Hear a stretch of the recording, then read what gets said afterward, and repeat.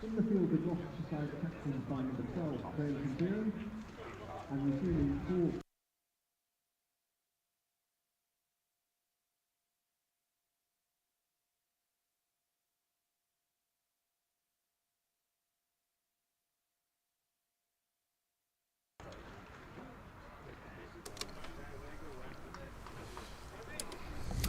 And a very good morning. Welcome to the Cheltenham Festival. It is the final day of Championship cricket at the Cheltenham Festival for 2024, and a potentially very exciting one, with Gloucestershire pushing for 7 wickets and Glamorgan either looking to survive 96 overs or to score an improbable 371 more runs on top of the 222 that they've already scored, for a worldwide first-class record run chase. However, they've got 2 men in the middle who certainly know a thing or two about batting for a very long period of time.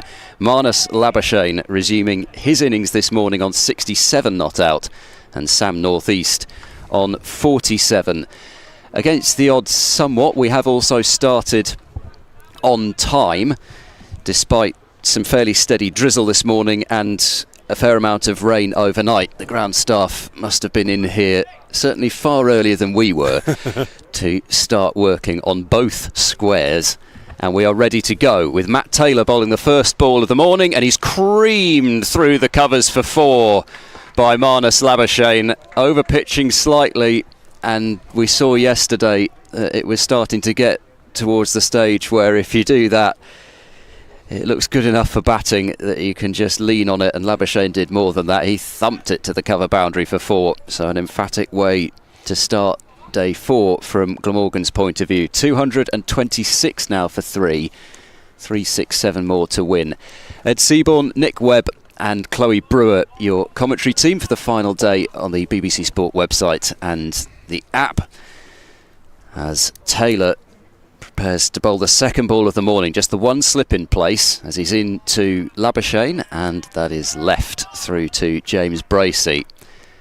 There is a very quiet, not necessarily expectant quiet feel to things this morning. I think a lot of people probably checking on various apps, or who knows, even listening to us to check that we are actually starting on time. And indeed we are, so we might get a few more people in. Tickets on the gate £15, so certainly, given the cricket that we might be likely to see, it doesn't seem like particularly bad value, as Taylor is into Labuschagne, and this is defended into the covers for no run. But not an enormous number of people in today. No, well, it was unclear until really about 15-20 minutes before the start whether we would be starting on time. The umpires were out there looking slightly dubious, and the covers were still on, or some of them were. Labuschagne waits as Taylor round the wicket bowls to Labuschagne, who's in behind that one, blocking out to Bo Webster, fielding at mid-wicket. Cameron Bancroft, the solitary slip. There's a deep square leg and a fine leg, as well as a deep third. So Gloucestershire certainly not going on the full-on attack. The new ball available in 23.2 overs, so still a decent way away. Taylor bowls, and played late by Labuschagne, delicately down to deep third for 1 run. Ben Charlesworth getting the throw in from down there, and it's 227 for 3.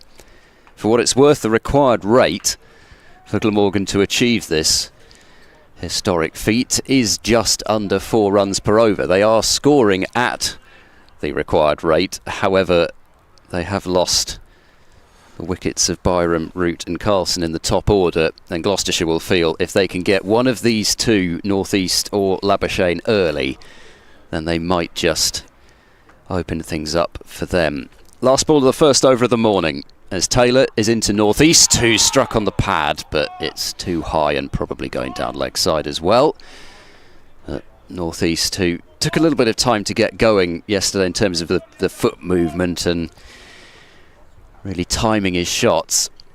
Gloucestershire will hope there's another period of that this morning, but he did start to look in very good touch towards the end of the day, and possibly the close of play not coming at a bad point for Gloucestershire, with Labuschagne and North East starting to look very well set. 2:27 for 3 at the end of the first over.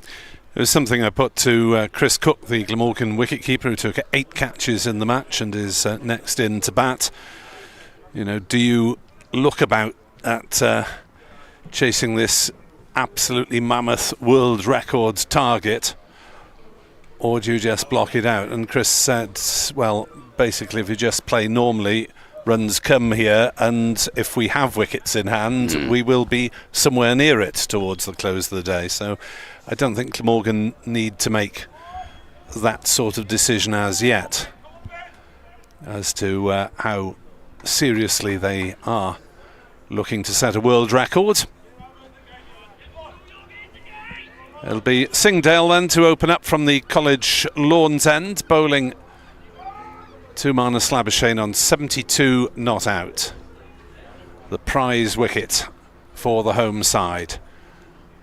Singdale in, bowls, down leg side it goes. Marnus Labuschagne, arms raised high with the leave. See the County Championship X account tweeted a little compilation of Labuschagne leaves. They did enjoy, as we did very much so, that passage of play where De Lange was bowling to Labuschagne and almost Labuschagne styling it out in terms of facing De Lange. Not that it was all Labuschagne under control at every point in that spell, but it was just a fantastic contest between top class batter and top class bowler.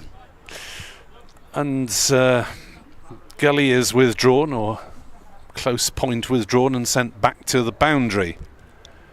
2 on the drive on the leg side, as that one's beaten the bat from Singdale, but it is a no ball, so it wouldn't have mattered had Labuschagne got an edge to it.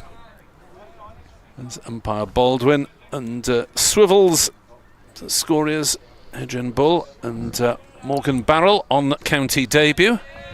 An experience he's enjoying. Yeah, does an awful lot of scoring for the Western Storm. I didn't realise that this was his county debut. First team, yeah. 2:29 for 3. As Labuschagne says, wait, I'm not ready. Maybe a little bit of chat. There's only 1 on the drive and now an extra slip as Labuschagne plays that one on the leg side, fielded by the bowler, and there's no run. Not quite sure why they're fiddling with the field after ball has beaten the bat once, but there is a slip, a first slip and a fourth slip, or a fine gully, depending on which way you want to look at it. On this quiet morning, I dare say quite a few of the potential crowd members are put off by the early morning drizzle, as Labuschagne knocks one away down towards fine leg and goes through for the single. 230 for 3. A mere 63. 63, thank you. I thought it was about to get to a clean number, but it wasn't. 593 is the target. 363 further runs needed to win. Will the pitch even out a little bit of variable bounce? Odd one keeping a little bit low, Oddwood getting up, but nothing too extraordinary as Singdale motors in and North East on the back foot defends. So looking at the stand in front of us, there are probably about a dozen people in it that we can see, which has been considerably fuller for the last few days. The main temporary stand opposite us, again, has got no more than about 20 people, as Singdale is on his way. Bowls to North East, who's hurried into the shot slightly, defends it out on the offside, fielded by Zaman Akhtar from cover, and there's no run. This is the only Championship Division 2 game still going. So even more important than these two scrap it out for all the points available since the other three ended in positive results yesterday. Singdale bowls, and that is a thick edge by North East, but under control, runs down towards wide third man. Hammond has to run round from backward, or back from the gully rather, to do the fielding, as he got there ahead of the man from point. 2 to North East as Ollie Price wanders off somewhere else in the field, and that is the end of the over, so he'll have to jog over to the other side of the playing arena. 2:32 for 3. 10 runs have come in the first 2 overs. Yeah, and rather bearing out what you were talking about in terms of Chris Cook's feeling on the day, really. It's fast enough scoring here that you don't have to try particularly hard to score 4 runs per over. The issue Glamorgan might have is if they do start to lose a couple of wickets, then how do they proceed? Taylor in, and this is whipped away behind square on the leg side. Diving effort from Akhtar around the boundary. It's an unsuccessful one, so it's 4 more to Labuschagne on to 77. Taylor with this left arm round the wicket angle that he can be so effective from, but Labuschagne, he can just get across his crease and open up that leg side if Taylor is just a fraction straight and a little bit shorter. Labuschagne knows that even if he misses it, he's not going to be out LBW. Labuschagne to 77. Taylor into Labuschagne, back of a length, and guided into the gap in the gully down to Charlesworth on the deep third boundary, and it's another single. 2:37 for 3.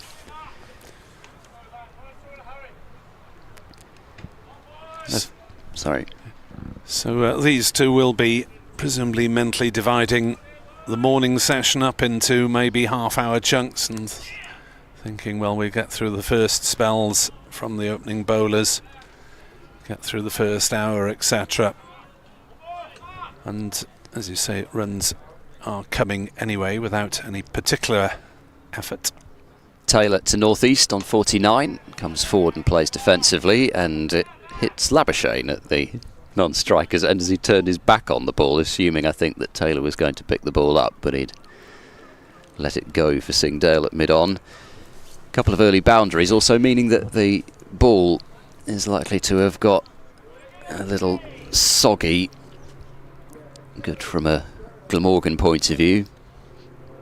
Certainly feels like decent bowling conditions, but with a wet ball it rather evens things out. Taylor is in to North East, who will get his 50 as he turns the ball down to De Lange at fine leg, and a 70 ball half century from Sam North East, containing 9 fours.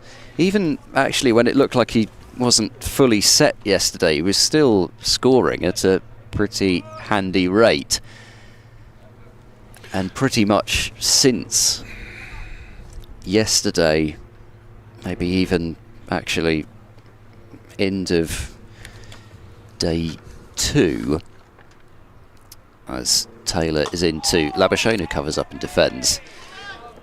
Likes of Bracey, Bancroft in particular, less so Miles Hammond because he really was going full on the attack, but everybody has scored at around about that 4.5, somewhere around that area sort of rate. North East and Labuschagne following that pattern. So 6 runs from this over, and the last ball of it sent down now by Taylor. It's there, and Labuschagne with no shot. So Glamorgan 3 overs in, certainly the happier of the two sides. 16 runs have been scored. Gloucestershire, what would they take given North East and Labuschagne are the two at the crease? And they'd be starting to get a bit concerned if these two were still there at lunch. The minimum, I think, for the morning that they would want is to at least have broken this partnership and see what else they can do. Still early days though. Indeed so. Chris Cook, another man who can bat long, is in next. Dan Dowthwaite is more of a natural ball striker at 7. As Singdale bowls, and up on his toes goes Northeast and dabs it down towards point for a single. 239 for 3.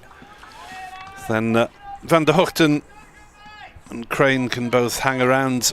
Gorvin's no mug with the bat, and Jamie McIlroy's at 11.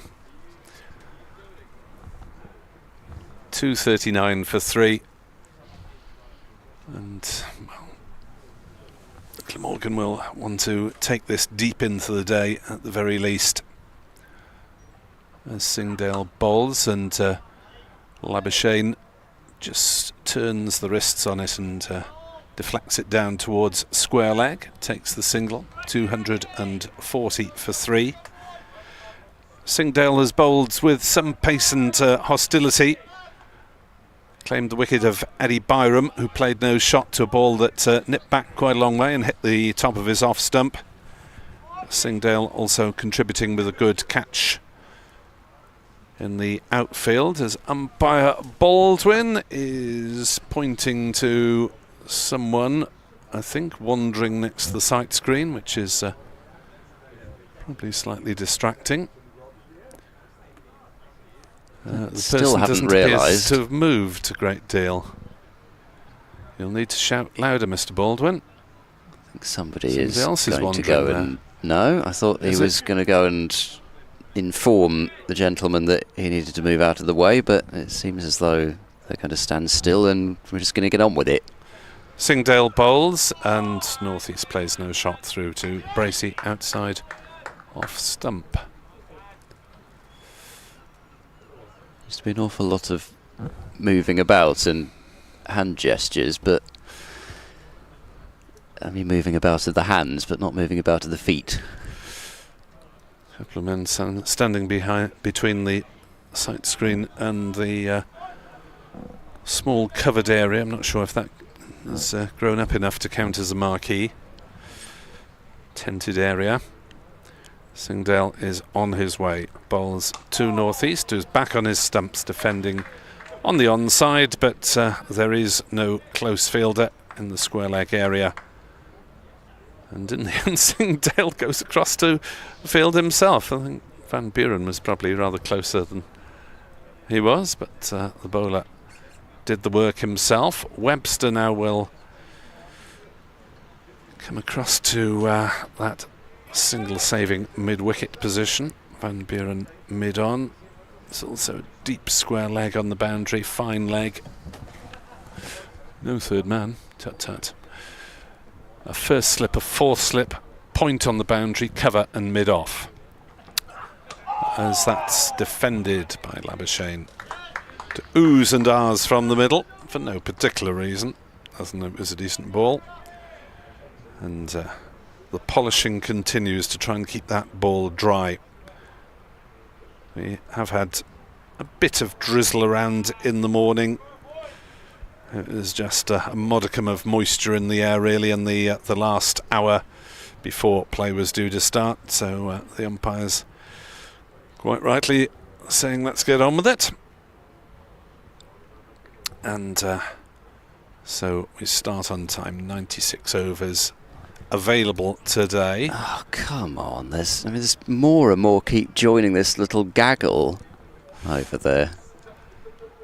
Just to the right of the sight screen as we look down to the College Lawns end. And Labuschagne turns one off his legs and will get 4 runs with that. And Singdale gives it the double teapot in mid-wicket, just allowing Labuschagne the freedom really to flick off his legs with no real jeopardy at all. Labuschagne has 83, Northeast has 52. Northeast a real in and out season. He's recorded quite a few low scores under 20. Times he has passed 50. He's gone on to reach 61 against Gloucestershire. 142 not out against Yorkshire to save the game in the second innings there. And of course the famous 3-3-5 not out to start the season at Lord's ground record.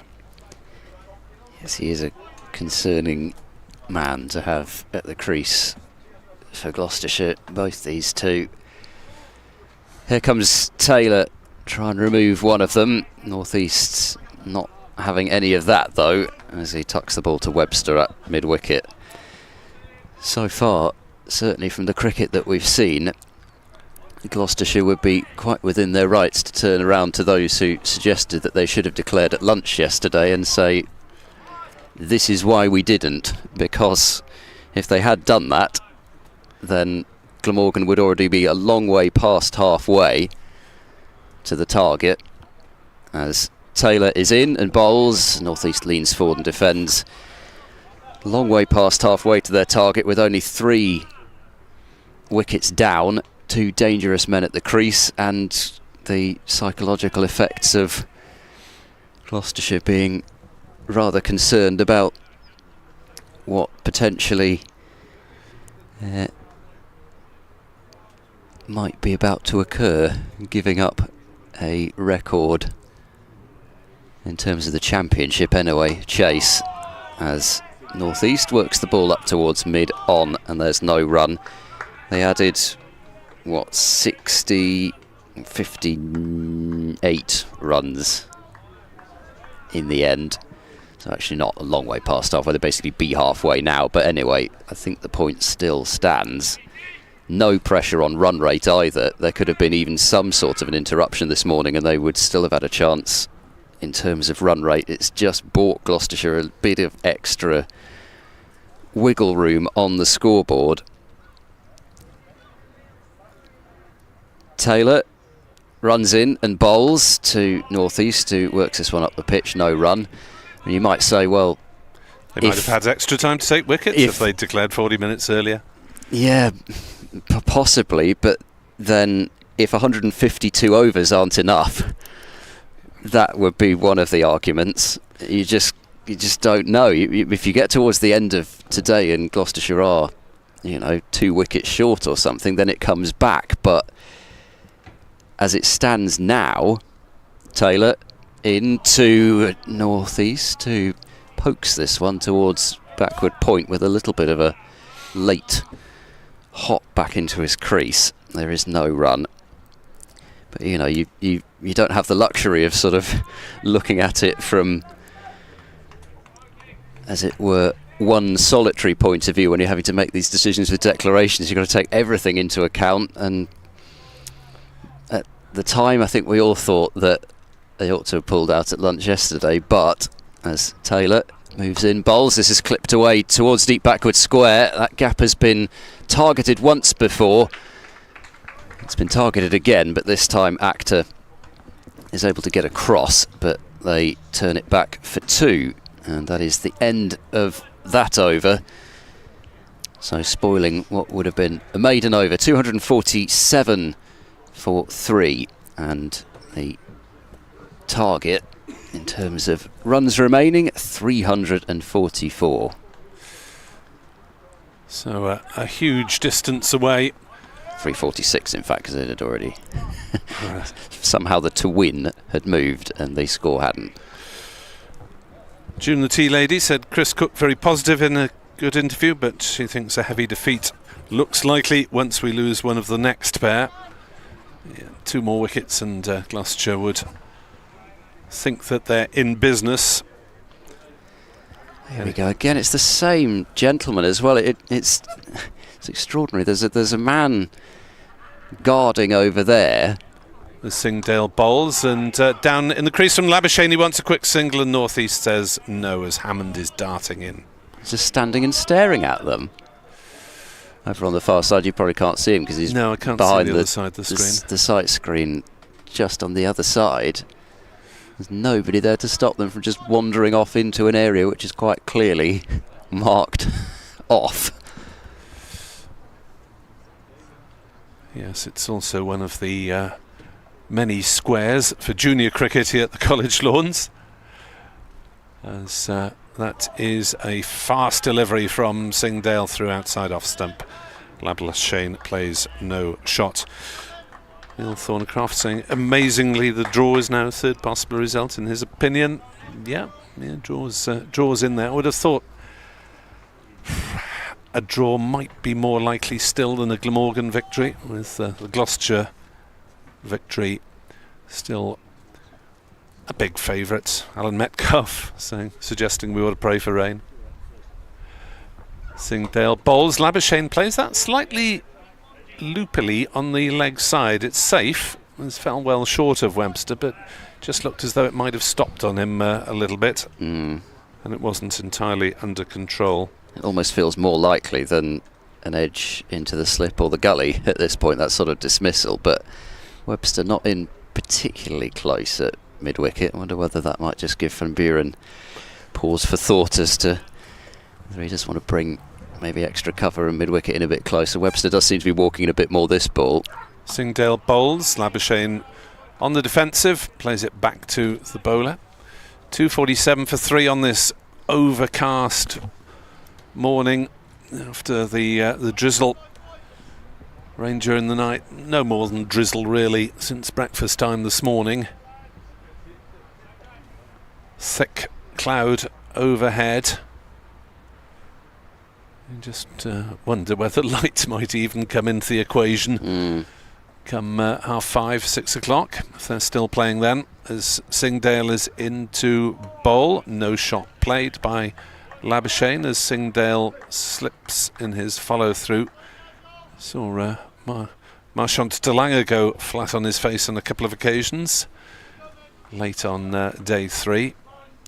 Don't think that was because of slipperiness, but certainly a bit of moisture around, although obviously the run-ups and the wicket and both squares are covered. There's a college square as well as a professional square.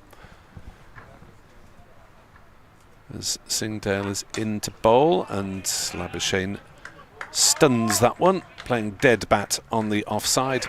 Hammond is into field. It is a maiden over from Ajit Singdale, and Glamorgan remain on 247 for 3. Does feel in terms of at least removing Labuschagne, but possibly in terms of breaking this partnership, that the key men, given that there doesn't seem to be an enormous amount out there in terms of pace in the pitch, it might take one of Gloucestershire's 2 particularly quick men in terms of de Lange and Singdale to try and open things up. Taylor into northeast on the back foot. It's a quiet punch up to mid-off where Van Buren fields. So 17 overs until the second new ball is available, meaning Gloucestershire will get a bit of a go with it before lunch. Still be fairly new after lunch as well, so not coming at a terrible time for them. Taylor into northeast, he's beaten, and that's probably the best ball of the morning so far from Matt Taylor. Really drew northeast forward and wide of off stump. Pretty similar delivery to the one that got rid of Kieran Carlson.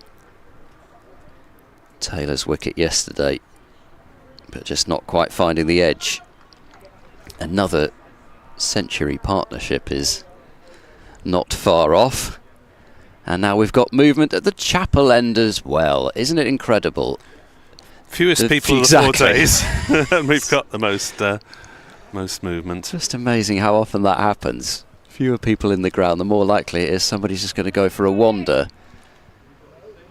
Exactly what the home side need, when they could do with every minute potentially that they can get. Taylor is in and bowls. Northeast is well forward and opening the face of the blade. Not getting a run to point though. Neil Thornycroft inquiring on Twitter whether if light were an issue, whether Gloucestershire would bowl slow bowlers. Well, they have got 2 at least credible slow bowlers, so depends on how close the Glamorgan were. If they were 8 wickets down and still 100 away. Yes, they probably would. If they were 20 away, then not. Taylor is into northeast. This is worked through the leg side out towards Actor, and it's another one of those where he's had to run all the way from deep square to a fairly deep straight mid-wicket, but there's only a single available. 248 for 3. It certainly would be a possibility. The only thing is that we did go off for bad light on day 1, so if the light falls below that, then they're off anyway. There's a sort of a window where you can potentially bowl the slower bowlers, but if it gets below a certain level, then that's just it. Something has got to be done about this. There's still a delay with people wandering about, and now umpire Ashraf is furiously signalling to people to move out of the way. There are some fairly clear lines saying not to move at that end, even more so than at the College Lawn end when play is underway. In comes Taylor and bowls back of a length. This is flicked away fine on the onside towards De Lange. He takes one. They're going to come back for a second run, and they will make it as well. De Lange did not expect them to take that second run on, and the 2 runs for Labuschagne brings up Glamorgan's 250. Not a huge number of people in to applaud the milestone anyway. As Labuschagne moves on to 85, as the first half hour has been negotiated by Glamorgan. Taylor into Labuschagne, who is solidly forward and playing the ball up to mid-off. 3 runs from the over. Glamorgan 250 for 3, requiring 343 runs still. But Gloucestershire continue to be frustrated by Messrs Labuschagne and North East. Partnership worth 94 between these two. So, all fairly quiet so far. But Singdale doing his best to bust up the calm.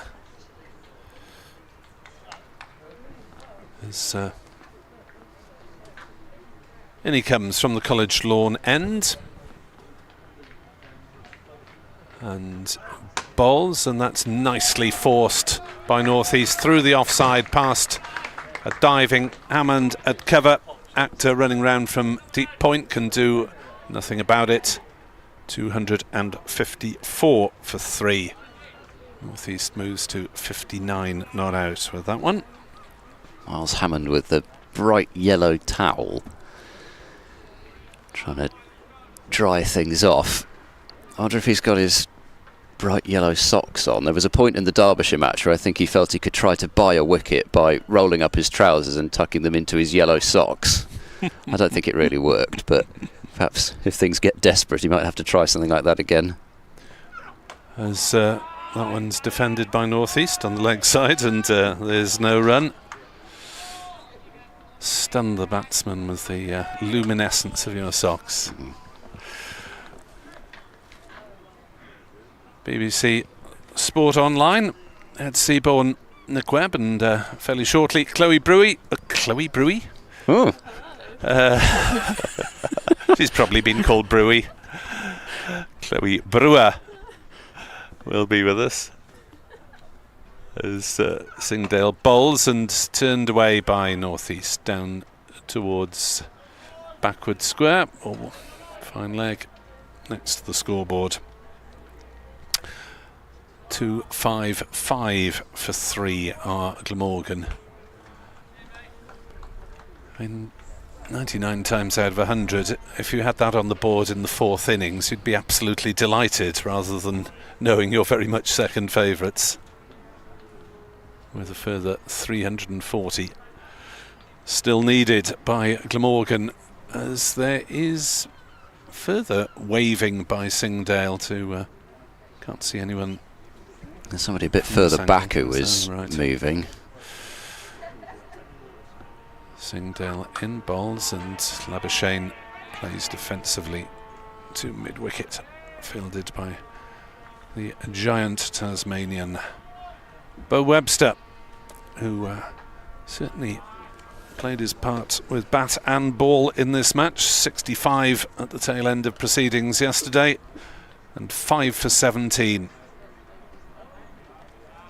to help wrap that first Glamorgan innings up cheaply.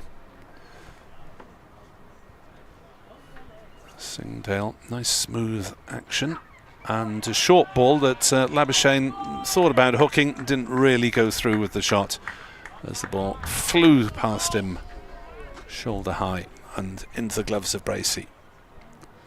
Sort of feels as though Glamorgan just need to watch those short balls go by. They can score plenty enough off the fuller deliveries, and we've seen enough wickets now in this match off the short ball, particularly off the likes of Delanga, to know that there's only trouble there. Singdale bowls and turned away down to backward square by Labuschagne, and that is the 100 partnership between these two, which has been dominated by North East. He's got 60 out of the 100, Labuschagne 3, and a sprinkle of sundries thrown in, and North East probably dominated strike for periods yesterday as well, not so much this morning. 256 for 3 are Glamorgan. Chris Dent has made an appearance on the field as Marchant Delanga has gone off, and Ollie Price looks as if he's going to go and field down at fine leg, which he seems to be quite happy about. Not a position that you would tend to see Ollie Price popping up in.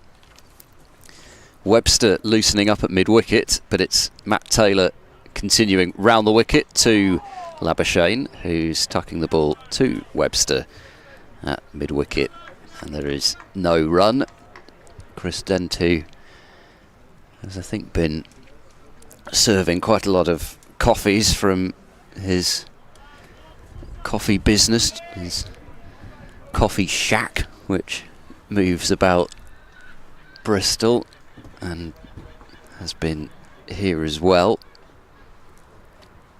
As in goes Taylor round the wicket and bowls to Labuschagne, who is comfortably forward and playing the ball back to the bowler. And good morning for the first time to Chloe Brewer. How are you? I'm good, thank you. How are you? I'm well, yes. I'm glad at least that the drizzle has stopped, because it has been a little bit of an annoying morning in terms of knowing quite when to mop tables up and put kit out. Yeah, it has been a bit drizzle around. That umbrella not quite serving its purpose this morning. No, unfortunately we can't seem to. Here comes Taylor and bowls. This is run down towards deep third, and they'll take a single this time, not taking on the arm of Ben Charlesworth down there. 257 for 3. So to speak, we can't seem to work out how to get it up. It just doesn't seem to want to go. But anyway, it's not the only one. They seem to have worked it out at the far end of the balcony over there. Perhaps their equipment is a little different from ours. Anyway, North East is facing on 60. Just the one slip still as Taylor moves in, bowls to North East, who comes forward and plays the ball towards point. Chris Dent in the good old-fashioned cable knit at point, doing the fielding. He's the only one who's gone with that this morning, despite the unpleasant conditions overhead and in the air. Believe it or not, this is probably the warmest morning that we've had so far. Yes. Oh, no. Yep. The breeze is a bit less strong, possibly coming from a slightly different direction today. Blowing more, I think, directly from the west rather than the northwest. Taylor in, over the wicket now bowling, and this is driven, and a good piece of fielding from Singdale up at mid-on. He wasn't able to stop it cleanly, but especially mid-long spell, having to slide across on those practice pitches, the College Square. You're just happy from a Gloucestershire perspective that he managed to keep it down to a single. 258 for 3. North East on to 61. Last ball of this over from Taylor. And he's back round the wicket to Labuschagne, who bowls a short ball, which is no-balled by umpire Baldwin at square leg, or at least officially it's the bowler's end umpire as to call it, but advised by his colleague to call that a no-ball, so it's 2 more runs onto the total. What do you think about our chances of witnessing a piece of first-class history today in terms of a highest successful chase? I mean, it's definitely not undoable, is it? It's within reach, for sure. 260 for 3. Taylor is in to bowl and back into his crease. Labuschagne not allowing that one past. It's been sturdy defence for the most part, and they haven't been scoring at a good rate this morning. 38 runs added so far. Couple of times that ball has beaten outside edge, but it's not been doing it with any serious regularity. And Gloucestershire look as though they're going to make their first bowling change of the morning, as Ajit Singdale, I think, is just going to nip off the field for a few moments, and Bo Webster looks ready to bowl from the College lawn end.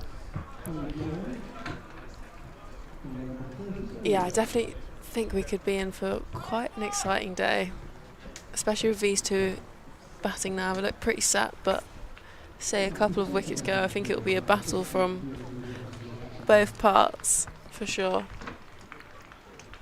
Yeah, be curious to see what happens if a few wickets fall, and then does the run rate maybe start to build up? Do Glamorgan end up in a situation where they do have to make an awkward decision about, do we chase these runs or do we just shut up shop? But nothing much changes as far as what they need to do until Gloucestershire make a breakthrough. Absolutely. Run rate required is 3.83 and their current run rate is 4. And it flies on this pitch. It really goes away. So they don't really need to do anything spectacular to get these runs. I'm sure if they bat there for long enough, the runs will come. And it is Webster to replace Singdale in for his first over of the day.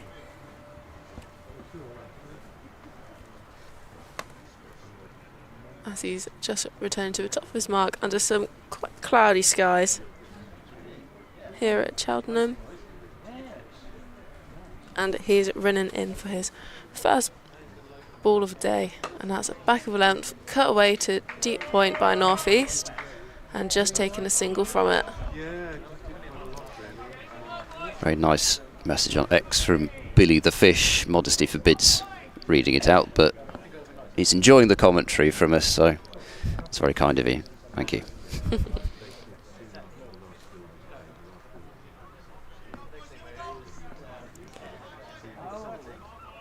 Webster's turning at the top of his mark.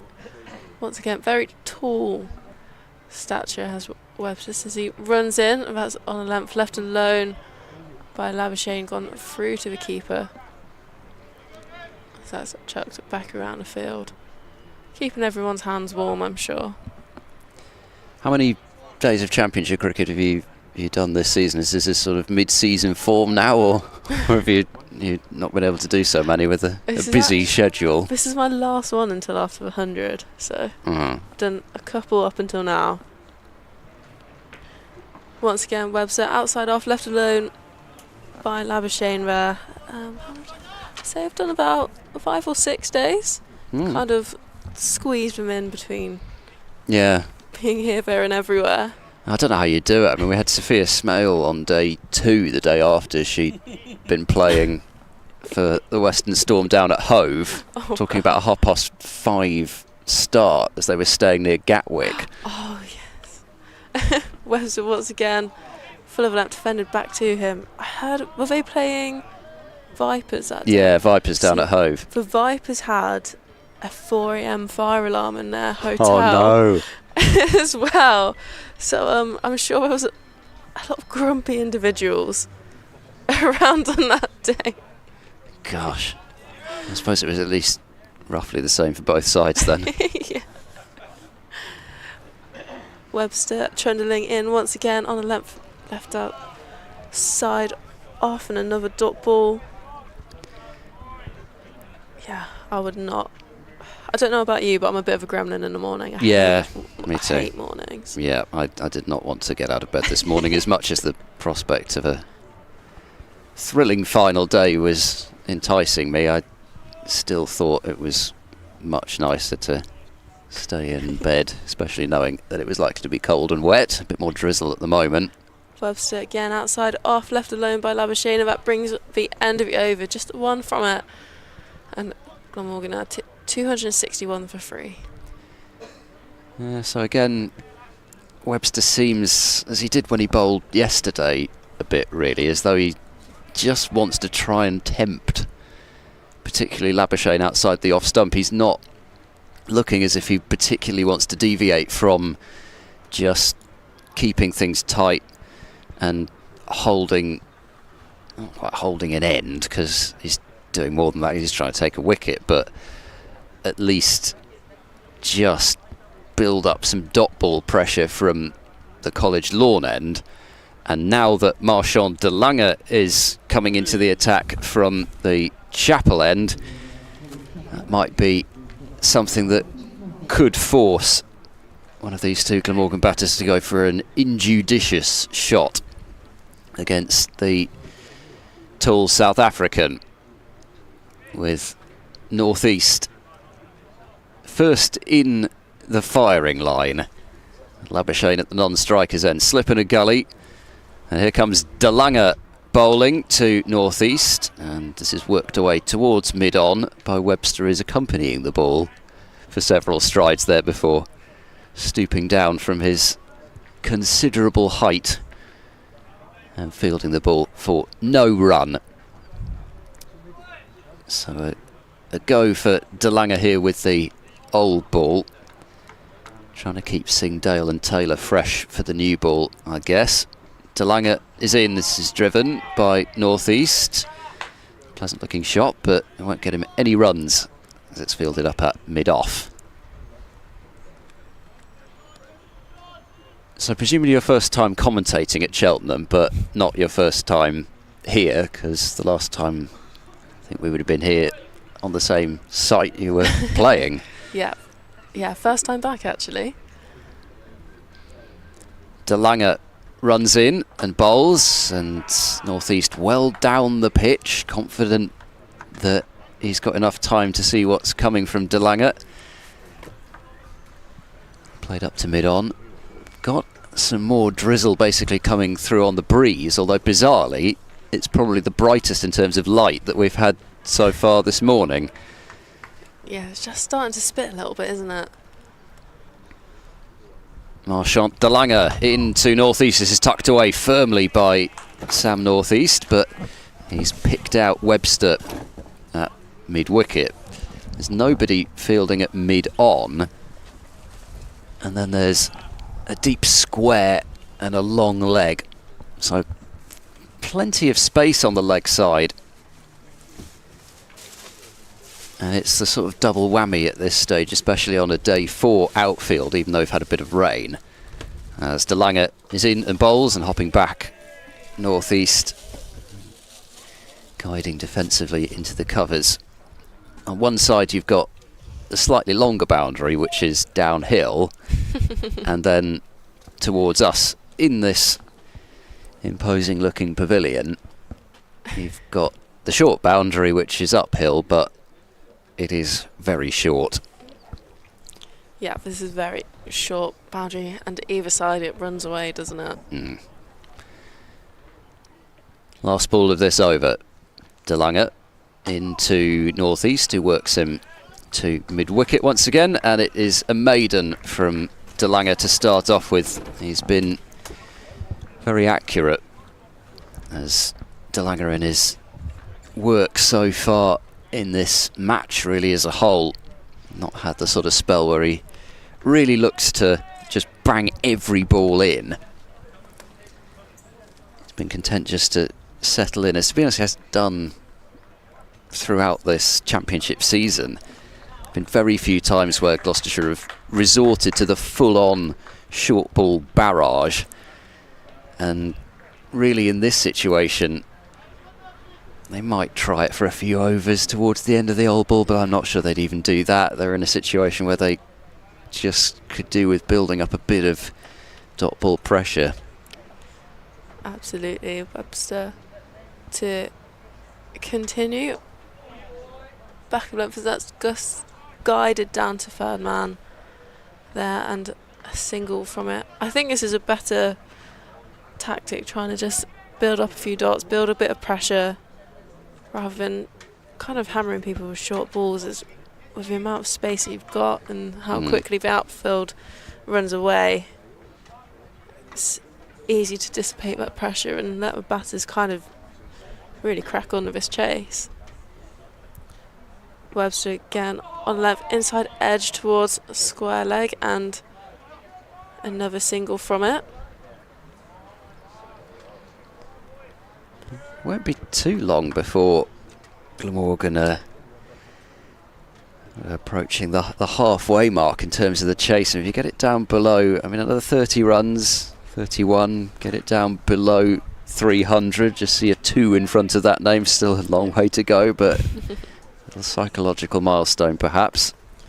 Webster again on the length, flicked into the leg side towards square leg, and we've come back for 2, adding to Labuschagne's score. He moves to 90. No fine leg at all for Webster.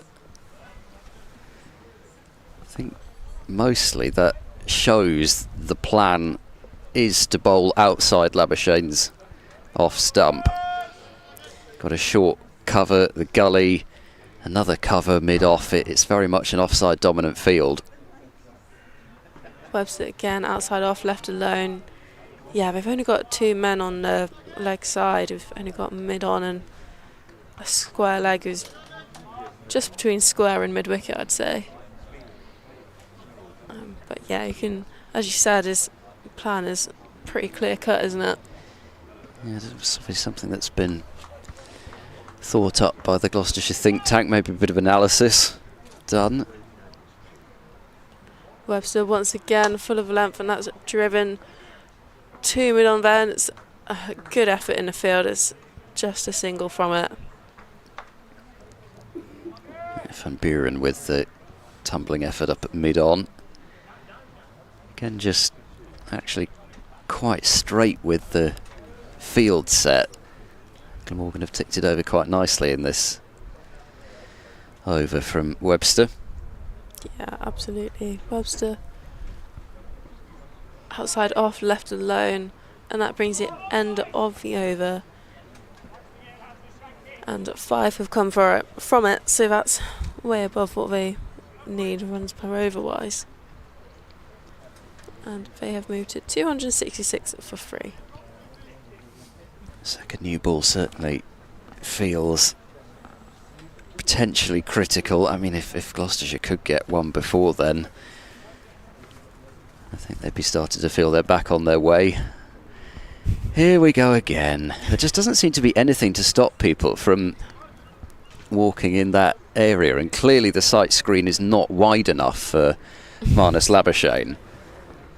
There's just a steady stream of people walking over there during the over, despite the fact that there are signs there to request that people don't walk in that area when the bowling's from that end.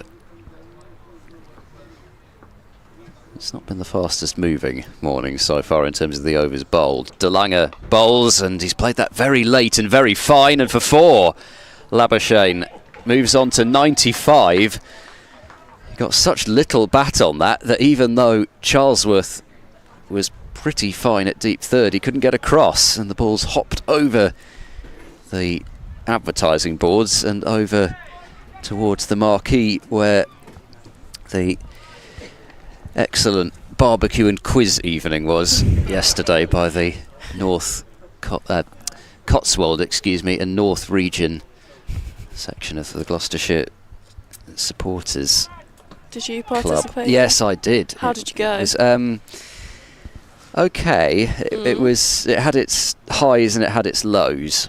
Okay. From my point of view, I don't really kind of know an enormous amount about popular music or sort of film and TV. That's not really a set of areas that I'm particularly strong on. 270 for 3. De Lange runs in and bowls to Labuschagne. He tucks him to mid-wicket and there's no run. Okay, so what were your strong topics? Well, the sport questions were a bit more up my street, but I was furious that, having been a lifelong Roger Federer fan, it was one of those rounds. So it was really nicely devised, as it always is. De Lange is in, bowls a short ball. It's hooked round the corner, and Taylor's not getting that one either.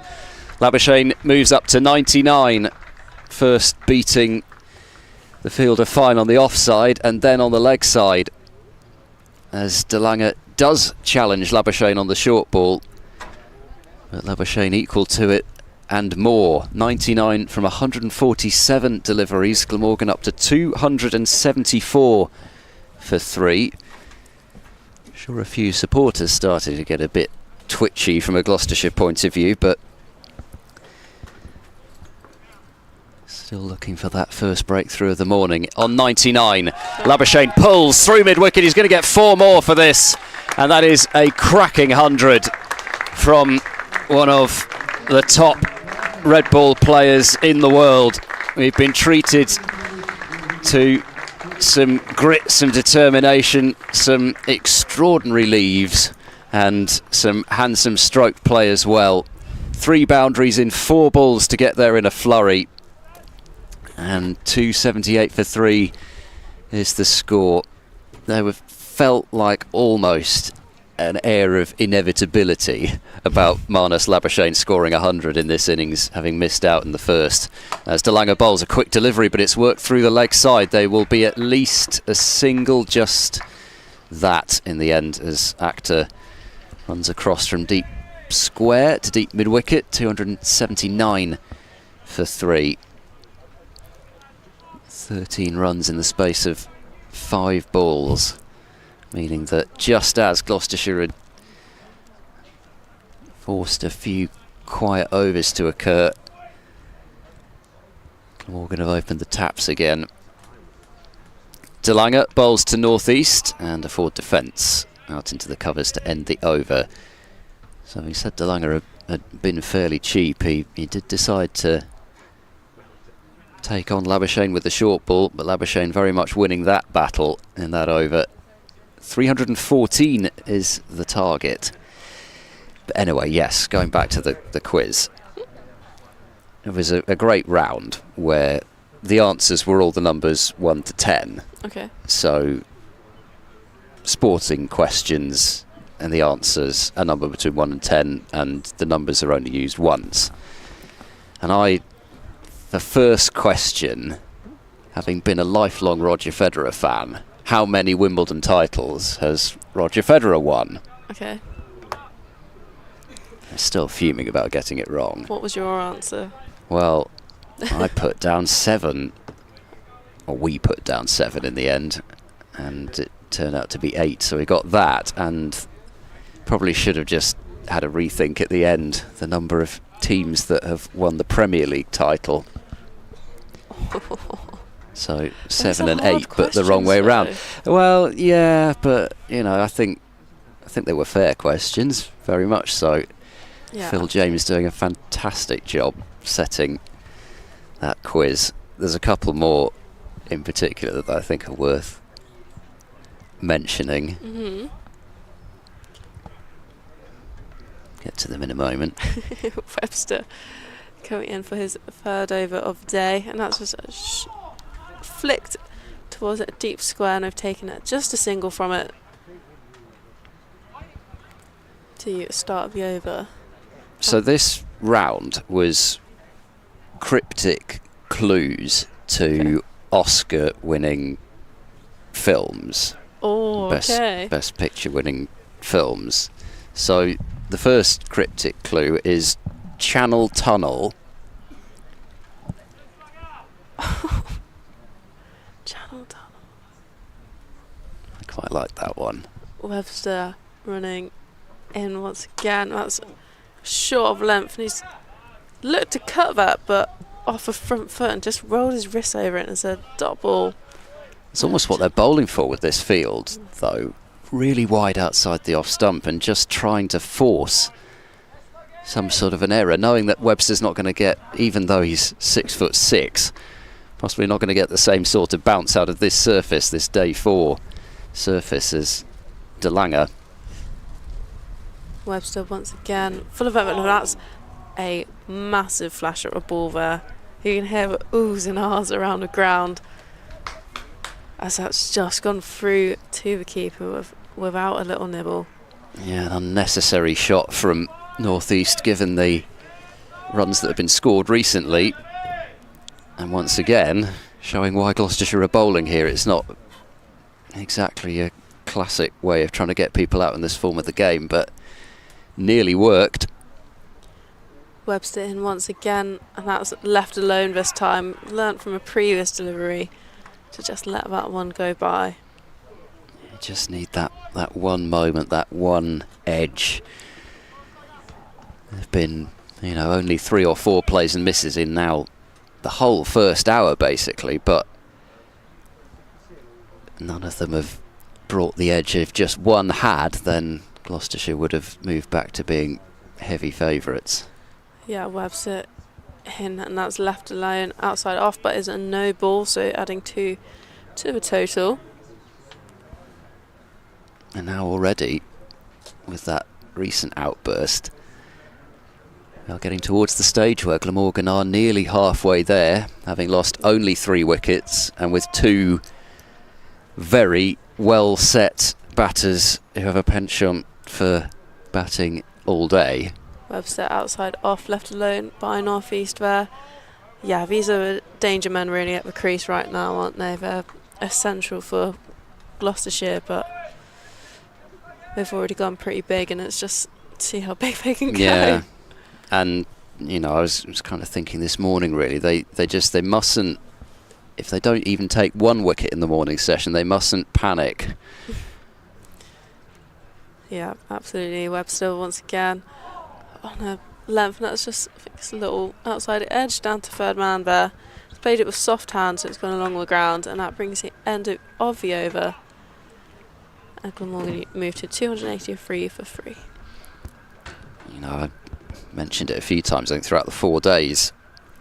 You have to only look back to the most recent Gloucestershire Championship victory on this ground back in 2021 for a game where, and admittedly it was very different because Middlesex weren't chasing the runs at all. They had no hope of getting to the target.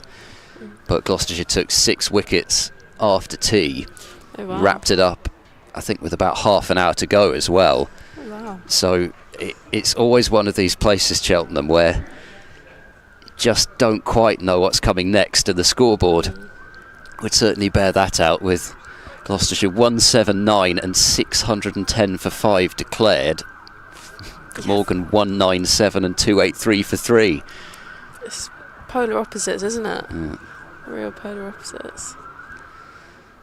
2 slips for De Lange as he prepares to bowl to Northeast. He's in now. Northeast drives gorgeously, and on drive, which is speeding away and crosses the boundary rope in no time flat. 287 for 3.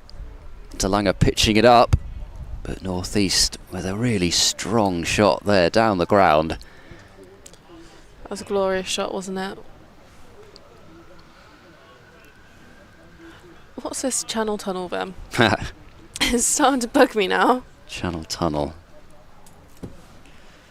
Well, I don't know if I should allow those listening just a little bit more time, longer, because it was done so that there were a few rounds that were filled out basically as and when, in between some of the other rounds that were read out, and giving people time to have a think, eat and drink as well. De Lange runs in to Northeast. He bowls. Northeast turns him away through the leg side. There's going to have to be a dive from Zaman Akhtar. He has done brilliantly there. That ball was almost behind him when he stopped it. Just reached out and hauled it back in. I didn't think he had a hope there. And then Labuschagne looking for two that just wasn't there, despite the fact that there was so much ground needed to be made up. 288 for 3. Excellent commitment from Akhtar in the field. He's had quite a lot of running to do out there. Yeah, that was an excellent bit of fielding, wasn't it? It shows how much as well every run kind of counts.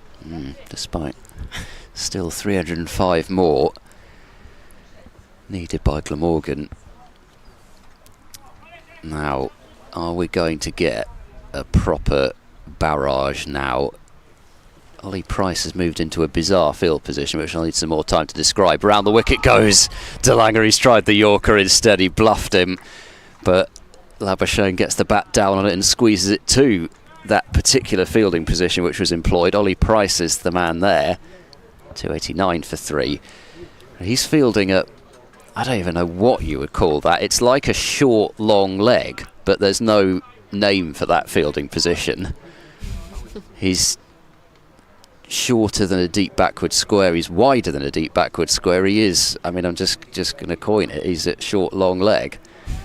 There's a fine leg, a deep forward square because of those two fielders behind square on the onside. Deep third as well. One slip, point cover mid-off, and a straight mid-wicket. And still more movement over there. And in fact, I mean, just as they've been waving at them, another gentleman has tried to walk in that same area. And there's a security guard over there as well. Oh dear. In goes De Lange and bowls a shorter delivery to Northeast. He rises up onto his toes, knocks it down into the onside and takes a single. There's no fielder at short leg. You just can't have them absolutely everywhere with this field. And it is, I guess, the time probably to do this with the old ball. But Gloucestershire can't afford for this to go on for too long, with runs being conceded. De Lange over the wicket, bowls another short delivery. It's played down into the ground by Labuschagne. He was just looking to flick it round the corner. Didn't get as much bat on it as he wanted to. But again, there's no fielder either at short leg or square leg.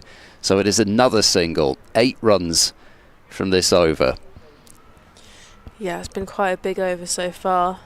That boundary off the first delivery really kind of set the tone for a big over. They've only got singles since, but it adds up. 302 to win. De Lange into Northeast. That's just a normal good length delivery, which is tapped down to backward point. There's no run to end that over, but 291 for 3 with 302 to win. And there we go, a PA announcement around the ground. Not, I suspect that everybody is going to be able to hear that either, but please do not walk behind the sight screen when play is from that end. Channel Tunnel, French Connection. Oh, that's very good, I thought that was a actually. good Yeah, one. that is a good one. What other ones do we have? Was there any other favourites that you had? Well, I may not have got the exact last word for this one, but it works anyway. Pleased to consume her. This is my favourite.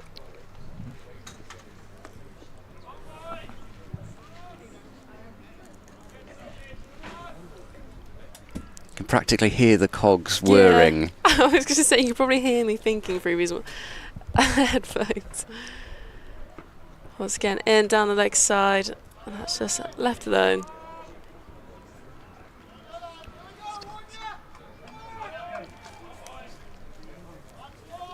Webster's heading back to the top of his mark, and my brain is currently elsewhere trying to depict this phrase. No, it's not the easiest to No, think not. cryptically whilst describing an over.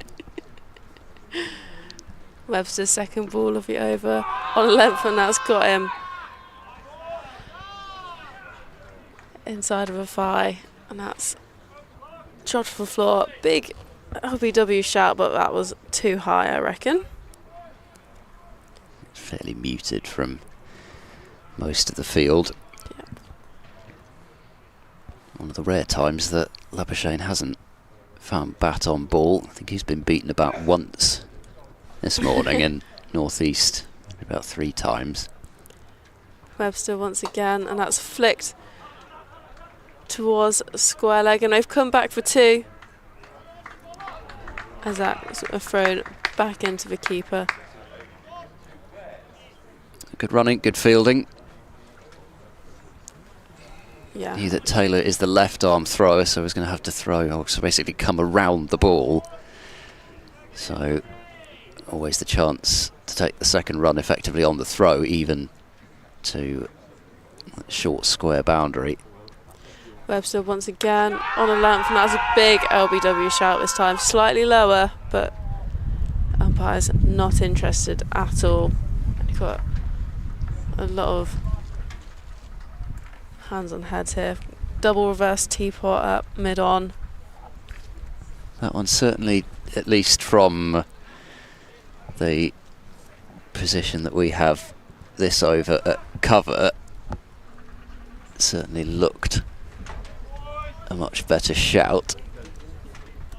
To see whether we can get some sort of a replay up in due course to have a look at it ourselves. Webster again, full of length, and that's an outside edge, and that will trickle for 4.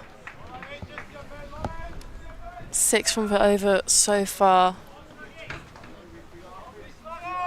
So we're just trying to get a little look at this replay. So unhelpful. It will play after the point that we need and before it, but not at it. And unfortunately, as usual, with the sunlight being as it is, even not very bright, I can't see the ball. Yeah, outside the line, I think. Just it was very nicely bowled by Webster.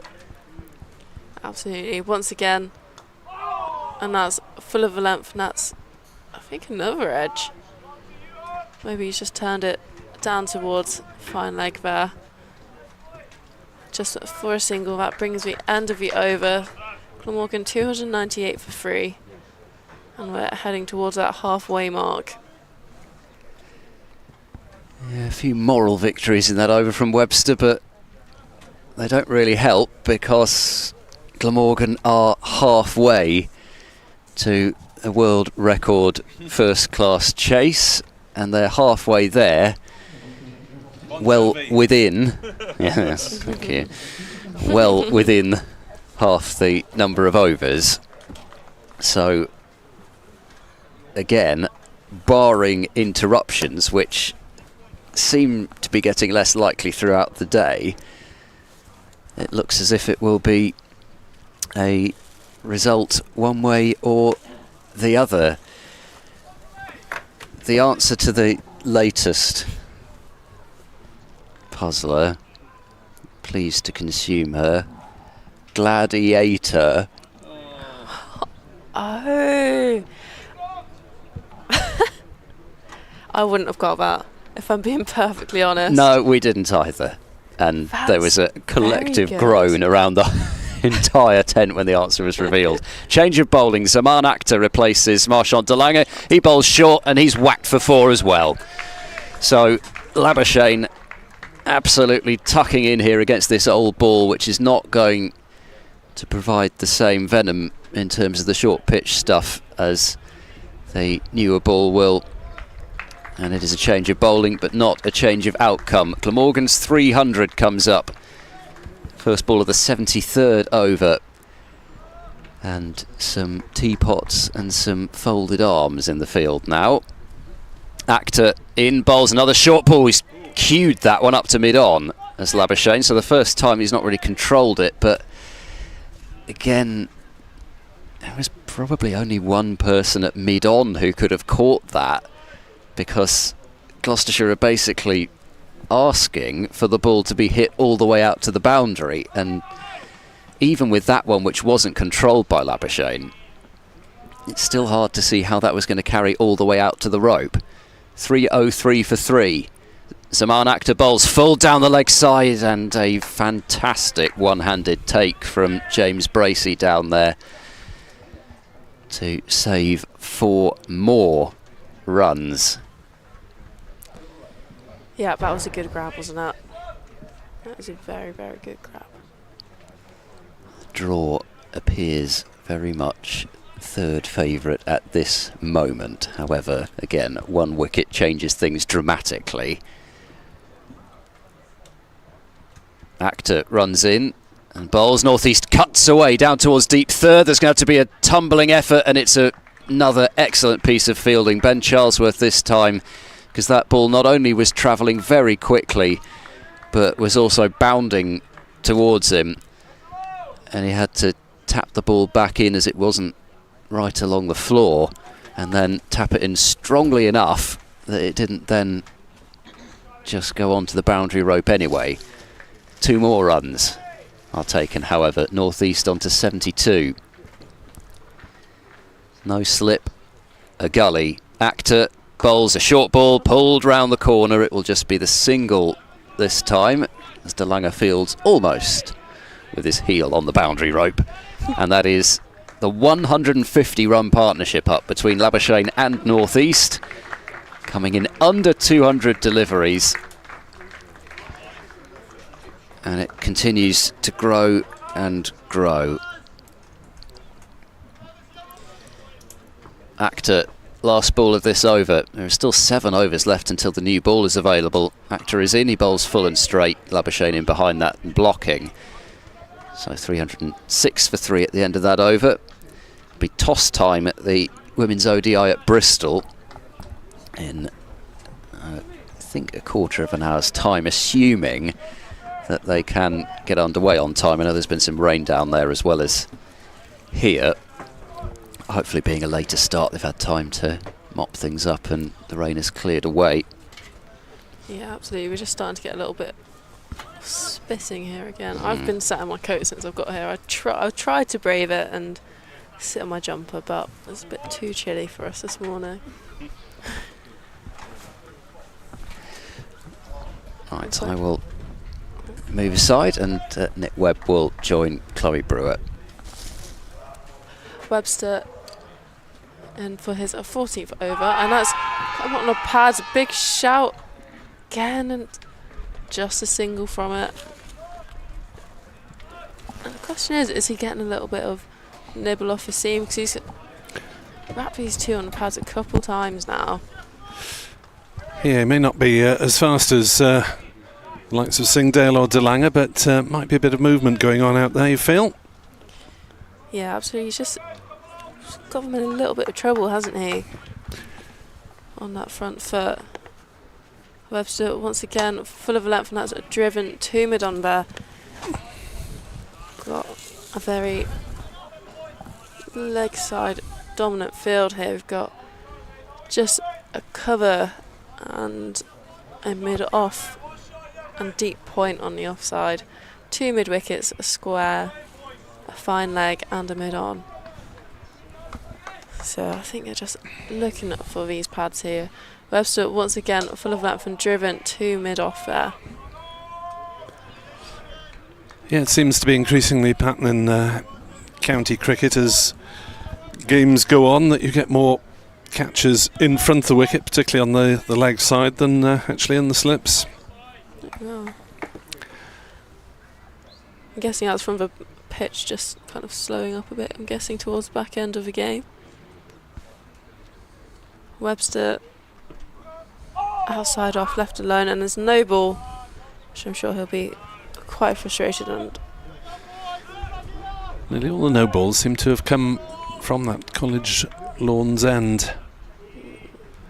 Did hear Ed with various theories about the slight undulations here and there, though it's by no means a huge slope on this ground. Webster once again running in, full of and that's flicked and that's caught. And that will be the end of Labuschagne. What a fabulous innings that has been, but that's a breakthrough that Gloucestershire need. Well, that could be a defining moment in the day, couldn't it? Labuschagne just turning that one away off his legs to a man at a shortish backward square leg position. Cameron Bancroft with the catch, so an all-Australian dismissal, and Labuschagne is the man on the wrong end of it. And Gloucestershire have got rid of Labuschagne for 119. It's 309 for 4. And really, Gloucestershire may be satisfied with their morning's work just on the basis of that wicket. They'd love one more, of course, at least. But Labuschagne's departure is the end of one of Glamorgan's key men as Chris Cook comes to the wicket.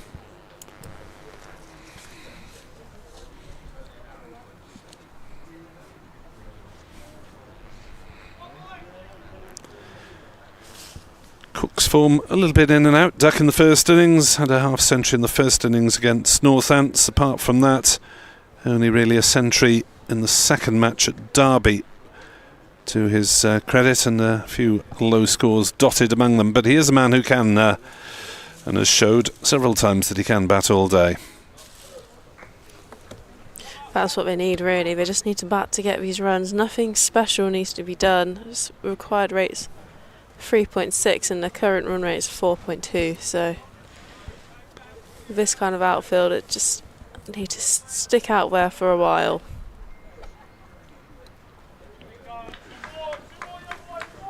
Runs will come if they can stay there, but that is a big if with only 6 wickets remaining and still the best part of 80 overs. Webster running in, that's on and length outside off, left alone by the new batter Cook. It's the only game ongoing in Division 2 at the moment. In Division 1, Essex 38 for 2 against Surrey, requiring a further 323 for victory.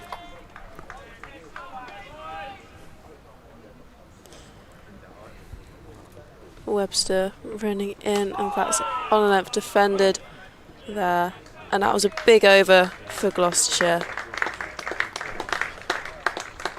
The key breakthrough then goes to Bo Webster to add to his 5 in the first innings. At Southport, Nottinghamshire 136 for 4 in their second innings. Jimmy Anderson 1 for 13 in 10 overs, 2 wickets to his international rival Nathan Lyon. Not still 91 short of avoiding an innings defeat. Very light sprinkle of rain, but not enough to worry the umpires, who wouldn't have thought, as Sam Northeast faces up to Zaman Akhtar and plays that one down into the gully area. Good diving stop by Bancroft, and there's no run.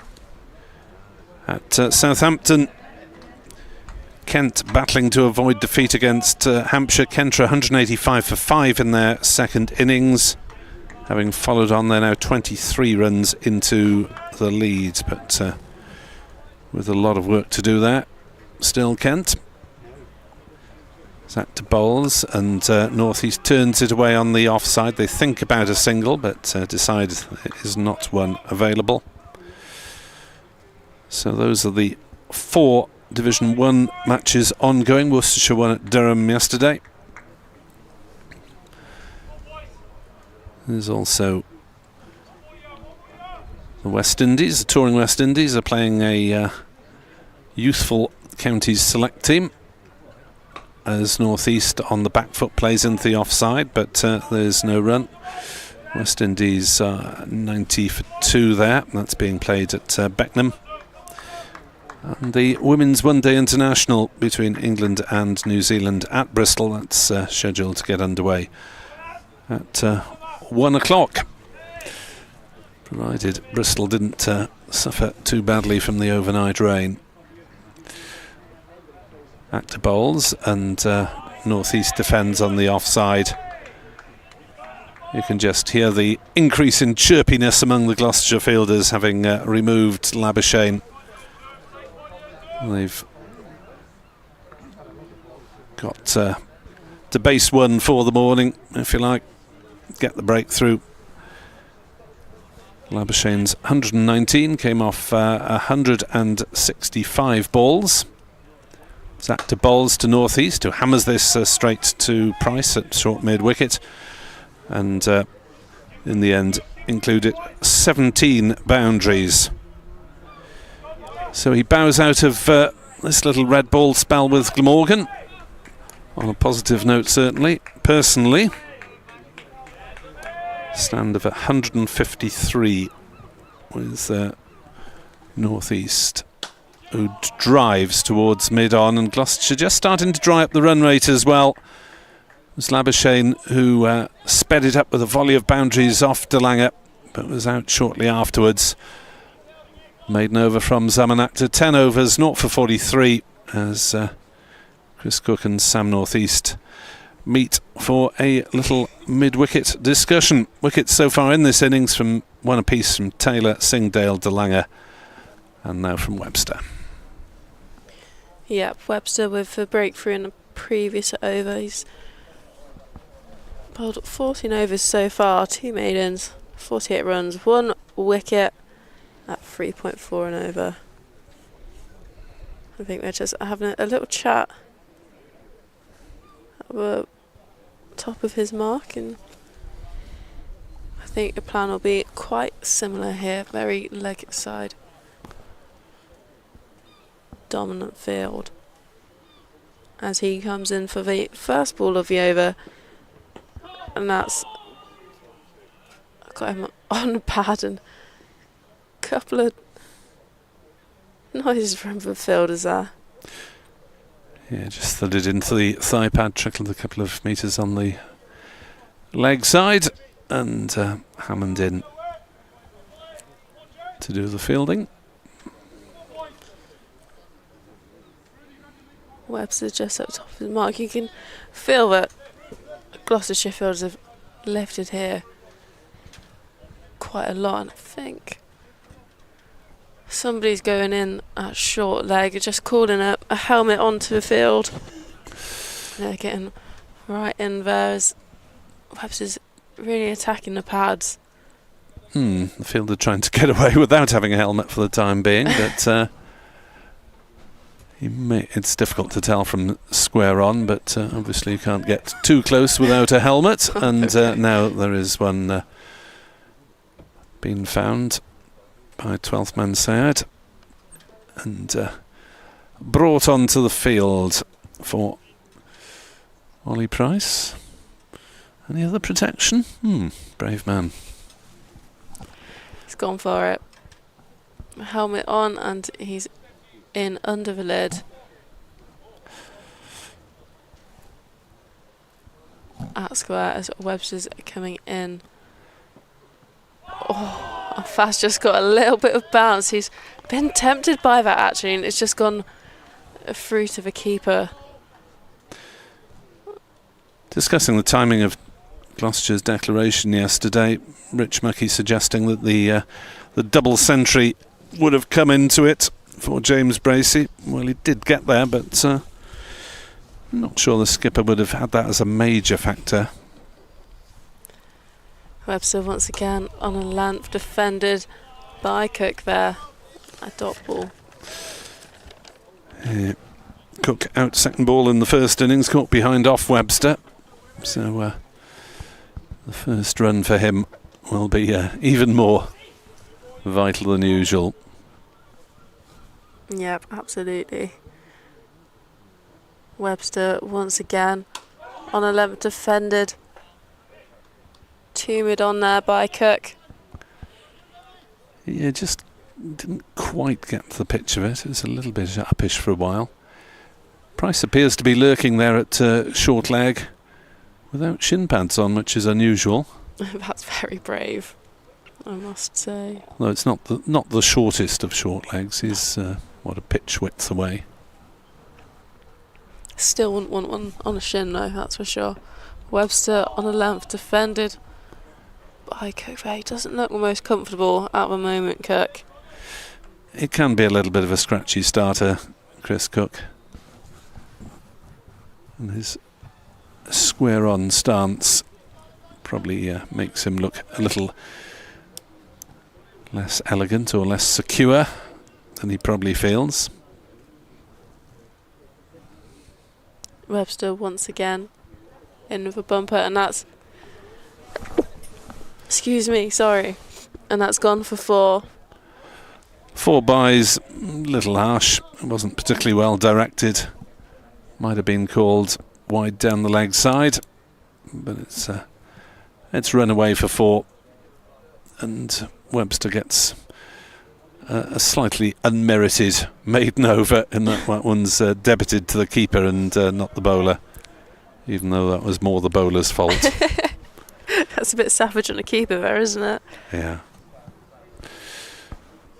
It's a tough game for keepers. 313 for 4, particularly keeping at that Chapel's End where you've got the school square as well, as the first ball of Actors over is allowed to go through outside off stump by Sam Northeast. So those were actually the first runs, those 4 buys, since Labuschagne's dismissal.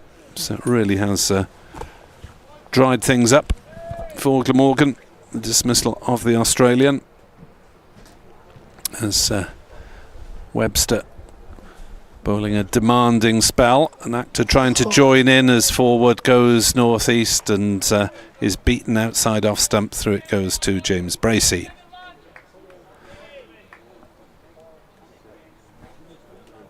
And Price is now wandering over from the leg side to go in at Gully, and Gully is going in to slip, thanks to Northeast missing that last one, and doesn't miss the next one as he plays it defensively back to the bowler. So the whole tempo of the game seems to have changed on the dismissal of Labuschagne, with Northeast suddenly dried up as well. Half an hour to go until lunch. One more wicket would make Gloucestershire's meal taste very sweet, as Northeast tries to cut that one, fiddling at it rather dangerously. Bracey takes it. It was a wide-ish delivery, but Northeast possibly playing an injudicious shot there. It doesn't matter too much as it happened, as Northeast plays that one sweetly through the leg side. May pick up a couple of runs. Yes, they'll easily go back for the second as Singdale comes round from square leg to collect, just tosses the ball to Van Buren. Something we have seen quite a bit in this match, that the deep fielders don't feel it absolutely necessary to ping it into the keeper every time. Quicker to get it on its way back to the bowler, as Northeast leaves a wide delivery outside the off stump, not to be tempted there. 2 off the over. Glamorgan 315 for 4. The target 593, and therefore 278 runs still to win, and only 6 wickets left in the shed. And after these two, we really are into the all-rounders, and Gloucestershire would fancy their chances quite considerably if they can probably break this stand any time in the next hour or two. Yep, absolutely. I think the big one will be North East. He's on 75 at the moment, but breaking that partnership earlier, they've just kind of got a restart again almost.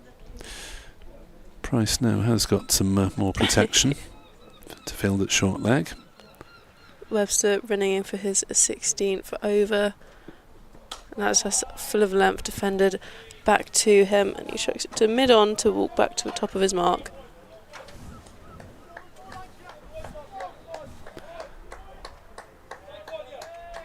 Gloucestershire really keyed up. It's amazing what one wicket can do, especially if it's the opposition star man. Absolutely. Quite an attacking field in at the moment. Webster once again left alone outside. Off stump by Cook there, still yet to score. He's just looking for this first run here. Yeah, it doesn't look too frantic in terms of getting off the mark, does he? No. Might be a dab and run towards us at point. Webster once again full of length defended by Cook there once again.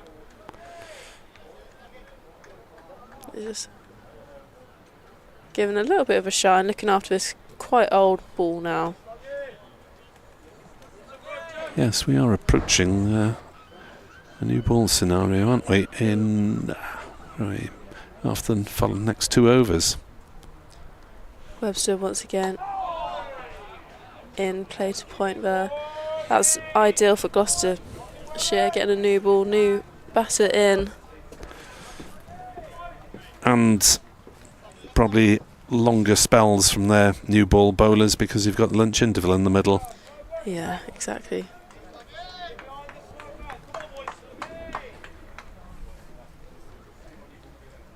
Webster trundling in once again, and that's just almost a carbon copy there, defended.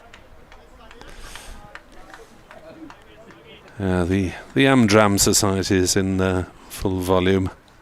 Oohs and ahs from the close fielders, even when the ball hits the middle of the bat. Did you say Amdram Society? Yeah, amateur dramatics. Oh. Webster once again full of length defended to extra there, brings the end of the over, maiden over for Webster. I've never heard that before. There we are. Feel free to use it in future matches if you like it. Maiden over from Bo Webster, 16 overs, won for 48. But you must know the feeling of trying to encourage a bowler when really there's probably not much happening and they're not really troubling the batter that much. Trying to gee them up and make believe that something is about to happen. Zaman Akhtar trying to make it happen and driven into the offside by Sam Northeast. There is a sweeper down on the cover boundary in front of that very bright yellow marquee that we've been talking about during the course of the match. A bright yellow and a pitch black one next to it to fit in with the colours of Gloucestershire's T20 side. Not sure if they quite count as marquees because they don't come all the way down at the sides. It's very big awnings. 316 for 4. Akhtar on his way, bowls to Cook, who drives into the offside to cover. And there's no run. So Chris Cook, 38 years old, man capable of playing in a wide variety of gears. Got Glamorgan's fastest T20 century last year at Middlesex. But happy gritting his out as well as he defends again firmly on the offside and remains yet to get off the mark. Yeah, I mean, he's got plenty of time to get himself in here. Still ahead of the required run rate at the moment, but it is creeping up just slightly. On his way in again is Actor, and Cook plays no shot to that. A flourishing leave, not quite Labuschagne in terms of flamboyance, but got the bat safely out of the way through to James Bracey. There are 2 slips in now for the new batter Cook. Gully point cover mid-off, mid-wicket. As Cook drives stylishly through the offside, not quite through the offside, it's cannoned away from the mid-off fielder. So they're able to come back for 2 runs, and Chris Cook is up and running. 318 for 4 to complete that field. We got a square leg? No, we haven't. Just a fine leg. Have to stand up and peer over the balcony to spot fielders on this near side of the ground, as that is defended by Cook. There's a 3rd man I didn't mention, so it was a 7-2 field for that over. 318 for 4. North East has 76. Cook has 2. The man out this morning, Labuschagne, caught at shortish backward square, close to the umpire, turning the ball off his legs. Caught Bancroft, bowled Webster 119, and Webster has looked most threatening bowler so far. Has hit the pads a couple of times, even though we've seen faster spells from Singdale and from DeLange. It's Webster who looks the man most likely to at the moment. Webster once again coming in. That's hit him on the pads down to fine leg. And that's just a single from North East. Well, it looked like it went off the pads, but didn't see a signal. Strange. I thought he just hit his 5 pad down to fine leg, but Mr. Baldwin obviously feeling generous to North East. Gives them an extra run. yeah, absolutely. And a Cook now to face. Finally off the mark. I'm sure to his relief, he's on 2.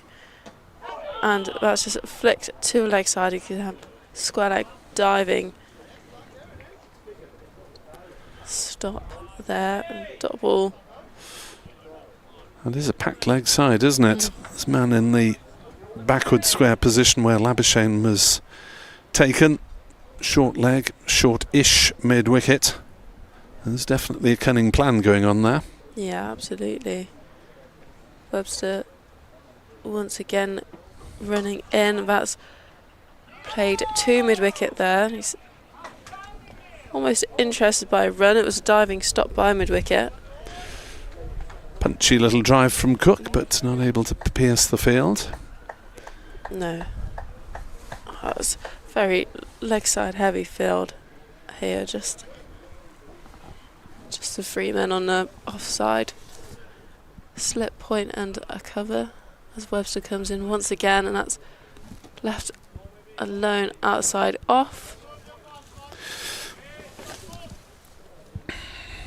So there's a man in slip. It's just sort of clouded over a little bit. We had a bit of sun is being a bit generous, but the sun did pop out from behind a cloud for all of about 30 seconds. That's as good as it got in this match, to be honest. Webster once again full of 11 has driven very handsomely through a vacant mid-off, and it's been chased down by mid-on there, and they've just taken 2 from it. That was a very good chase.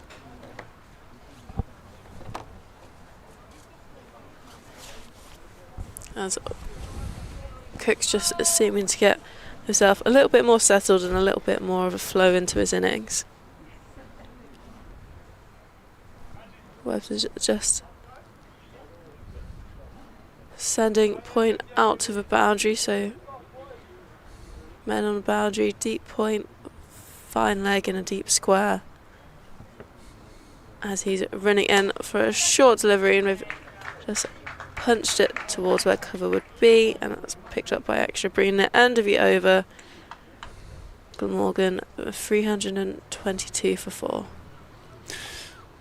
Neil Thornycroft on Twitter suggests a pergola. Pergola? As the correct description for these marquee tent, awning, covering type things. Interesting. Large gazebo. Yeah, very, very big gazebos. Here's the new ball. Waved by umpire Naeem Ashraf. Apparently towards us, but actually towards the scorers. Messrs Bull and Barrel, who are just away to our right on the balcony of this gym building. 322 for 4. Just a light sprinkling of rain, but it really has been very light, and I don't think so far they've seriously thought about going off, although Glamorgan might want that, as that is driven by Cook. First ball with the new ball, and Cook would have faced De Lange plenty in the nets as well during De Lange's time in Sophia Gardens, so he'll know what's coming down. Interesting that it is De Lange entrusted with this new ball. It was Taylor and Singh Dale with the first one. 322 for 4 as Cook is forward, playing up to mid-off, and there is no run. So they'll have, what about another 3 or 4 overs with this? 3 probably before lunch. And De Lange bowls, and Cook is forward firmly. Oh, he wants a single. Northeast was had to turn and make his ground in case the bowler fielded it in his follow through, and it was just about there, but it was quite tight, and the two experienced batters wandered down for a little consultation and maybe a murmured half apology, touch of gloves. To assure no hard feelings. 323 for 4 here on BBC Sport Online. As De Lange to Northeast, who plays that one. Ooh, slightly up in the air. It looped towards a short leg had there been one, but they've hustled through for a quick single before De Lange could make ground down the wicket and prevent them. So 324 for 4. Glamorgan just trying maybe to break things up a little bit, make sure they're not just there to be bowled at passively, that they will try and look for runs, because Gloucestershire now do have 3 slips in, though there might be gaps between them. As Cook shoulders arms, and Bracey has not been able to take that one. Might be in a bit of swing because he seemed to be going eventually down the leg side. They're through for a bye. 325 for 4 Glamorgan. So a respectable effort, but they'll want so much more than that of this final day's play here at Cheltenham. 71 overs remaining after this delivery. De Lange is now telling someone to get out the way. Umpire Ashraf is telling someone to get out the way, parked next to the side screen. It's a shame really that they can't make the screens wide enough, although it is probably the equivalent of 3 or 4 normal club style screens at each end. 4 roughly. 325 for 4. Umpire Ashraf is still waving. You'll have to move more than that, sir or madam. De Lange now is in to complete his over, bowling to Northeast, who plays that one to short cover, and there's no run. 325 for 4 after the first over with the new ball. That run yielded 2 off the bat and a bye. 325 for 4. 71 overs remain. And still to win, Glamorgan need 268, I think. I'm having to work this out because although it is on the bottom corner of the board. Can you read that on the bottom right? Yeah, 268. There we are.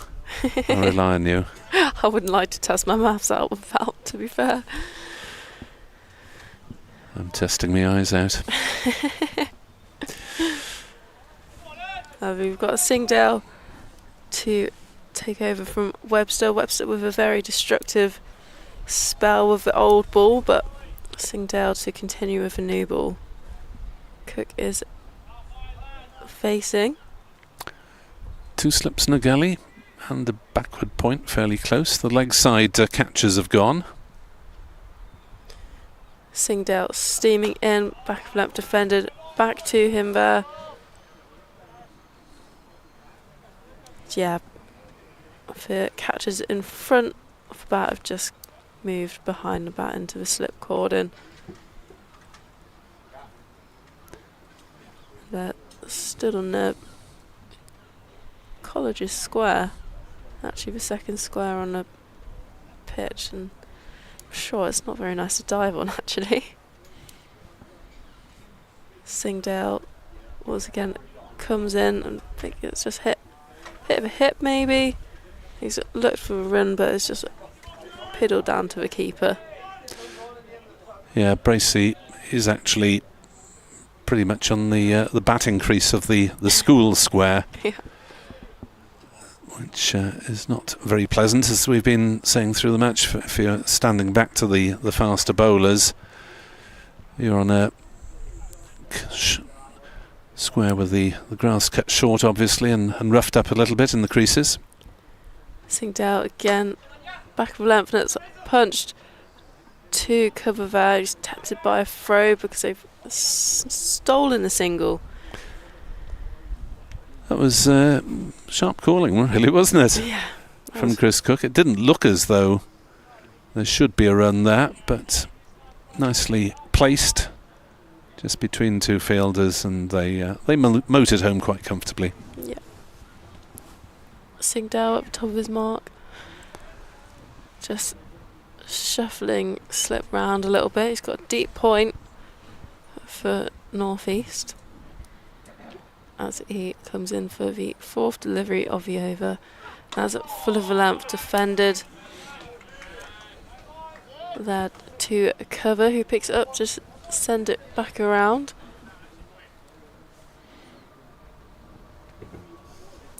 And he's giving it a little bit of a shine. I'll be looking after this new ball to try and keep it moving around for as long as possible and causing the Glamorgan batters as much bother as they can. As Singdale steams in, and that's sort of full of length, and that's flicked into the leg side. That is a lovely shot, and it's raced away for 4. Running down the hill, it's the first really aggressive shots we've seen in front of the wicket for quite a while, isn't it? Yeah, absolutely. He's just timed it well. I wouldn't necessarily he's gone after it too much. It's just slightly leg side delivery. There's gone down the hill. So yeah, one of the first boundaries and quite a few overs, I think, coming off the bat. Yeah, things have dried up a bit since Labuschagne's departure in the 74th over. Now in the 82nd. What's the latest hold-up? We seem to have had a day of fidgety hold-ups as gentleman with walking sticks is making his way at the side of the sight screen to his seat. Maybe it needs a little bit more policing. Singdale for the final ball of it over, short of length, and that's driven in the air. Shouts of catch, but didn't quite reach it. And that brings the end of the over. Glamorgan 330 for 4. Maybe just signs of the ball stopping occasionally. Northeast threw his shot too early there. Happy birthday, by the way, to Colin Ingram. 39 today. Not included in the championship squad at the moment, to the surprise of quite a lot of Glamorgan supporters, and hopefully he will be back in the ranks on Friday night for the T20. BBC coverage of that continues, of course. Edward Bevan joining Adrian Harms from BBC Radio Sussex at Hove. And Glamorgan's next home match will be against Essex on Sunday. As De Lange's into bowl, Cook drives nicely. There was a shout from the bowler there, I think. A grunt of effort. Cook not getting the reward for a sweetly timed shot. He remains on a largely cautious 7, having faced 32 deliveries. De Lange into bowl. Cook drives again into the offside, but again he's hit it pretty much straight to mid-off. Rehearses the shot, whether he can place it either side. Fielder there is Matt Taylor. Didn't have to work too hard for that second piece of fielding. De Lange bowls and Cook has nothing to do with it. Left foot forward, back firmly out of the way. De Lange with this distinctive bowling style resulting from his youthful activities as a leading teenage javelin thrower in South Africa. And you can see that influence in his bowling action. It was a long way, rocks a long way back. Into bowl to Cook, who's playing a defensive shot to cover, and there is no run. 3:30 for 4. Glamorgan having begun the day at 2:22 for 3, and lost the wicket of Marnus Labuschagne. Caught Bancroft, bowled Webster for 119. De Lange on his way from the school, and that is, oh well, was that edge door run down to third man? It was played wide of the slips anyway. Heart in mouth maybe initially for Welsh supporters, but he has placed that one wide of the slip cord, and a slightly risky shot to play, especially as he only got a single for it with a third man there. North East on strike for the final ball of the De Lange over. And in he comes to bowl. And that is driven and timed very sweetly indeed by Sam North East, who plays those straight drives in such beautiful fashion when he middles them for straight down the ground. North East to 86, Glamorgan to 335 for 4. And I'll be back in the afternoon session as I pop off to update BBC Radio Wales. That was a glorious shot to end the over. It was so well timed, it looked almost effortless. And Ed Seaborn is just rejoining me for, I should imagine, too long before tea. No, lunch, sorry, excuse me. Does it feel like that long already? Singdale in for his second over with the new ball, as he's just steaming in for the first ball of the over, back of length, and that's flicked to square leg. There he comes round to pick it up, just single from it. The North East back on strike. What would you like to see from the next session? That's a real question. Next session, I think minimum is probably 2 for the afternoon for Gloucestershire. I think the minimum was 1 this morning, especially given that it's Labuschagne.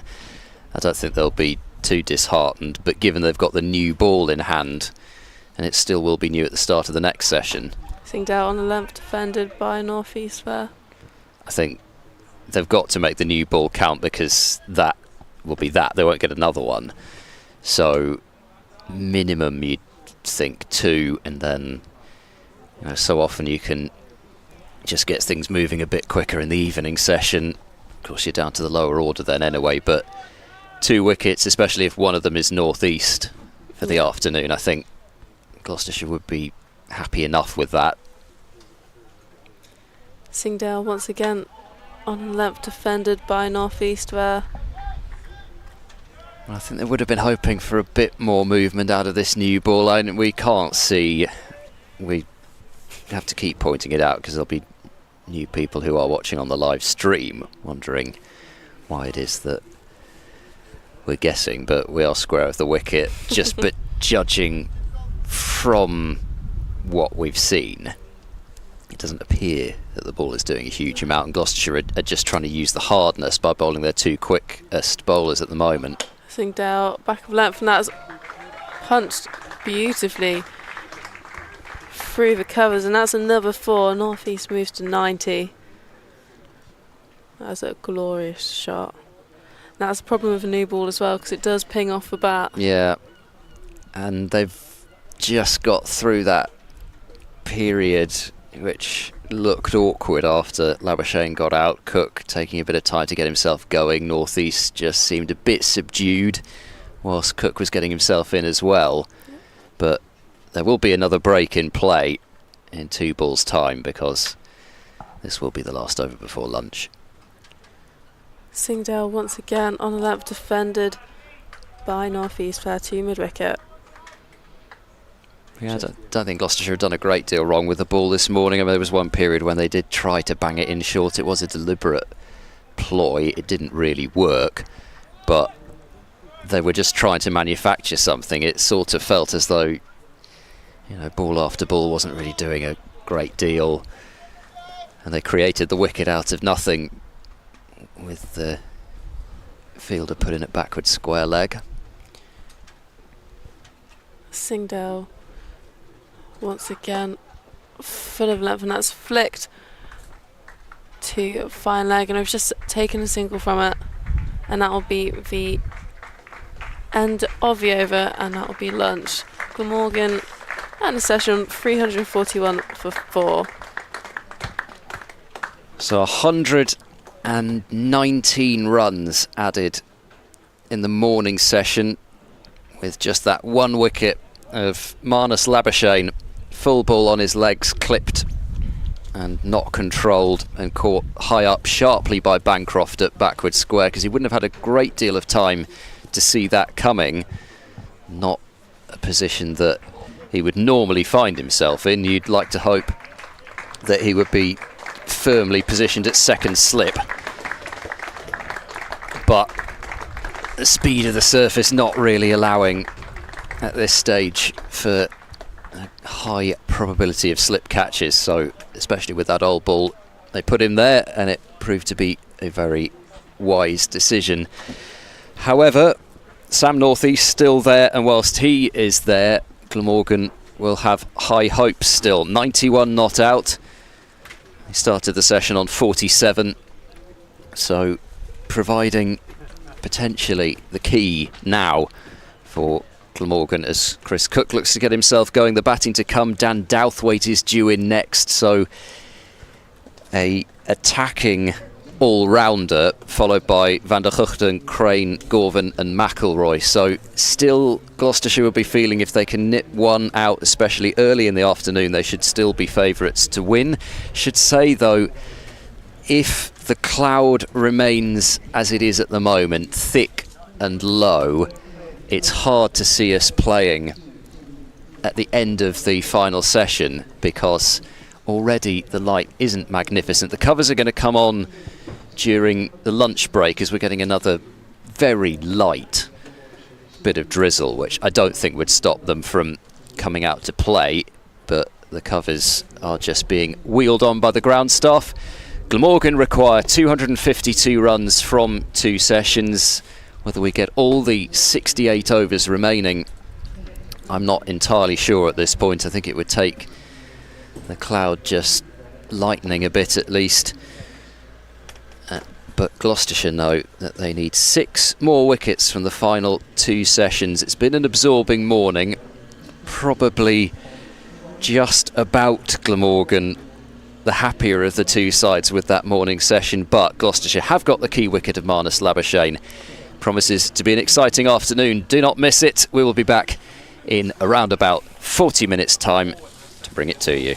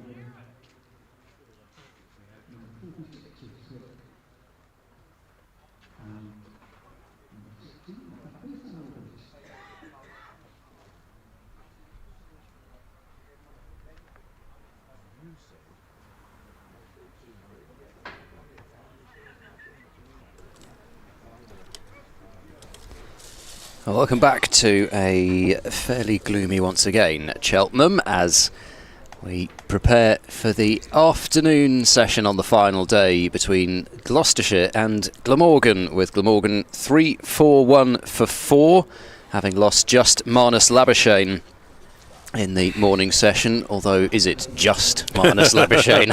I suppose that would be what Gloucestershire will be saying. They've removed a key man, but there is another still in particular standing in their way, with North East on 91 not out. He is to take strike first ball after lunch, as Chris Cook is with him on 9. Gloucestershire with a new ball that is just 4 overs old, and the ground staff are just busying themselves with getting the rope back in position after having wheeled the covers back off over lunch. We had a sort of a bit of squally drizzle, but hasn't amounted to too much more. However, the light is not incredible. Matt Taylor has the new ball in hand from the Chapel end, bowling to North East, who leans forward and blocks into the covers. So having gone with their 2 quick men just before lunch with the new ball, given the fact that it was only going to be a short outing for each of them, not much of a surprise that now Gloucestershire have decided to go back to their main new ball bowler in Taylor. You would imagine it will be Singdale to bowl from the College lawn end. 252 to win for Glamorgan, as that's edged in controlled enough fashion by North East down to Charlesworth at deep third, and that is a single that moves North East on to 92, 342 for 4. Ed Seaborn and Nick Webb on the BBC Sport website and the app to begin this afternoon session. Chloe Brewer will be along in about half an hour or so. And mentioned to Chloe before the lunch break, probably minimum Gloucestershire would be happy with a couple of wickets in this afternoon session, as Taylor bowls to Cook, and Chris Cook is comfortably forward and playing in defence into the covers. Not a huge amount, I don't think, of assistance left in this Cheltenham surface. Maybe just the odd one stopping in the pitch a bit, especially with the quicker men, might almost be the biggest danger. Perhaps Labuschagne's from Webster, the only wicket to fall today, maybe just a little bit, causing him to hit it in the air to backward square leg. Taylor is in to Cook, who on pushes to De Lange at mid-on and doesn't get a run. And possibly the closest Gloucestershire came to another wicket, a drive that fell a little short of Zaman Akhtar at cover not long before that lunch break. But for the most part, North East has been in real control of things. As round the wicket goes Taylor and bowls. Cook drives, nicely timed, but Van Buren fields at mid-off. He kept doing that before lunch as well, Chris Cook. There's Matt Taylor fielding there at the time. Hit a few off the sweet spot, but straight to the man at mid-off. Light is quite murky at the moment. It's got even darker, hasn't it? It can't be miles off from the umpires taking a reading. And then what would Gloucestershire do with this new ball? Taylor in bowls and defended by Cook, square on the offside for no run. 342 for 4 at the end of the over. A tidy over from Taylor, but there haven't been a huge number of these balls today that haven't found the middle of Glamorgan's bats, even just in defence, and even in that over, Cook timing the ball well, even if he wasn't picking up runs. And it looks as though it will be Zaman Akhtar to bowl from the College lawn end, so not Singdale. He did have a couple of overs before the lunch break, but Akhtar, who I actually thought probably bowled one of his better spells of the match in that morning session. See whether he can maintain that sort of level here with the newer ball. Here he comes from right to left as we look at it, from deep point and bowls, and a drive and a miss from Sam Northeast, who has been tempted once or twice outside off stump and has looked to get after the wider delivery. As we've been saying, it is very much a fine balance as to whether Glamorgan are making a serious effort to go for these runs, beaten by maybe a little bit of swing from Actor as well. They are slightly ahead of the overall run rate of 3.9, just over 4 at the moment, as Northeast allows an even wider ball to go through outside off stump, and Bracey takes. There's a slip gully stroke backward point. Third man, cover, mid off, mid on, mid wicket, deep square just behind the umpire, and fine leg lurking in front of the scoreboard when there are a couple of lights noticeably on. As Actor bowls and Northeast gets it away down to fine leg, where Taylor is the fielder. A couple of lights shining out from the board behind him, and if you missed it earlier, we did go off early for bad light on day one when 17 wickets clattered, and a further 5 in the 4th session of the game. As Actor is into bowl, square drive from Cook will get him runs. Backward point in the game initially. Cook wasn't entirely to the pitch of that, but got a strong enough bat on it, and it flew away towards the dressing rooms for 4. Cook to 13, 347 for 4. Cook's taken 42 deliveries to get into double figures. It just shows you how little the run rate actually required moves at this point with this many overs left. Yes, Northeast has been scoring at the other end, but actually you can afford to take quite a lot of time just to play yourself in. And yet again, continual movement behind both sight screens. As Actor bowls and Cook is forward, meeting that one with the middle of the bat, driving back to the bowler, and there's no run.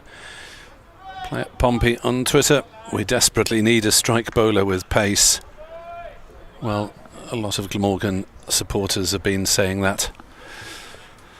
Well, probably since it was announced that Michael Nisa was not coming back this summer and was joining Hampshire for a brief spell.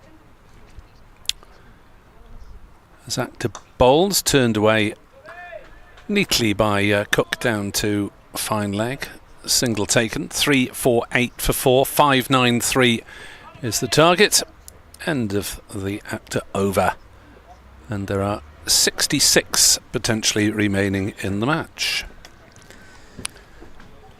I think Glamorgan probably need, in an ideal world for next season, they would want an overseas pace bowler available for most of the season, and you would say that if possible they would need a domestic signing as well, but that is of course easier said than done, depending on budgets and who's available, who's interested in a move, who's maybe on the fringe of a First Division squad and looking for more action.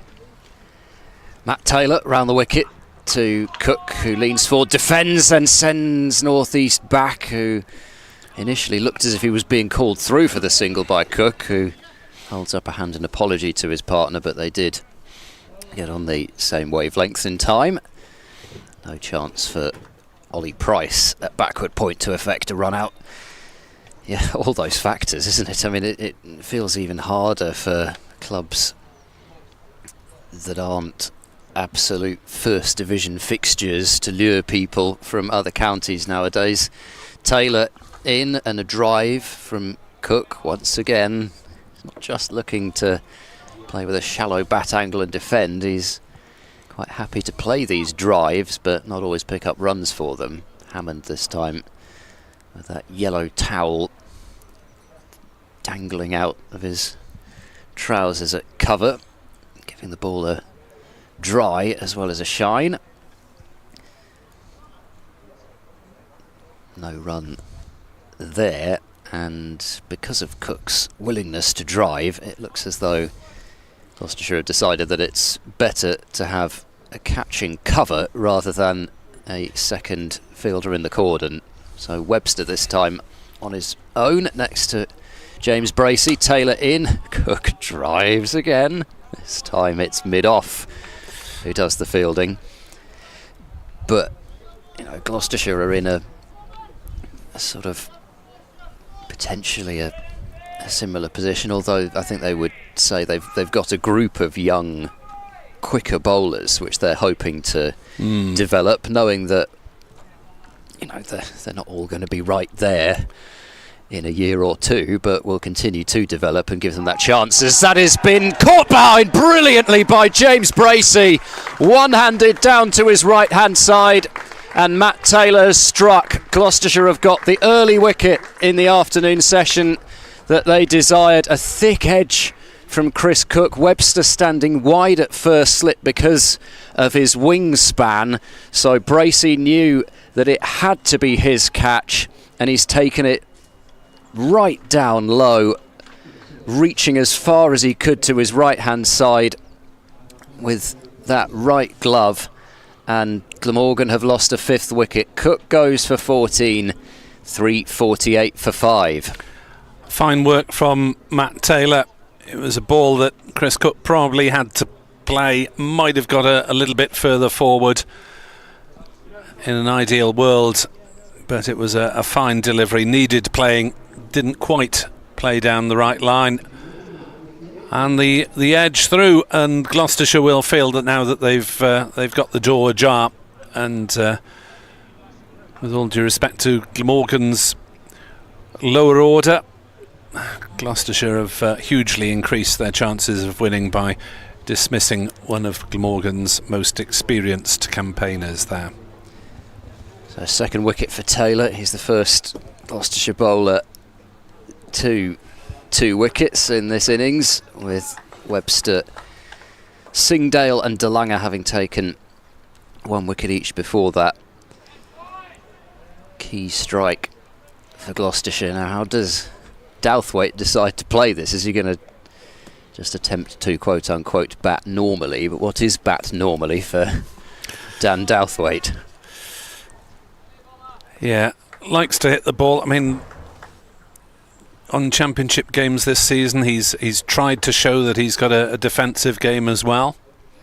2 balls left in this over for him to face from Taylor, who bowls to Douthwaite, who gets well forward, defends, and holds the bat like a sword in front of him towards northeast, signalling no ran, but not quite in the same way as Labuschagne would have done it. But, you know, will he decide to go on the attack, or will he really try and dig in and give northeast the support that he needs on 93? 245 is the target in terms of runs. Taylor into Douthwaite bowls. Douthwaite is forward and nudging the ball along the ground to backward point, and that is a wicket maiden from Matt Taylor. 19 overs, 2 maidens, 2 for 76.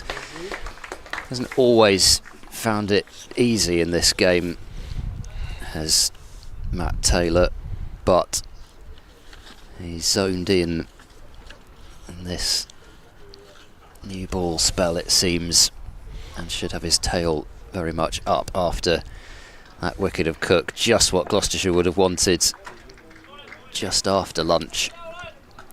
Huge numbers of wicket-keeping catches in this game. That's Bracey's 7th, I think, and 8 from Cook. So 15 wicket-keeping catches out of the 35 wickets that have fallen so far, as Actor is in to bowl to northeast, who just jabs the bat down on it, rolls down to Price at backward point. They go through for the single, so Newman Douthwaite on strike. It's a tall man around the 6'2" mark, so has got a good reach forward if necessary. Man very much in a limited overs mould by inclination, you would have thought. Capable of quick runs and T20 wickets. 2 cheap wickets in the first innings in this match and 1 rather expensive and erratic wicket in the second innings. As Actor bowls, and that is edged by Douthwaite, but safely down past second slip, and it's run away for 4 to get him off the mark. And that is Glamorgan's 350 up in the 88th over, to the sound of one hand clapping. Is there another one? This has been joined by a second hand. I was going to say, well, there are more Glamorgan supporters on the ground than that. There's a whole group from, I think, Monmouth School that I saw at lunchtime, and then a couple of people at least in Glamorgan hats. There's active bowls to Douthwaite, who gets the bat spectacularly out of the way of it. He's been watching Labuschagne, hasn't he? Yes. It is a point, though, that if you're going to leave the ball on this pitch that has produced some bounce for the quicker bowlers, and the feeling that you need to get your gloves very much out of the way as well as your bat. 3-5-3 for 5. As Douthwaite shoulders arms outside off stump. Victory 240 runs away for Glamorgan, or more probably 5 wickets away for Gloucestershire. Be praying for some lighter skies now. Will Gloucestershire, after having taken that wicket, is gone from, actually maybe it wouldn't be the worst thing just to increase that run rate possibly to being, they might need every over they can get. Douthwaite drives firmly on the offside to cover, and there's no run. Required run rate 3.73 at the moment, but thought Gloucestershire, having got rid of 2 big wickets in Labuschagne for 119 and Cook for 41, as Douthwaite knocks that one away on the leg side straight to mid-wicket. There is no run. North East is on 94 not out, but if Glamorgan are to entertain any lingering hopes of pulling off this world record chase that lies ahead of them, you'd have thought they probably needed another 100 from Sam North East. He's on 94 already. Yep. Very much thinking going into the day with North East and Labuschagne probably having to bat for at least a session and a half. Something like that. However, as Louis Kimber has proven in fairly recent memory, he should never quite write a side off. As Taylor prepares to add to his wicket tally, he hopes, bowling to Sam North East. North East forward defending to extra cover. I probably should have let you add that. Not that I suspected that North East would reach the 100 with a 6. No, I think you'd have him for another couple of runs at least. Especially with a fielder out at deep square, so even deciding to go for the short ball, I doubt. You never know, but I doubt North East would be thinking at all about taking the short ball on and taking the boundary on. Taylor to North East, who's comfortably forward. A long way down the pitch there to almost meet it on the half volley and play it up to mid-off. Try and negate any movement that Taylor might be getting. And Gloucestershire hoping that it's another one of those Matt Taylor round the wicket spells, such as 3 years ago against Middlesex. He's in now and bowls, and North East lets that one go through to Bracey behind the stumps.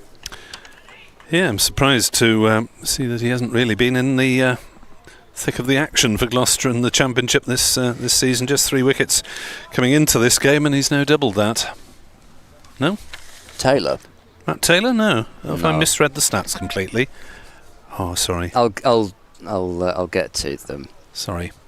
No, don't worry. In comes Taylor and Bowles, and knocking that one on the head is North East out towards deep backward point, thinking about 2, but they will only get a single despite. That's why I was so surprised, because I've written down the wrong stats, obviously. Right. So his tally now. Well, actually, having said that, maybe you are right. It feels as if it is a few more than that, but perhaps it's not. According to the reputable cricket website, he played just a couple of matches. Yeah, I thought he'd taken a few more wickets in that match, because he bowled superbly at Grace Road in his first match of the season. Taylor in, and Douthwaite sort of plays that as though the ball was about 1,000 degrees and he felt the heat from it and put the hands towards it. It was, oh, that's hot. Played it out of the covers. He has had a toe injury which carried over from last season, which has just been really irritating for him, because I think effectively it was a webbing injury and it just kept getting infected, so he couldn't. Yeah, not after lunch. So he just, did you enjoy your ketchup? In comes Matt Taylor and bowls full, driven sumptuously through mid-on for 4 by Dan Douthwaite. There's no fielder at mid-on, even though it was in the air for some time. DeLange nowhere near that one. And Douthwaite on to 8, 358 for 5, 235 more required. But yeah, so he's not really figured in the early part of the season because of that toe issue.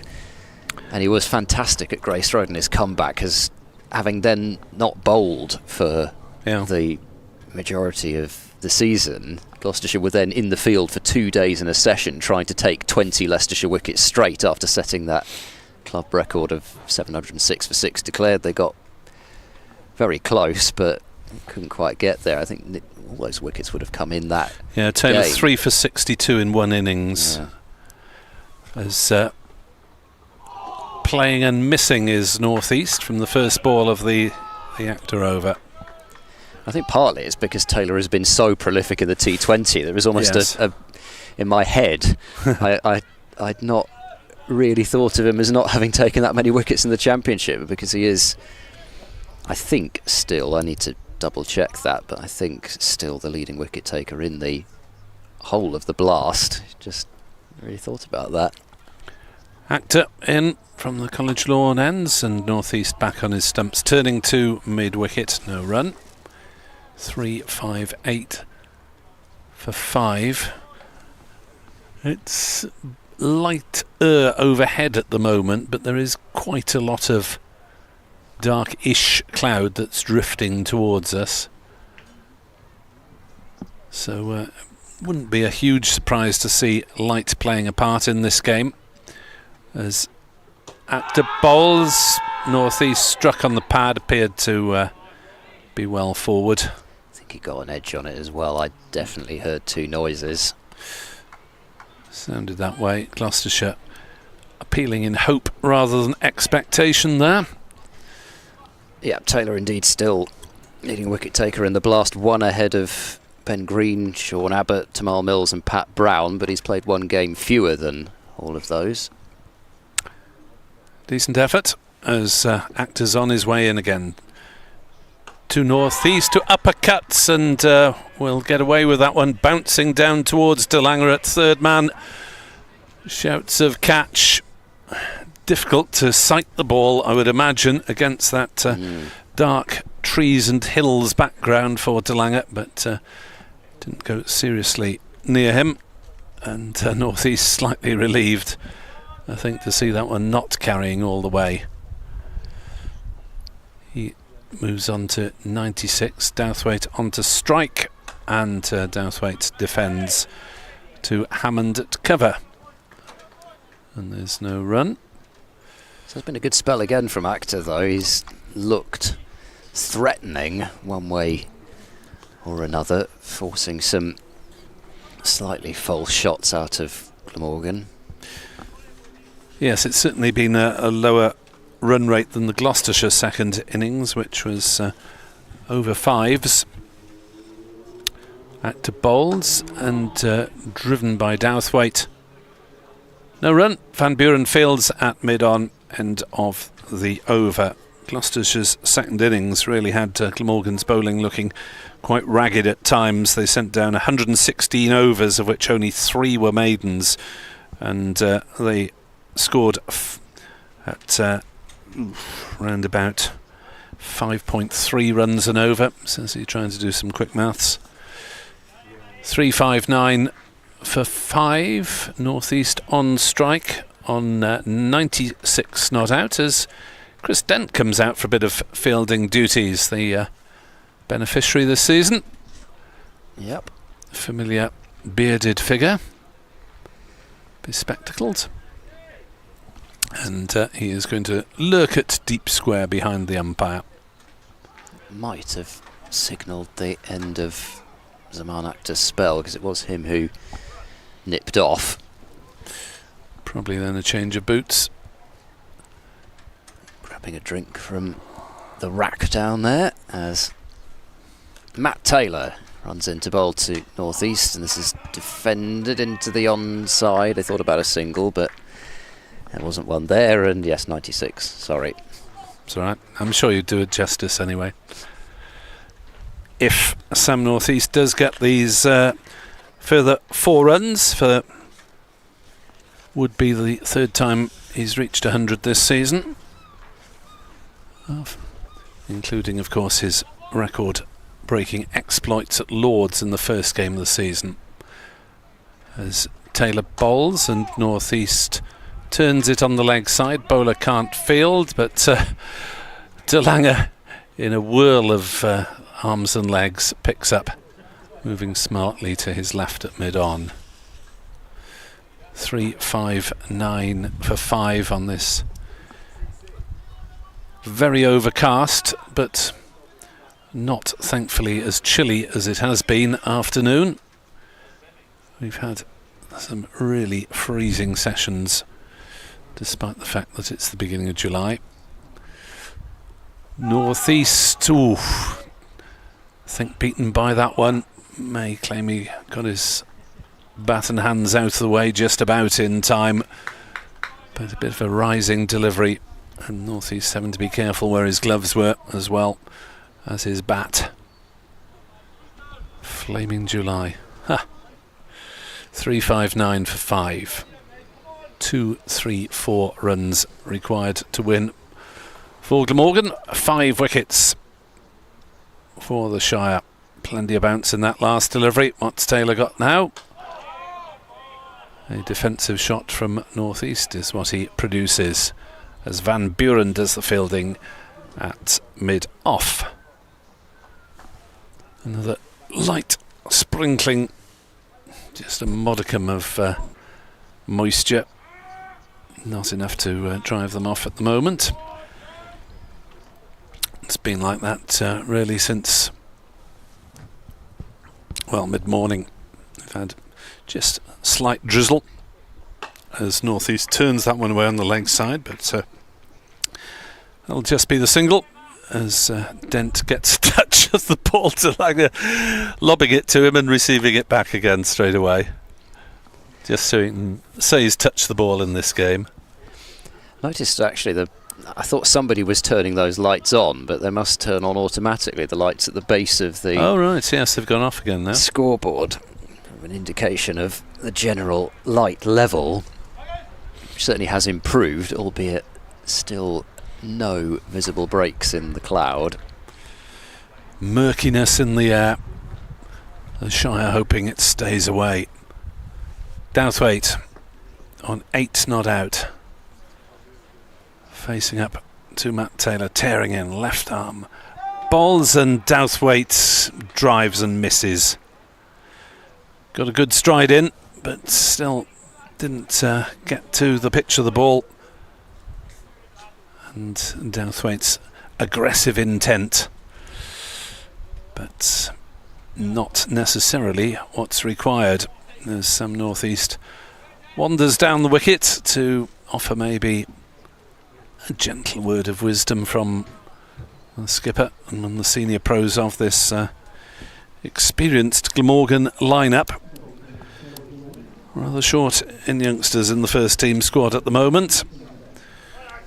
Kieran Carlson, 26, being the youngest player and the only Welsh-born player in the squad, even though the likes of Gorvin and McIlroy also have Welsh heritage. So Singdale to have a blast from the College Lawns end to Northeast on 97, drives and misses. Hairy shot by Northeast. Just losing concentration, maybe, or maybe it's that he feels that have to take scoring opportunities, but certainly he is having a go at the wider ball at the moment. It seemed to, whether it's on edge getting close to the three figures or what, but he has, that's the shot that's got him in the most trouble today. He tries to step into it and drive through the covers. Didn't work. Singdale on his way again. Bowls to Northeast, who pushes cautiously into the covers, and Hammond scampers to his left to field in front of us as we watch from pretty much in line with the batting crease. Point for the right-handed Northeast at the moment. Cleve Hill is disappearing in the distance. It's not coming from there, that's the good news from a Gloucestershire perspective, but it looks as if there's some more serious rain in the distance. Singdale in, bowls, Northeast up on his toes, playing it down to Price at deep point, single taken, 98 to Northeast. Douthwaite back onto strike. It's funny, isn't it? You go down to Taunton and you think they were the only ground in the entire country where you could see a hill from.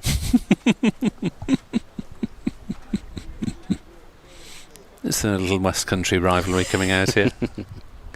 No, you've got to play up to it. It's a load of Quantox. Singdale in to bowl, and Douthwaite beaten by that one. A yelp of excitement from those around the wicket, possibly from Hammond at cover. No appeal. It's lodged firmly in Bracey's gloves. It must have been Singdale's foot landing or something. I thought I heard a noise that time. There was definitely a noise in DeLange's spell this morning. I think he was doing a Scott Boland-like thigh slap at one point and whacking his thigh with his hand in his action. Scott Boland does that basically every delivery. On his way in again is Ajit Singdale, and Douthwaite getting on top of that one. Plays it down to his rival number 88, Miles Hammond. Yes, well, Sophia Gardens, we've got the so-called Caerphilly Mountain, which isn't really a mountain. Did somebody go up it as a hill and that was down the mountain? That was actually filmed just the other side of the valley at Gwyler de Garth, only a couple of miles away. Was it Hugh Grant film? Yeah. Yeah. Playing the charming Englishman in deepest Wales. As Douthwaite pushes that one into the covers. Hammond misses it. Dent picks it up. And it is another dot ball, 361 for 5. And I'm not keeping you off commentary yet. No, I'm enjoying it. Because Sam Northeast is creeping very slowly closer to his century. The tradition is that it's described by the commentator from the batting team. Another light sprinkle of rain. It must be just catching the edge of this shower. And if they do have to go off, then Northeast would probably be grateful to get to three figures before it. As Taylor's in, bowls, Northeast drives pleasantly into the offside, but big tall bow, Mr. Webster, bends down in conversation with Graham Van Buren, the little and large, with all due respect of the Gloucestershire side, height-wise. 361 for 5. Northeast on 98, not out, holding his side's hopes together. Clipping one off his legs. They will take a single. Chris Dent will run in from the mid-wicket boundary. Oh, that's a dreadful throw. It's well backed up, though, by Ollie Price. Otherwise, North East might have got there on a buzzer.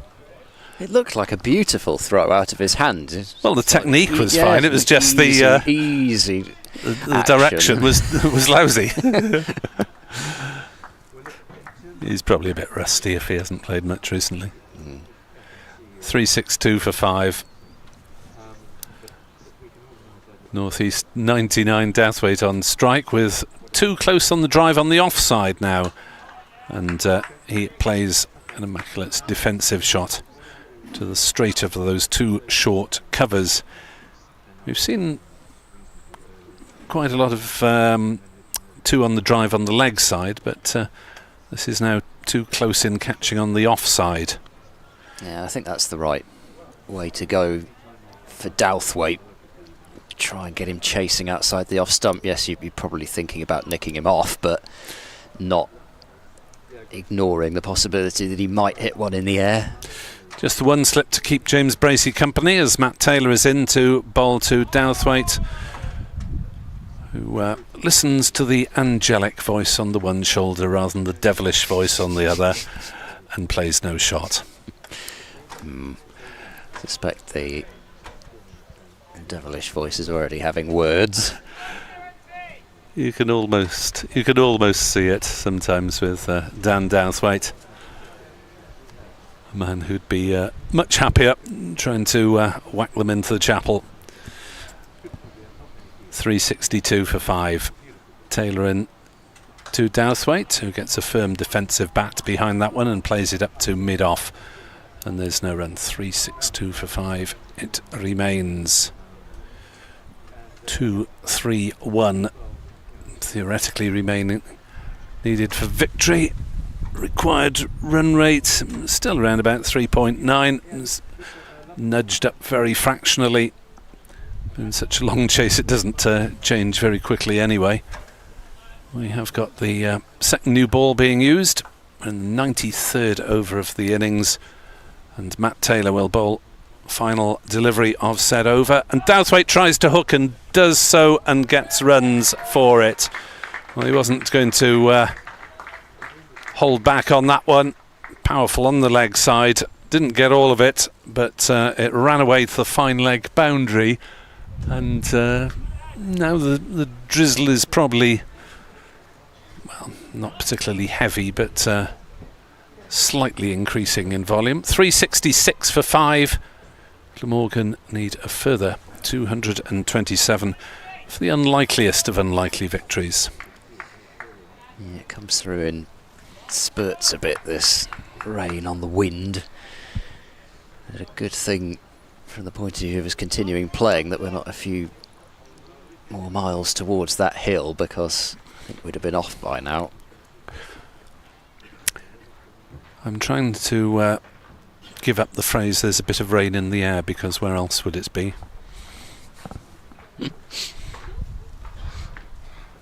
Singdale bowls to North East, and there is his century as he turns it away off his legs down to the fine leg boundary to move on to 103 not out. A fine effort from the Glamorgan captain as he reaches three figures for the third time this season. It's taken 162 balls, and that was his 15th 4. It has been a picture of concentration for the most part. A couple of wafts as he was in the 90s. It did look like they were nervous 90s for him, but what he's done so well is he's been able to put those out of his mind throughout his innings, absorb pressure when needed. Need to do it a bit more as Singdale bowls, and it's outside off stump, and no shot played as it's through to Bracey. Time for North East to reset and get his sights on whatever his next little target is.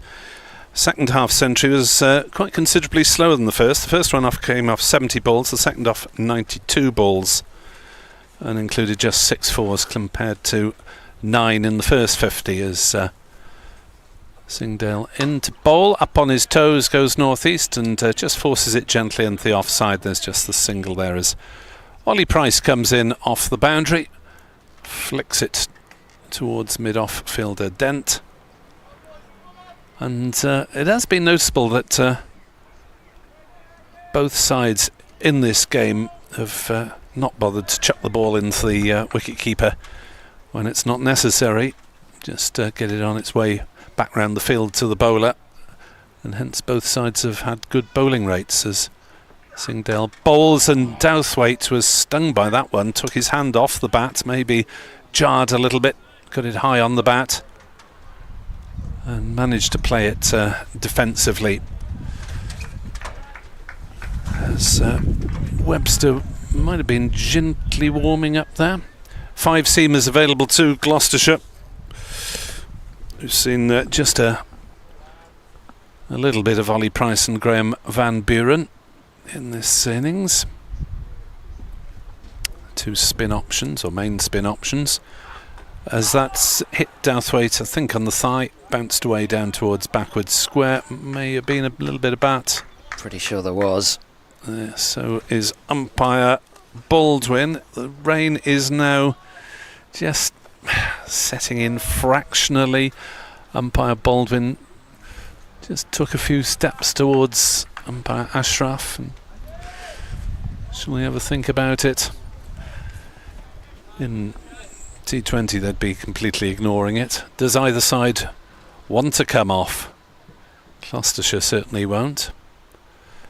End of the Singdale over, and North East is maybe caught on the pad, maybe a bit of bat. Now this one is a leggy.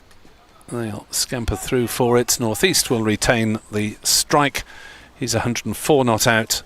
Glamorgan are 373 for 5, needing a further 220 runs, and the Shire needing a further 5 wickets. It's time for me to take a spell. And some fresh legs in the commentary seat. That doesn't sound right, does it? Fresh voice in the commentary seat. Chloe Brewer. Thanks to Nick Webb. And also having a spell is Matt Taylor, having removed Chris Cook for Gloucestershire's 5th wicket of this innings, and Marchand de Lange is returning from the Chapel end, so pace at both ends, with Gloucestershire trying to blast out North East and hope that that might set things off a bit for them. Here comes de Lange to North East, tucked into the onside, and a well-judged single taken as Taylor has to move in from mid-on. 374 for 5. Hello again, Chloe.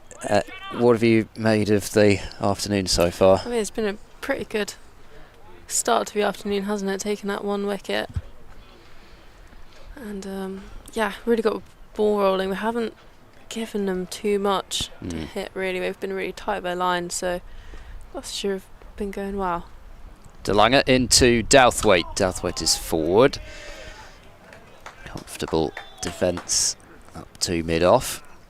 They do have a fielder out at deep square and at long leg for de Lange to Douthwaite. I suppose Douthwaite might be more likely, as Nick described, to have the devil on his shoulder, say, go on, let's try and clear this boundary. Be more likely to get Douthwaite doing that than North East, that's for sure. De Lange into Douthwaite, who gets in behind it once more and plays a firm block to mid-off. But it's still not really felt, even with this new ball, as though, I don't know, you know, again, you watch cricket here for long enough, you just never know. Sometimes you do get cascades of wickets out of nowhere, but as de Lange bowls to Douthwaite, who's this time playing from his crease in defence to mid-off, it's just not really felt like a sort of situation where Gloucestershire are going to, until maybe it gets right towards the end, especially if they can remove North East, where there's likely to be a real cascade. You know, it's gone, it must be about half an hour since they removed Cook now. It just doesn't have the feeling of, you know, it all coming at once for Gloucestershire. De Lange in, Douthwaite drives, good looking shot and well fielded by Hammond smartly to his left hand side, and there is no run. Yeah, we definitely have been looking quite solid in the middle, haven't they? We haven't looked in too much bother. There's been a couple of plays and miss, a couple of hitting the pads throughout the day as well, but we're above the required run rate at the moment. Last ball of De Lange's come back over to Douthwaite. He leaves. Looks as if he was in a couple of minds for a moment there, but raised the bat out of the way. 374 for 5. End of another over. So this new ball starting to get into the terrible teens. 15 overs it's now been used for.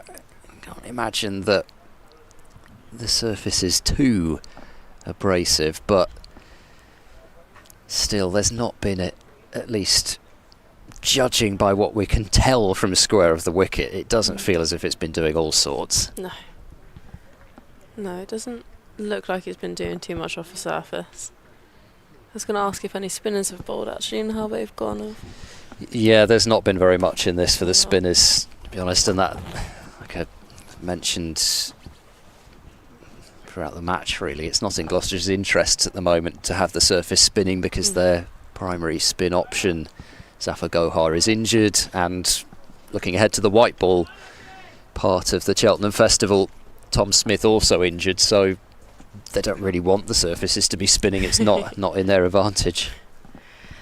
Singdale in, and that's on the pads. First ball, massive shout for a pit for LBW there. Umpire not interested. I could just feel there Gloucestershire definitely thought that was out. We'll just try to see if we can get this on the replay. Yeah, it's like a sort of a double appeal. Yeah, it's possibly a bit high, but it did stay down. Gloucestershire would have been saying that despite the fact that it looked to strike northeast up a bit higher, that actually having stayed low it was possibly still hitting the top of the stumps, but umpire Baldwin would have seen where that hit northeast and he would possibly have been down the pitch as well. You can probably see, admittedly we haven't got a great look at the screen, you can see why it wasn't given. Singdale once again defended by northeast there to mid-wicket. We've got 2 mid-wickets in now and 1 person in at slips as for more attacking fielding positions. As Singdale's just heading back to the top of his mark.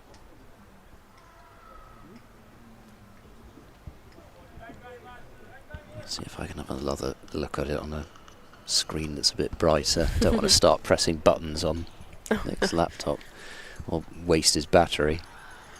Singdale once again in on length, defended by northeast there.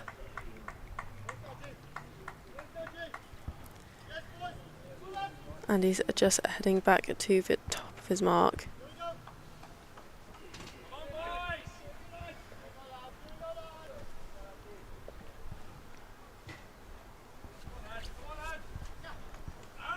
And of course I've got the wrong ball now, so I have to wind it back even further. Just at the top of his mark, 4th ball of the over for Singdale. And he's steaming in, that's on a length, and that's just played down to 3rd man by northeast. Have you managed to have another look? Yes, I think it probably was too high. Having looked at it a couple of times, I think it looked live as though it had stayed down, to me anyway, it looked live as if it had stayed down more than it had. It probably still just did bounce enough. Can see why Gloucestershire were up for it, and had there been a review system I suspect they might have gone for one, thinking, well, there's every chance that it might have been umpire's call rather than just flat missing. But especially without DRS, I can definitely see why Paul Baldwin didn't give it out. We've got a short backward square leg now. Interesting. Singdale in. Oh, back of a length, and that's hurt. Not sure where that's got him. He's gone onto the back foot and tried to get his hands above the ball, but has risen quite a lot. Yeah, really surprising. It's almost reared back at that as Douthwaite, and showing that Singdale is not an easy person to face, especially on a surface which is mostly now fairly slow and low. Yeah. Just get one that Just gets bounces through. up a bit more. Yeah, you're just not really expecting it. Apparently the Women's One Day International, by the way, at Bristol is due to get underway in 5 minutes. 42 overs aside. Singdale once again on a length, that's kept low. It's shocked him there. And that brings the end of the over. Glamorgan 375 for 5. Excellent fast bowling from Ajit Singdale. And he's not had a great deal of luck today. I wouldn't suggest. Quite a few plays and misses, particularly from northeast heading towards his 90s, are off Singdale.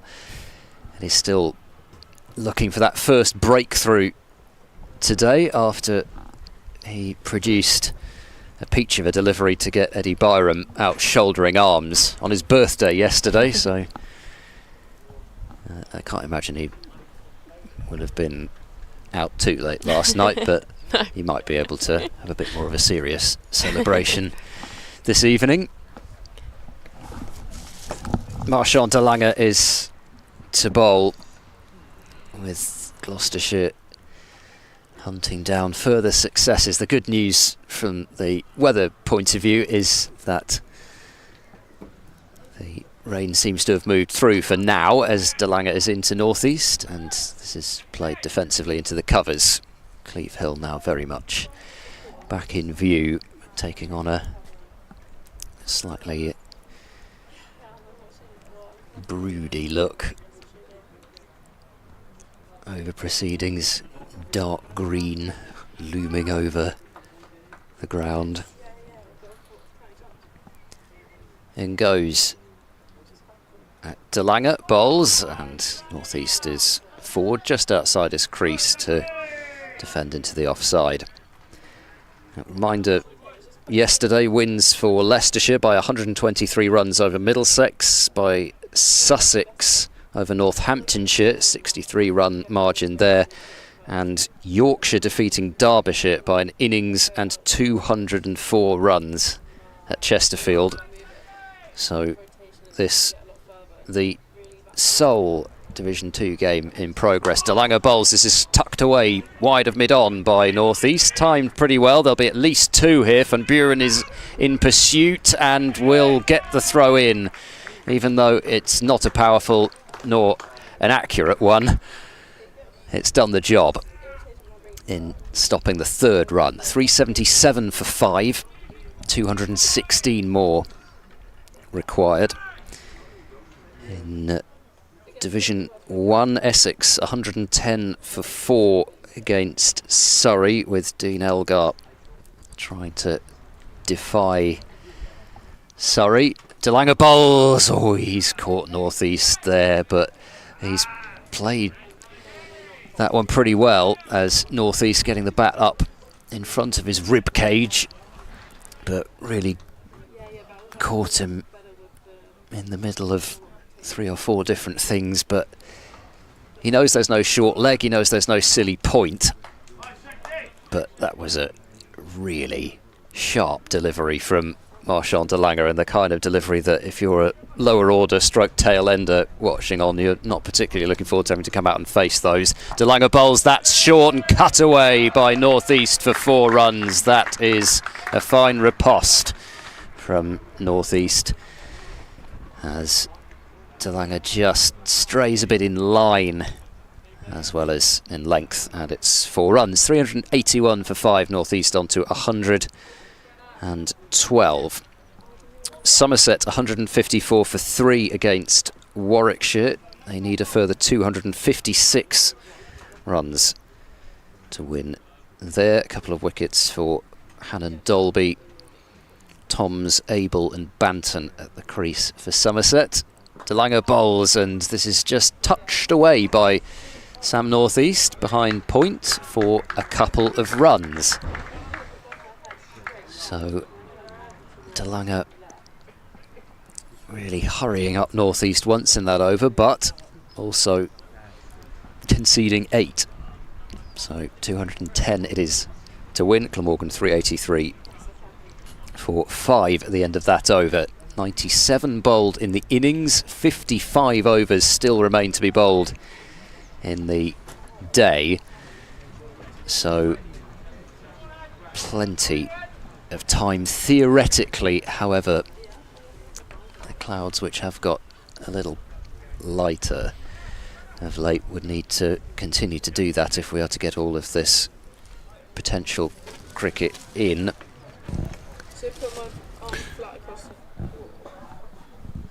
So Singdale, part of this dynamic pace duo for Gloucestershire, is running in to bowl to Douthwaite, who's on the back foot and defending.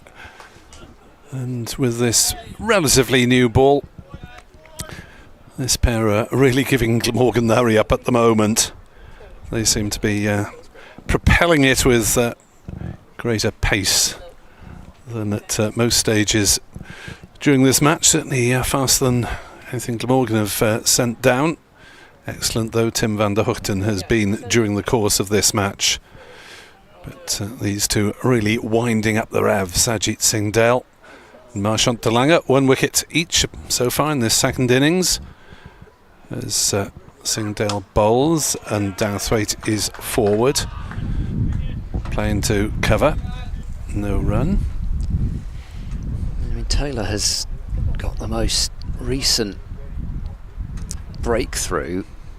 You almost felt that it might have to be one of the speedsters who did it, but in the end it's Taylor who's got that breakthrough. But it just feels as though mostly DeLange and Singdale are the ones that whose pace is sort of needed just to extract something out of this surface now.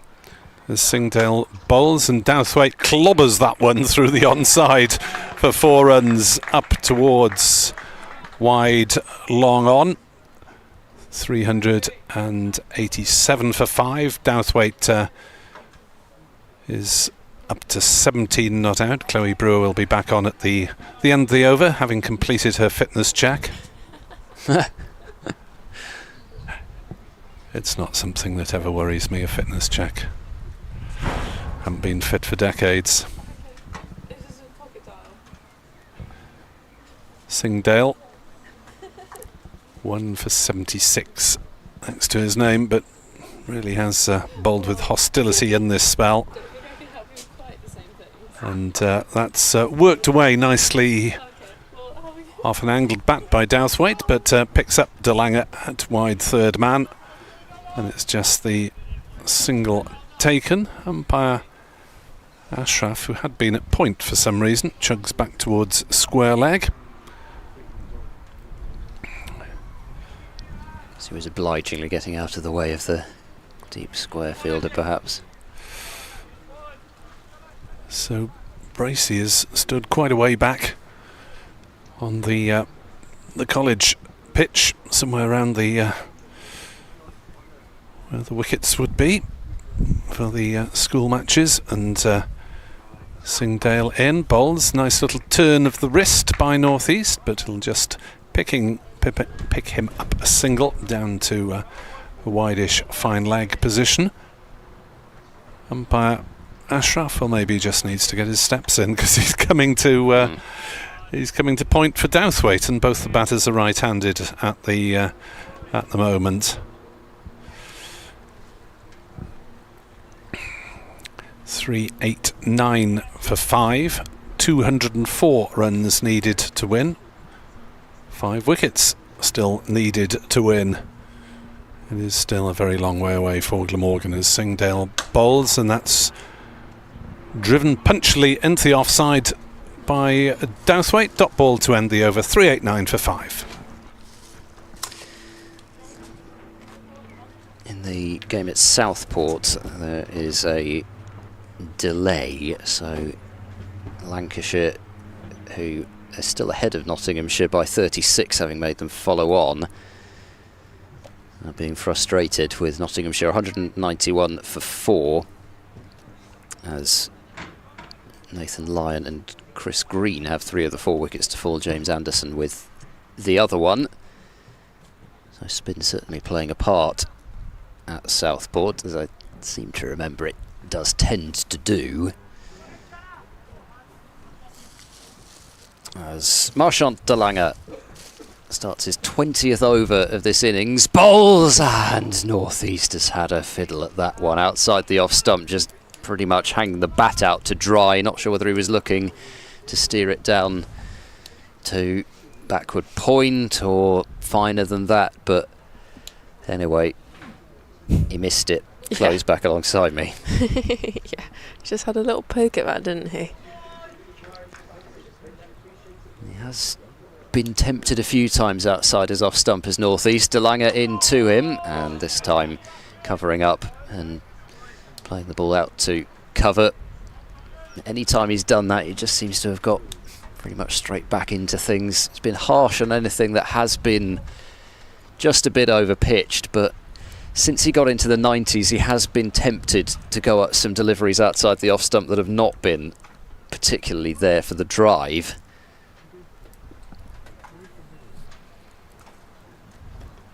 De Lange, long strides, is in now to bowl to North East, who drives. Good looking shot. It's just about kept close enough to him by Matt Taylor, who had that one thud possibly off his knee.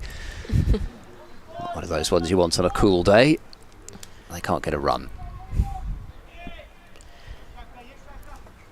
Not been the most pleasant of conditions throughout this match to be in the field for, it has to be said. De Lange to North East, who is up tall and guiding this one down to deep third and taking one. 390 for 5, so 203 more runs required. There's been a wicket at the Oval as Essex are now 5 down. It's the key wicket of Dean Elgar, former Gloucestershire man. Dan Worrell getting that wicket. Elgar gone for 60, so 117 for 5. Essex requiring 244, but they're not getting those. Can they hold on? Also been a wicket at the Utilita Bowl, where Kent are 267 for 7 now. That's a lead of 105. So they're in a tricky position. De Lange bowls to Douthwaite in a nice looking drive, which only finds the hands of Webster at cover. There's no run. I mean, do Kent think they've got Harry Finch out there on 46? Grant Stewart's joined him at the crease, but just Matt Parkinson and Nathan Gilchrist to come, so not a huge amount of batting. Do they think, well, let's try and get these runs up and increase the chances that Hampshire might run out of time to chase it down, or just try and block? De Lange to Douthwaite, who is running the ball into the gully. There's no run as Ollie Price does the fielding, so a tight over from De Lange, but these two quick men, who've certainly caused their fair share of problems, still both looking for their first wickets of the day, as Glamorgan 390 for 5. Still though 53 overs left, so we're not even at the halfway mark yet, or particularly close to it in terms of overs. It's a question of whether we can get those in. Yeah, it's been quite a gloomy day, and doesn't feel like July, that's for sure. I'm sat here in a coat and a jumper. It's not quite giving July, isn't it? It probably, just by the way it always happens, is it will become gloriously sunny for the time when the festival would normally have happened. So a couple of weeks' time, I reckon you can look forward to some really sunny weather just in the gap between the One Day Cup and the T20. Singdale once again in, that's flown over his head, and that will be called a no ball. Well, that might have been a double no ball. I mean, still only get 2 runs, I'm afraid, Glamorgan, but both square leg had his arm out for height, and I'm pretty sure that it was the bowler's end umpire who cried no ball, so no ball on 2 counts. Umpire's just jumping across the point. I don't think he fancies the short delivery. Chosen to get out of the way of this, as you can see. They're just hammering back of the length a little bit here as Singdale steams in for the second ball, and that slower delivery played down to fine leg there, who chucks it back in and taking a single from it. You can see roughly what the plan was, try and get North East in the same fashion as Labuschagne, sort of sucker him into playing a loose clip through the leg side. They have that fielder at backward square. Not sure whether Lightning's going to strike twice though. No. Singdale just top of his mark, who is now steaming into northeast, and that's again flown over his head, and it's second for the over. Not sure that was really what Singdale was quite after. It will be interesting what he follows up that delivery with. Last bumper that he bowled followed up with a slower ball, so yeah, and he also knows that he's burned through his 2 bouncers with 2 legal deliveries, so frustrating as a fast bowler there, because batter just knows, yes, okay, you can try and target the rib cage possibly, but can start to be a bit more confident in getting forward against you. Singdale short of length again. That's head height. Dalford is looking at the umpire because that's quite high. It's gone over his shoulder.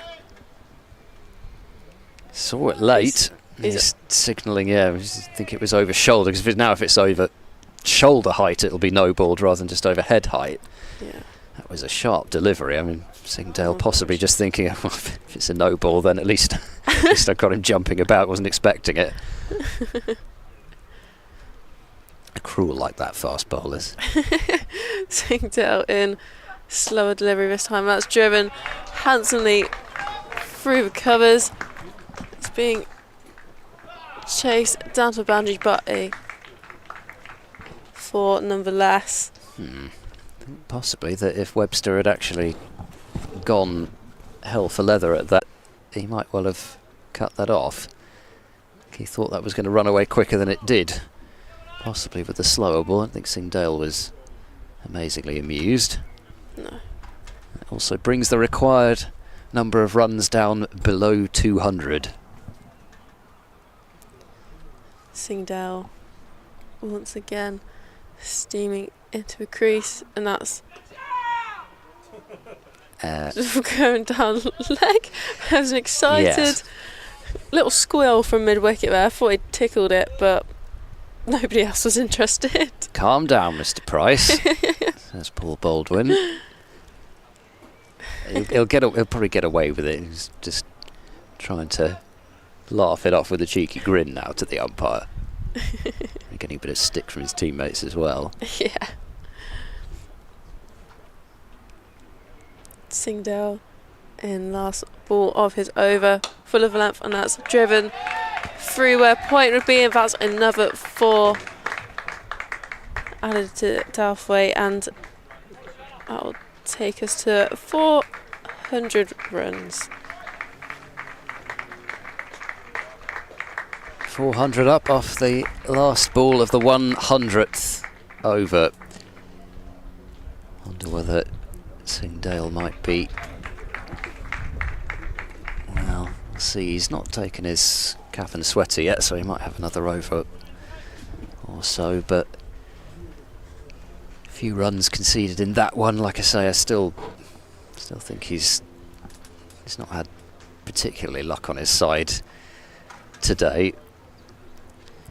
1 for 89 from 21 overs, fairly similar figures to Langer, 1 for 83. We had 20 wickets, well 22 in fact, fall in the space of 4 sessions in this match. and just 10 total since. 5 Gloucestershire wickets, 5 Glamorgan wickets. It's gone from a bowler's paradise to a batter's paradise, seemingly. Not that paradise, I think, for any batter particularly ever involves facing Marchand de Lange, but Possibly not. There's Bo Webster sort of on the gallop. He's going to go back into slip. Price into the gully. Oh no, not again. Come on. I mean, it's been all day as well. He must have been sitting there watching everybody else do it and thought, oh, let's have a go ourselves. Let's see if they notice. Here comes de Lange to northeast, who steps into that drive into the covers. It's fielded by Hammond there for no run. It's a shot that has brought northeast a lot of runs in this innings, but possibly of late, increasingly more so, it's looked like it might be the shot that brings about his demise. That time, just not really timing it rather than picking the wrong ball. Now that's the right ball to play that shot to a real half volley from Marchand de Lange, and northeast has put it away with no fuss at all through extra cover for 4. 405 for 5, 188 more runs to win as we almost get a bit of sunshine. No. Wherever the blue sky is, it's not visible to us, but anyway, brighter conditions. And just starting to get to the point, possibly 188 to win, you start to look in terms of tens of runs and think, well, target's getting a bit closer. De Lange in now. Northeast has edged that one and has played it softly enough, and it bounces a long way in front of gully. Price fields. Not a huge amount of pace left in this surface for that sort of nick to carry. I mean, possibly on a day one surface, you might have seen that carry through to the gully, because it did look like at least on first look, a fairly genuine edge.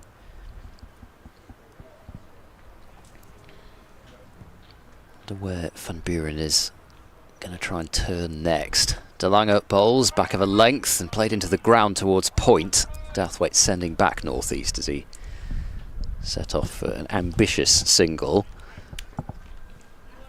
Webster possibly. The spell from Taylor or Actor. Don't know that I'd necessarily see Gloucestershire looking to go to spin. It would be a brave move. Maybe they might give it a try for a couple of overs. Ollie Price or Graham Van Buren, possibly more likely Van Buren with the two right-handers out there. De Lange to northeast, who plays a sort of low cut out to Chris Dent, who's on the field at deep cover. And it's another single. 187 to win. The required rate has never been a problem. And also, yes, okay, there is still the possibility with a bit of rain, etc., that it goes the other way. But again, you think about those, was it 58 runs that Gloucestershire added on yesterday after lunch as Douthwaite blocks into the covers. So less than 130 runs would be required by Glamorgan at this point, with 5 wickets in hand. Jitters would certainly be more around the Gloucestershire camp than they are at this point. 406 for 5. De Lange at the end of another over, and in fact it will be some spin, and it will be Ollie Price to come into the attack. Guess given that Douthwaite's eyes might light up, you could see why they're going to go for it. Both Actor and Taylor have had spells since the lunch break as well, so feels like a good time to give Price a couple of overs. We'll see how long he gets. Bancroft looks like he's going to field at short leg, and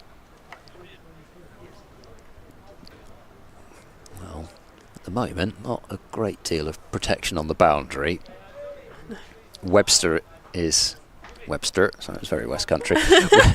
Webster is loosening up at mid-wicket as well. A few good names for that in the Gloucestershire side. Yeah. Actor. Webster. That's brilliant. Van Buren. That's a good one, actually. De Langer. She's gradually morphing into John Arlott, so I should probably stop. Bryce just turning his arm over.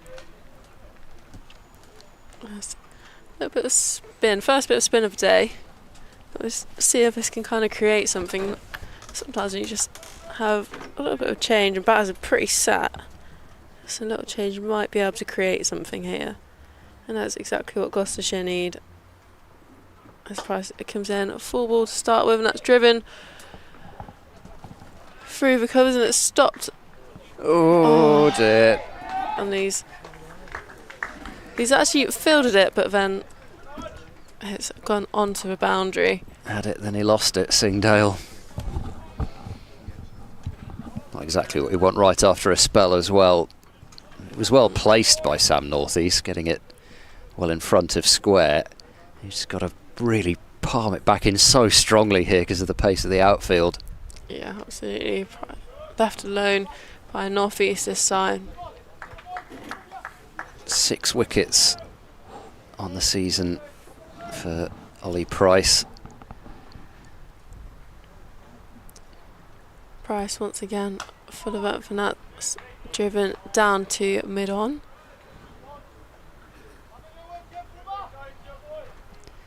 Six wickets at 91.5, so it would be a bit of a bonus for Gloucestershire if Price could get a wicket on this surface where there hasn't been any turn. Price again, that's defended by Douthwaite there. So he really lunged at that one, did Yeah. Douthwaite. I'm not Smother. entirely sure why he needed to do that. I mean, they tell you to smother the spin, don't they? Yes, not sure he could quite get to the pitch of the ball though. Price once again, that's driven very handsomely through a vacant mid-off. And that'll be 4 more in the over. Very little margin for Price. Given that there isn't much turn, he's fairly quick through the air, and he's bowled 2 half volleys in this over, both of which have gone to the boundary. So how much longer Gloucestershire can persist with a spin experiment if it's going to be expensive, because they do have to think a bit about runs. Price once again, that's a much better length. There's defended back to him, and that brings the end of the over. And Glamorgan are 415 for 5.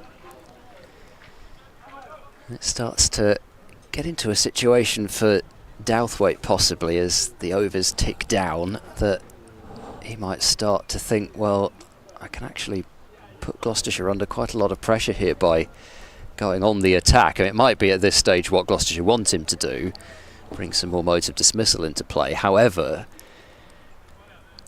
the sort of all-rounder types like Douthwaite so often seem to be at their best in situations where they've got a sort of a finish line to work towards, something to fight against, sort of Botham Flintoff type mentality. De Langer will continue, and he's in now to Northeast. It's a short-ish delivery which doesn't get up a great deal and allows Northeast to go back into his crease and play it with a fair amount of ease down into the ground. Webster was loosening, and he's bowled mostly from that College lawn end, so whether he was just staying loose to replace De Langer, or if there was the possibility it might be a short experiment from Price, we'll see as De Langer bowls full to North East, who runs the ball defensively into the covers. No run as darker skies return. Yeah, but I can actually see that hill. So earlier that hill, that completely went over there. So it's not looking like there's too much, well, imminent rain around. It's almost got to the stage where Gloucestershire wouldn't mind a few overs being taken off. Not quite yet, perhaps. De Lange into North East, who works him up to mid-on. Van Buren fields. Wind just getting up a bit again. Wouldn't be surprised if we were due another one of those sprinkles of rain. I think it's been quite the day that was forecast, really. It looked as if it was getting possibly slightly better later on. In fact, now they've possibly even got a bit of sun at 6ish, so perhaps more likely that we get an interruption earlier rather than later now. At one stage they had about a 30% chance of rain at 6 o'clock. De Lange bowls to North East, who drives beautifully down the ground for 4 more. Ominous timing and ease again from Sam North East. 419 for 5. He has driven the ball beautifully for the most part in this innings, but especially when he's been playing down the ground. Yeah, that was a glorious shot, wasn't it? Completely textbook. The timing was pretty much immaculate, wasn't it? For what it's worth, they've required rate now the lowest that it's been in the innings at 3.5. De Lange into North East, a short ball ducked underneath. It was a pacey delivery, but in the end probably troubled Bracey more than it did North East. Having to move away to his left hand side. He's got a couple of helmets to protect behind him. I don't think that ball was particularly threatening them, but had to get across sharpish to James Bracey, who's taken one blinder of a catch today to get rid of Chris Cook. De Lange is in, and this is clipped down to fine leg for a single by North East. 420 for 5 at the end of the over. North East 132, so he'll keep the strike, showing no signs of slowing down after having reached his 100. It looked like the 90s might be the time when Gloucestershire had to get him, and they just couldn't quite find that edge. No, he's absolutely back in the swing, isn't he? After that lunch break, he did look a little bit, well, not uneasy, but we're giving more chances than what he was before. A bit more of a promise, but now is completely solid. There's not really any chances for a long while, and I'll touch wood for any suspicious cricketers out there. Not this commentator curse, because I do actually believe in it. You do? Oh, yeah. Really? Yeah, no, I've been on the receiving end of a commentator's curse. Oh, I see. Well, that's a bit different, isn't it, when you've actually been cursed out there in the middle. I can see why you might believe in it more than us. We know how powerless we are, but when you're actually playing.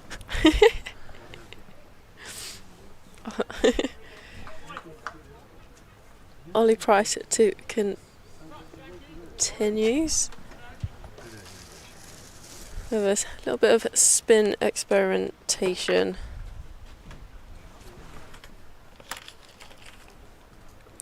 So he comes in for the first ball of his over, back of length, and that's cut towards a deep point, but cover comes round to pick it up, and I've been rejoined. Afternoon, Chloe. Afternoon.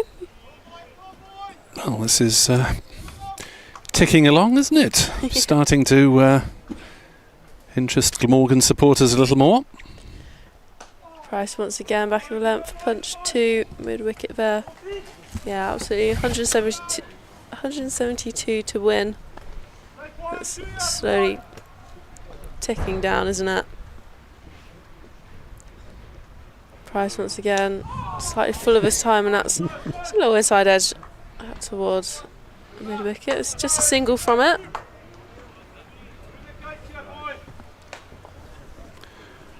And this effort now into the top 20 Glamorgan second innings totals of all time. Oh. These are quite a few of these are third innings of the match rather than fourth innings. The record, of course, being set last season, 737 in the third innings of the game at Hove. Wow. Batted for just over 2 days to draw the match, having been a country mile behind on first innings. Price once again. Back of left, that's just got a little bit more bounce at the ball. And top ball from it. Northeast looked a little bit surprised by that. He ended up almost with one hand off the bat, didn't he? Yeah, it looks like it's just popped a little bit. And the rest are keeping quite low. Price once again. Same as before, looks like it's just got slightly higher. Field is just a little bit louder. You can see that Northeast is a little bit surprised by the amount of bounce that this ball's getting at the moment. As the Price comes in once again. Full, and that's driven out to deep cover there. He comes around and picks it up. Just a single from it. And that brings the end of the over. Glamorgan 423 for 570 to win. If you fancy attending Glamorgan's next away championship match, indeed their next championship match, it's at Derby between the 22nd and 25th of August. And the Balconeers supporters group are running a coach to it. Details on thebalconeers.co.uk. Pick up points along the M4 between Swansea and Newport. It can't snow in August, can it? They say. We have, just for a background, had some particularly spectacularly bad weather in games between Derbyshire and Glamorgan in the Midlands over the years. As Gloucestershire shuffling their pack, as it were, and bringing on Bo Webster for a blast from the Chapel's end, and he has bowled mostly, if not exclusively, from the College Lawns end. So from left to right now as we look at it from mid-wicket. Somewhat unusual vantage point. And the giant figure of Webster motoring in and bowls to northeast outside off stump. No shot played by the Glamorgan captain. Been discussing problems that Glamorgan have had in producing pace bowlers. David Battersby suggests the name of Will Moore, who has been part of an Oxford UCCE win at Lord's yesterday. Swansea Cricket Club. Be interesting to see how much of a go he gets in the seconds, as Northeast turns one on the leg side, thinks about it, and then sees that Webster is quickly across to his right and doing the fielding. Yes, young pace bowlers have been thin on the ground really in the last decade or so. James Harris has come back from Middlesex after 9 years there, and found that he's still the premier Welsh-born fast bowler. As Northeast turns that one on the leg side, slightly uppishly towards Van Buren at mid-on, but perfectly safe. So thebalconeers.co.uk if you want someone else to make the arrangements for you in terms of travel and hotel from South Wales to Derby in late August when the championship resumes. Webster in, bowls, Northeast defends back to the bowler, and there is no run. At Derby, one 4-day game. I think we had about 2 sessions of play, and they didn't play after tea on the first day. It was fairly desperate. It was knocked on the head. They had to wait for the home captain to arrive at about 9:15 on the final day to call it off. As that is driven down the ground by Northeast. Oh, he's timed that one so sweetly. Yeah. He's just beautiful on those straight drives, isn't he, Sam Northeast? Moves to 138, the total to 427 for 5. Yeah, absolutely. You can just see he times that so well, especially across that little square there. You've got no chance of catching up with that. Raced away past the bowler. 427 for 5. 166 needed for one of the most improbable wins of the decade, if not of the championship ever. Outside off stump. And Northeast plays no shot. So certainly trying to pick his moment, Sam Northeast, not going after everything. He has played one or two adventurous shots outside off stump. He hasn't made contact. But he's still there. 138 not out as we peer through the gloom at the scoreboard. The cloud today has ranged from dark to very dark, pretty much. Yeah. Ollie Price to continue. Yeah, Price for his 7th over of this innings, and back of a length to start. Just hear a little aeroplane going over top. Yeah, we've had one or two buzzing past. The airfield not too far away. Price, second ball of the over, on a length, defended by Dowthwaite there. Yeah, he's got to be decisive, hasn't he, Dowthwaite? And there he was stretching a long way forward. Yep. Absolutely. Price get through this over pretty quickly. And that's just back of a length defended back to him there. And that's the thing with spinners, they get through their over so quickly. Keeps the pressure on, doesn't it? Yeah, and that's without really realising it from a batter's perspective. You look up at the board, you've lost 8 overs without really knowing they've gone. Price. Once again, 4th ball of his over. And it's back and length, and it's just played at 2 point now. He comes round to pick it up. He's playing some of these quite late, Dowthwaite, off the back foot. Required run rate 3.57. Yeah, that requires slowly lowering now. As the Price comes in once again, full of length, and that's Beaten everything. yeah, has beaten everything, and it'll be 4 runs. Buys. What has that done? Oohs and ahs. Oh no, sorry. It's all right. It's a BBC laptop. I won't cry too hard if you... Oh, no, I'm not saying that on air, am I? Oh, that's turned quite a while, actually. It's beaten... Yeah, as we said, beaten everything. Dowthwaite stretching forward, not quite getting to the pitch, but spin beating the keeper as well.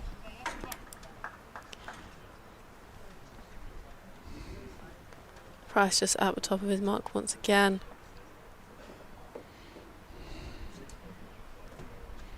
He's coming in for the final ball, full of length, and that's driven into the offside. He's just kind of rolled his wrist across the top of that, and he steals a strike by the end of the over. Yeah, a rather odd sort of square drive from Dowthwaite, not one of his usual shots. Slightly scrunging it away towards cover, but perfectly safe.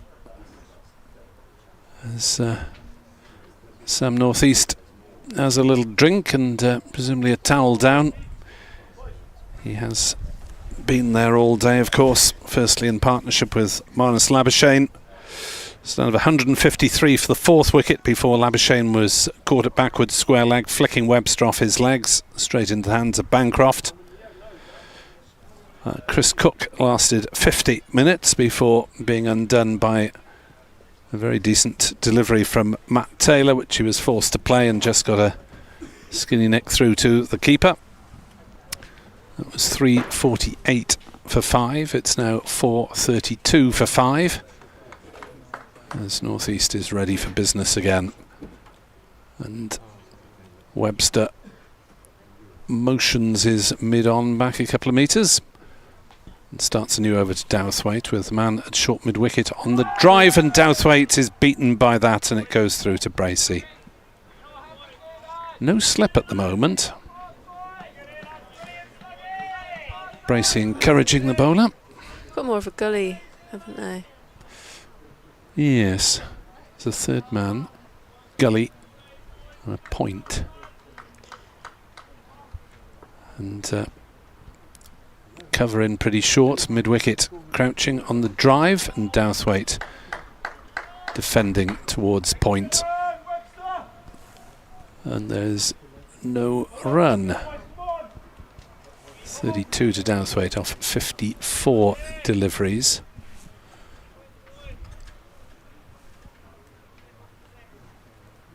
And it's been strange this innings because they've gone at 4 without really trying to keep the run rate up that much. Douthwaite chops it down to gully and there's no run. Of course, Gloucestershire have been on the attack for long periods.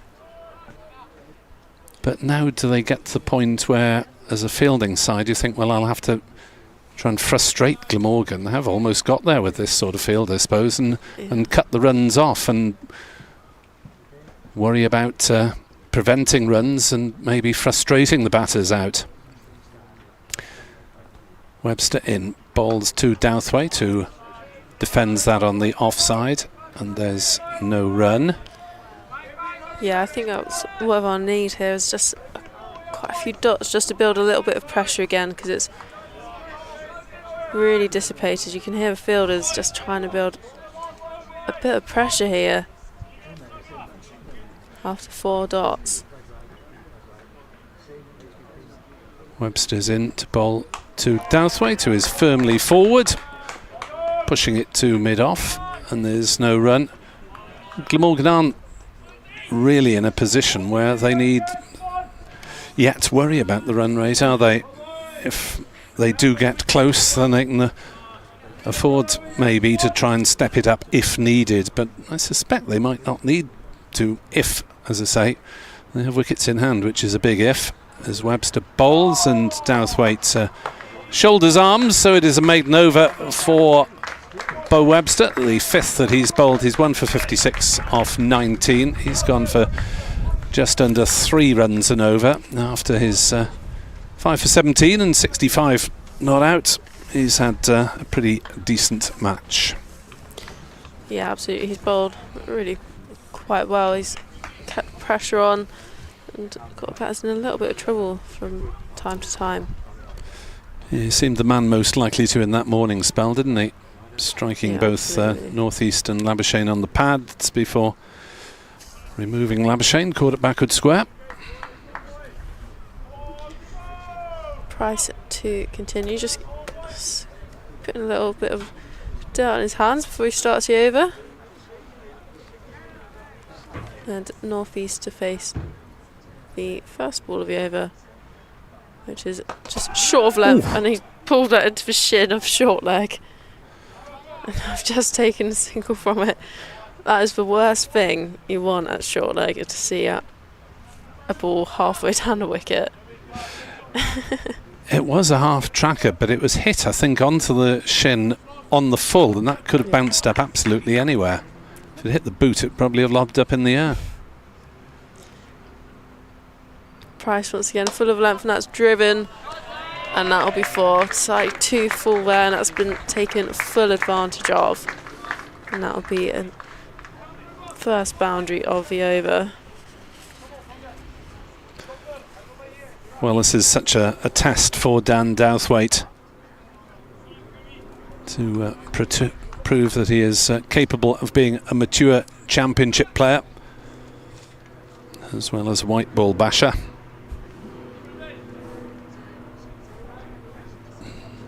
Price just at the top of his mark.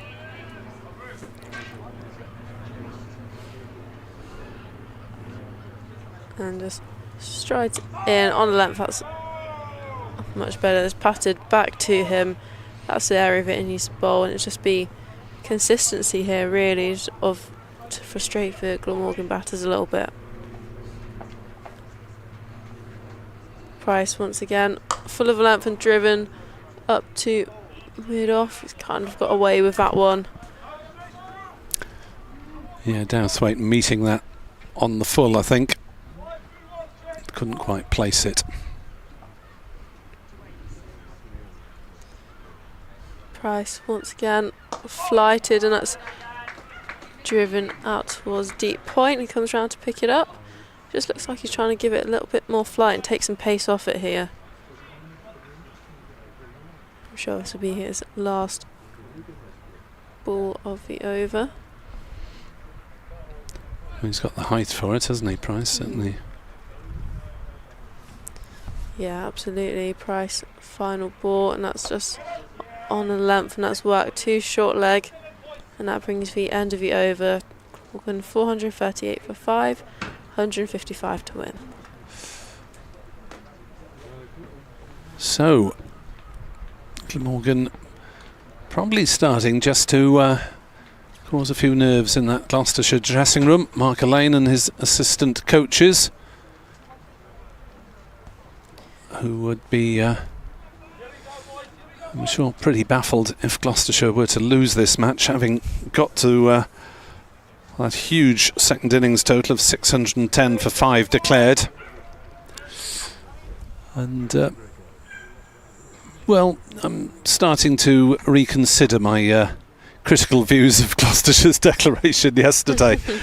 I said, what on earth are they carrying on for after lunch? Webster bowls and Dowthwaite plays no shot outside off stump. It did seem at the time excessively cautious. Did allow, of course, James Bracey to reach a maiden double century, which was very nice for him, but I thought in terms of the team effort, with the possibility of time being lost in the game this morning, that it was just reducing Gloucestershire's chances in batting on, but that has not proved to be the case. As Webster bowls and it's outside off stump, and Dowthwaite allows it to go through.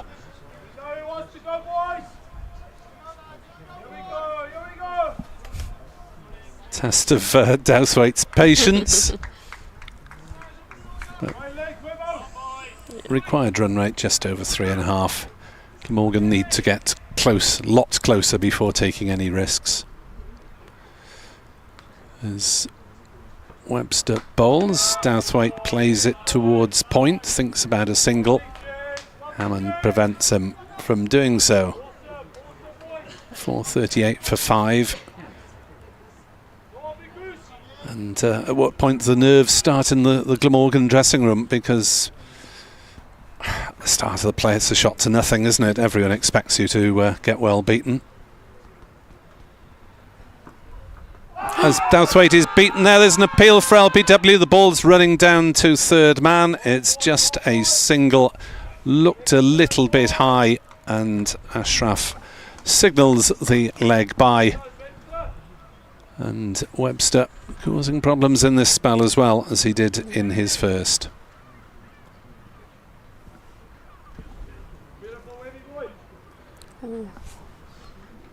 Thoughts? Close? Quite close, I reckon. Quite close.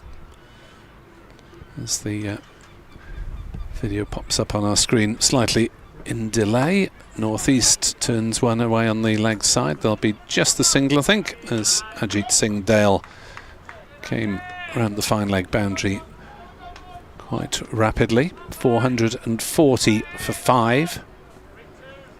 153 needed to win. But how much really depends on Sam Northeast. Well, he's still there. He's capable of marshalling the lower order. Dowthwaite on strike and leaving that one outside off stump. Webster trying to hide the ball. Do you think bowling a bit defensively?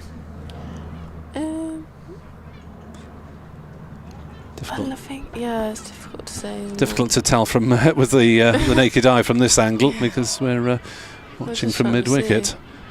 But seem to be Yeah, maybe a quite little bit actually. quite a few outside off stump that Douthwaite has not been tempted by. It is the end of another over.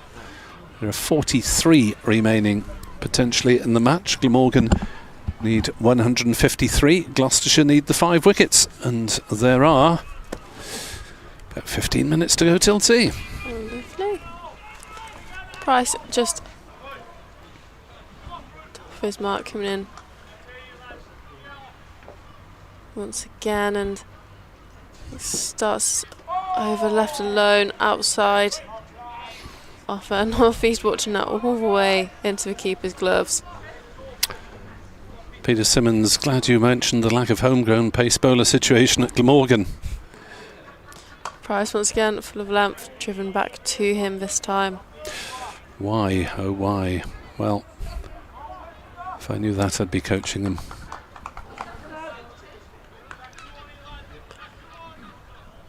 Price at top of his mark, and surely not. Somebody just behind the side screen, I think. Strange, isn't it, that they are so fussy? Well, it's quite a wide side screen. I mean, it's not. It's just like a little 1 or 2 screens. There are 4 there. Price once again full of a length, and that's driven straight to short leg there on bounce. Yeah, it's short leg looks as though he could be in business. There's been a few turned in that direction. Price once again full of length, and that's flicked to mid wicket this time.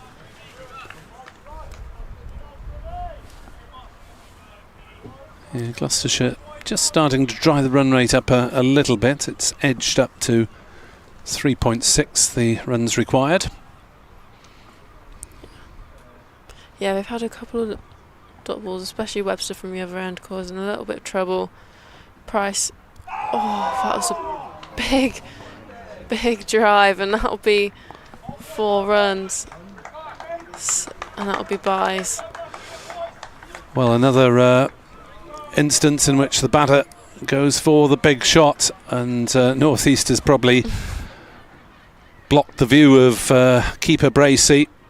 Went for the big shot there. North-East, a bit of turn, it's come back. And it's come back enough to elude the keeper and shot through for 4. 4 for 5.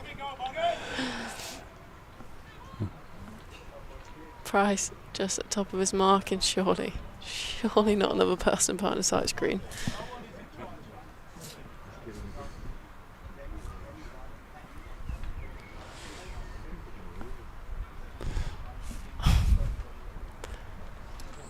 I'm not sure why this is proving such an issue.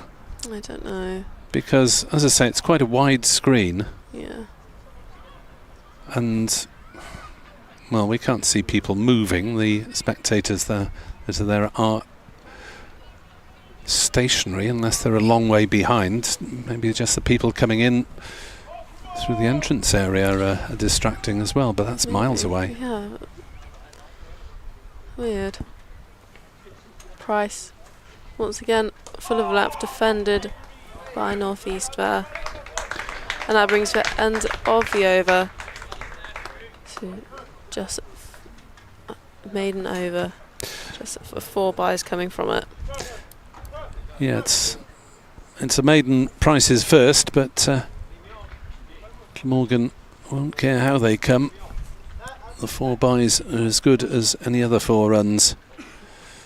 3.53 run rate required, and runs needed is now down below 150. 149 needed. Yeah, but just slowly ticking away, aren't they? They're not doing anything risky.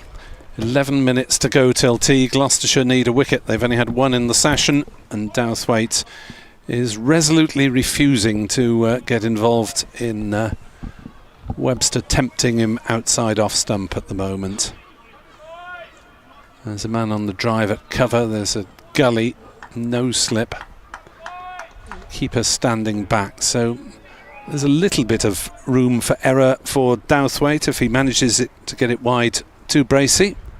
He's claimed 7 wickets in this match, and he's beaten there, pressing forward through to Bracey. And the Gloucestershire fielders now realising that they're bowlers after labouring hard for nearly 2 sessions now. Then they need a little bit of a moral G-up. Next delivery defended by Douthwaite. Kevin Higgins has emailed, if Glamorgan were to lose another wicket in the next 10 overs, would they shut up shop or still go for victory? Kevin, I think I agree with you that as long as North East is still there, then they will keep pressing towards that record victory target. As Douthwaite again shoulders arms outside off stump. If you want to email us with some late thoughts on this game, nickwebb2017@gmail.com. Also Nick Webb on 2017 on Twitter. Pompey, we've hardly had any decent homegrown fast bowlers since the mines were closed. I think it's a good comic line, but it's a bit inaccurate, to be honest. As that is driven up to mid-off by Douthwaite, and there's no run when you consider that in historic terms nearly all the pit closures were in the 80s in Wales, and there was a pretty homegrown side in the 90s. As Douthwaite pushes gently to cover, and there's no run. Well, that is another maiden over, and no extras off that one as well. Webster gets a few hand claps and congratulations from his teammates. That looked like sort of well bowled, take a blow sort of congratulations to me. Yeah, it's bowled some serious overs throughout this game, so I'm sure he'll have a pretty achy body. There's a lot of him to propel, isn't there?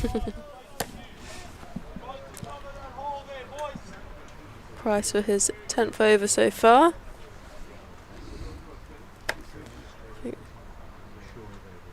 So a bit of a darker cloud comes over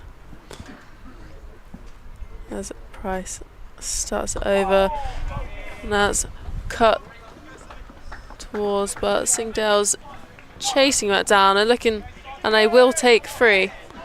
Oh, Douthwaite had to put the afterburners on there and get out of the way of the throw coming in. But he was safely back. Every run counts at this point. Yeah, absolutely.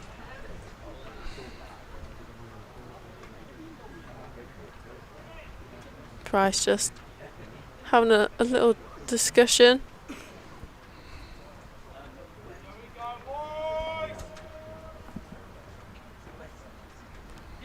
As he's coming in for the second delivery of the over, just on a length, and that's defended by Douthwaite off the back foot. He's giving a little bit of a kick as well, just to make sure it didn't go back onto his stumps.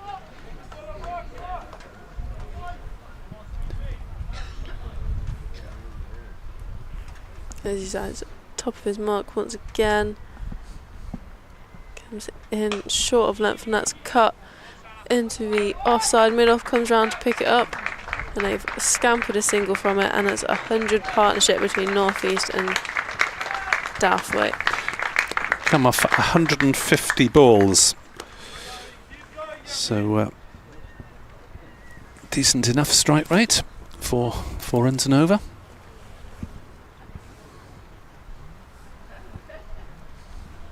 Price once again on a length, and that's worked down towards that kind of 45 region. North East contributing the bulk of them. Douthwaite 38.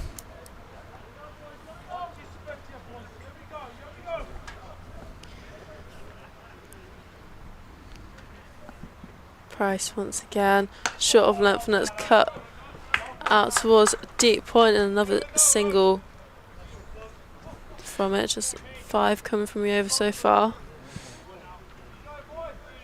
Yeah, and for a spinner, he's banging them in a little bit on occasion, isn't he? Yeah. Looking as though he can get a bit of excess bounce. Price again, full of length, and that's driven to mid off there, and that brings the end of the over. 5 from it. Dowthwaite's eyes might have lit up there as he looked to hit through that one, but unfortunately for him, he hit the fielder. So 5 minutes to go until tea. 144 still needed, 5 wickets still needed. Big couple of overs now. Well, despite the applause for Webster at the end of his last over, it was just applause for a good over rather than applause for the end of a spell, because he's going to bowl the final over before tea from the Chapel end, and he'll be bowling initially to northeast on 144 not out, and down northeast clips that one towards mid wicket, but Van Buren, the skipper, is around the leg side boundary in front of us. 450 up for Glamorgan. Just the single though, even though it was fairly firmly timed by northeast.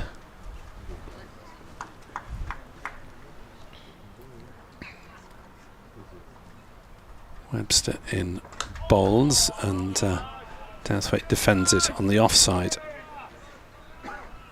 No run.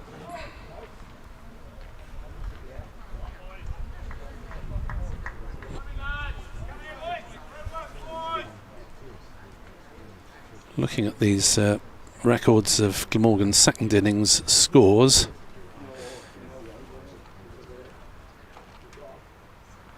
Webster bowls and Dowthwaite defends. The 4th largest was in the second innings of a match against Worcestershire at Abergavenny, where Glamorgan finished 493 for 6 and the game was drawn.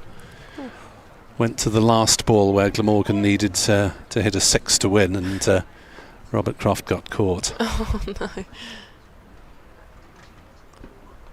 Dowthwaite clips one away off his legs and will take a single down to Van Buren, lurking behind the umpire. 4-5-1 for 5. The other second innings highs for Glamorgan, well, 7-3-7, that was a third innings of the match last year at Hove.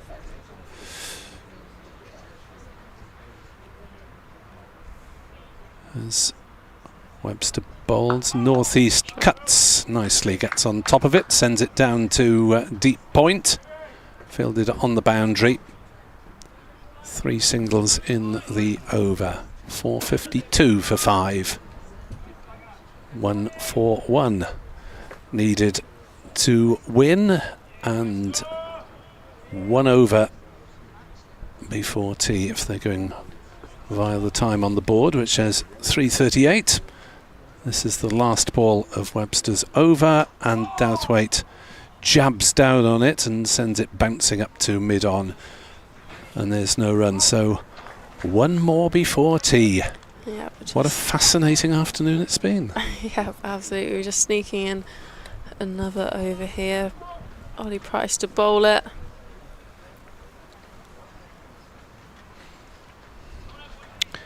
Lunch, it was 3:41 for 4.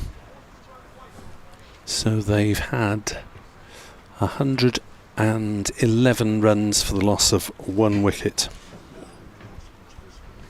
Yeah, they have batted ever so well. They haven't really given many chances away to the Gloucestershire bowlers. Oh, curse the commentator.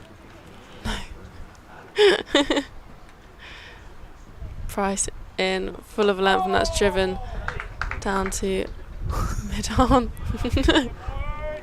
What's all the oohs and ahs about there? That was off the middle of the bat, all along the ground, down to deep mid-on, single. It's probably as safe as it gets. Nearly got underneath the bat.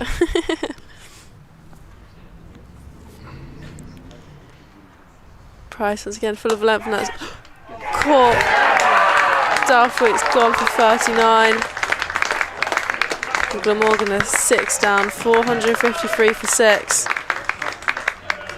Dowthwaite absolutely devastated as he hammered that one straight to Van Buren. A little bit of width offered by Ollie Price, and that will be tea as Gloucestershire claim their 6th wicket. Dowthwaite faced 81 deliveries, tempted once too often.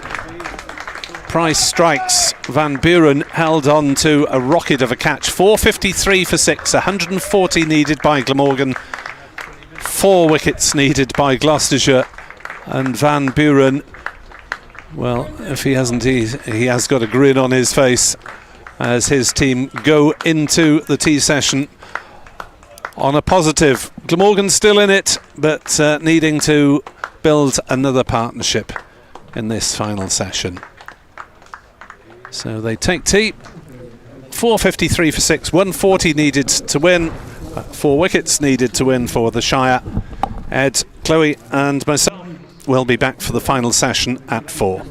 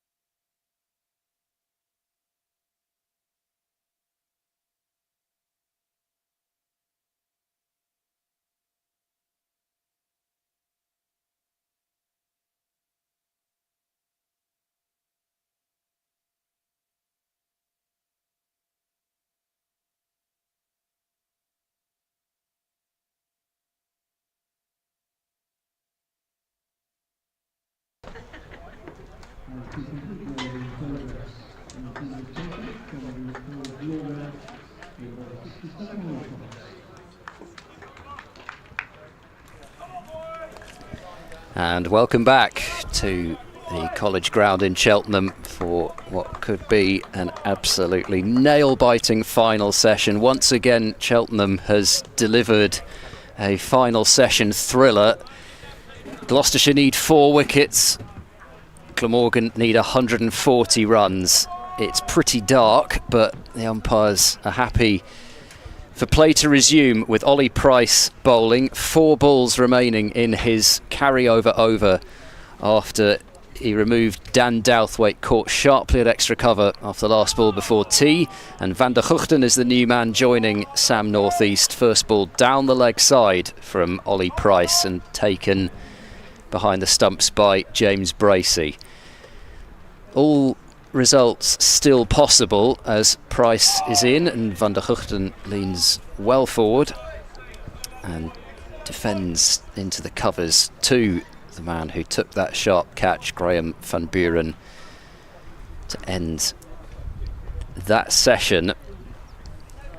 As Price bowls a short delivery. Oh, Van der Guchten's got himself in a right mess there. I thought that was about to be carted somewhere off towards the coffee and donut stall, and then he tried to defend the ball and got himself in a mess. Played French cricket almost.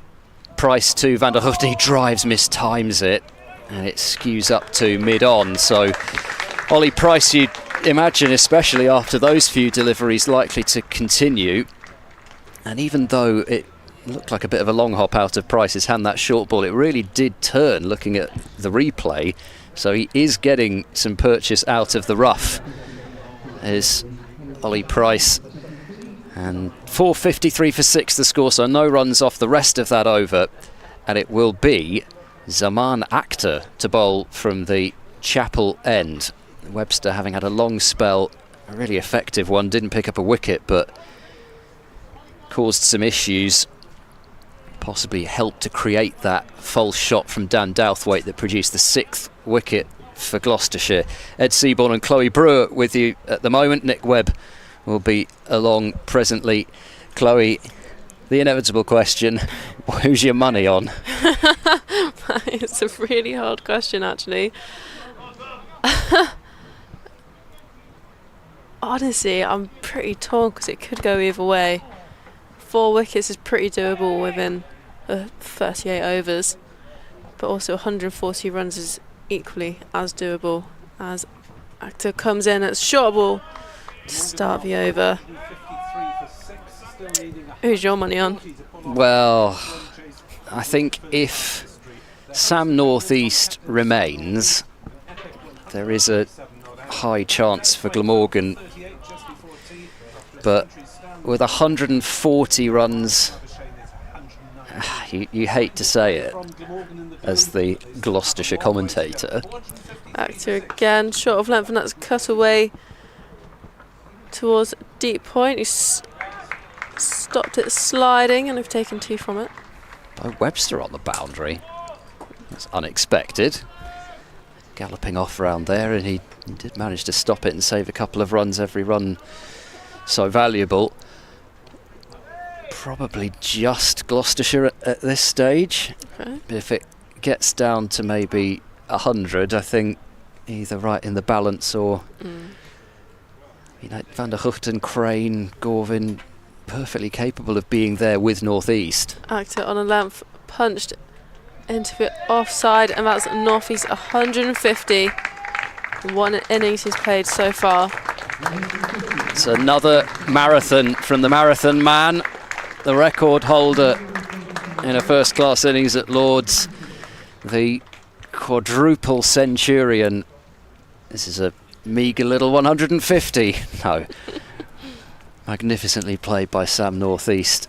When Marnus Labuschagne was out, you wondered what might follow, but Sam Northeast, if he ever had to pick up the mantle, I'm not sure it was quite like that, but he certainly has it now and has to marshal the lower order of Glamorgan through this evening session, whatever the outcome.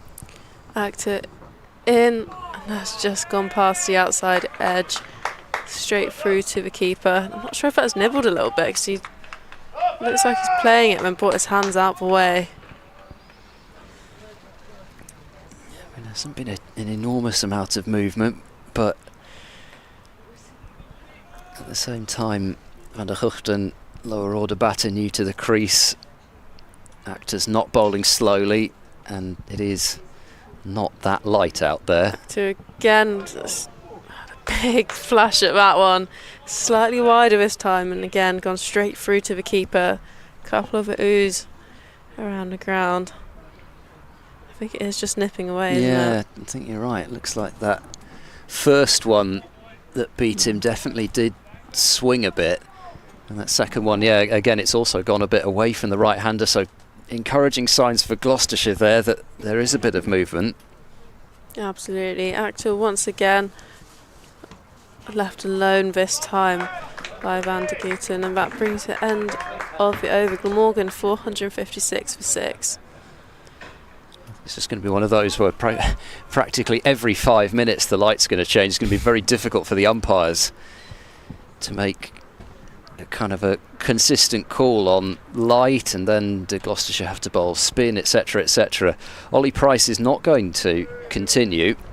Matt Taylor it is who is going to have a bowl from the College lawn end, so the opposite end from where he's bowled nearly all his overs in this game. I'm trying to think whether Taylor's bowled at all from the College lawn end. I'm not entirely sure that he has, but anyway, as he's bowled at Cheltenham more than any other Gloucestershire bowler in this attack, so he ought to be the most familiar with the nuances of bowling at either end here, because as even as it may look from a distance, it does undulate. Yeah, that's why you'll know having played here, of course, but yeah, it very much does undulate. So Taylor from the College lawn end bowling to North East on 150. He's in over the wicket. North East works him through the leg side. This will be at least a couple of runs running out towards the boundary. It's not going to get there as jogging round Ben Charlesworth cuts it off, but two more on to the total for 5-8 for 6. So North East on to 152.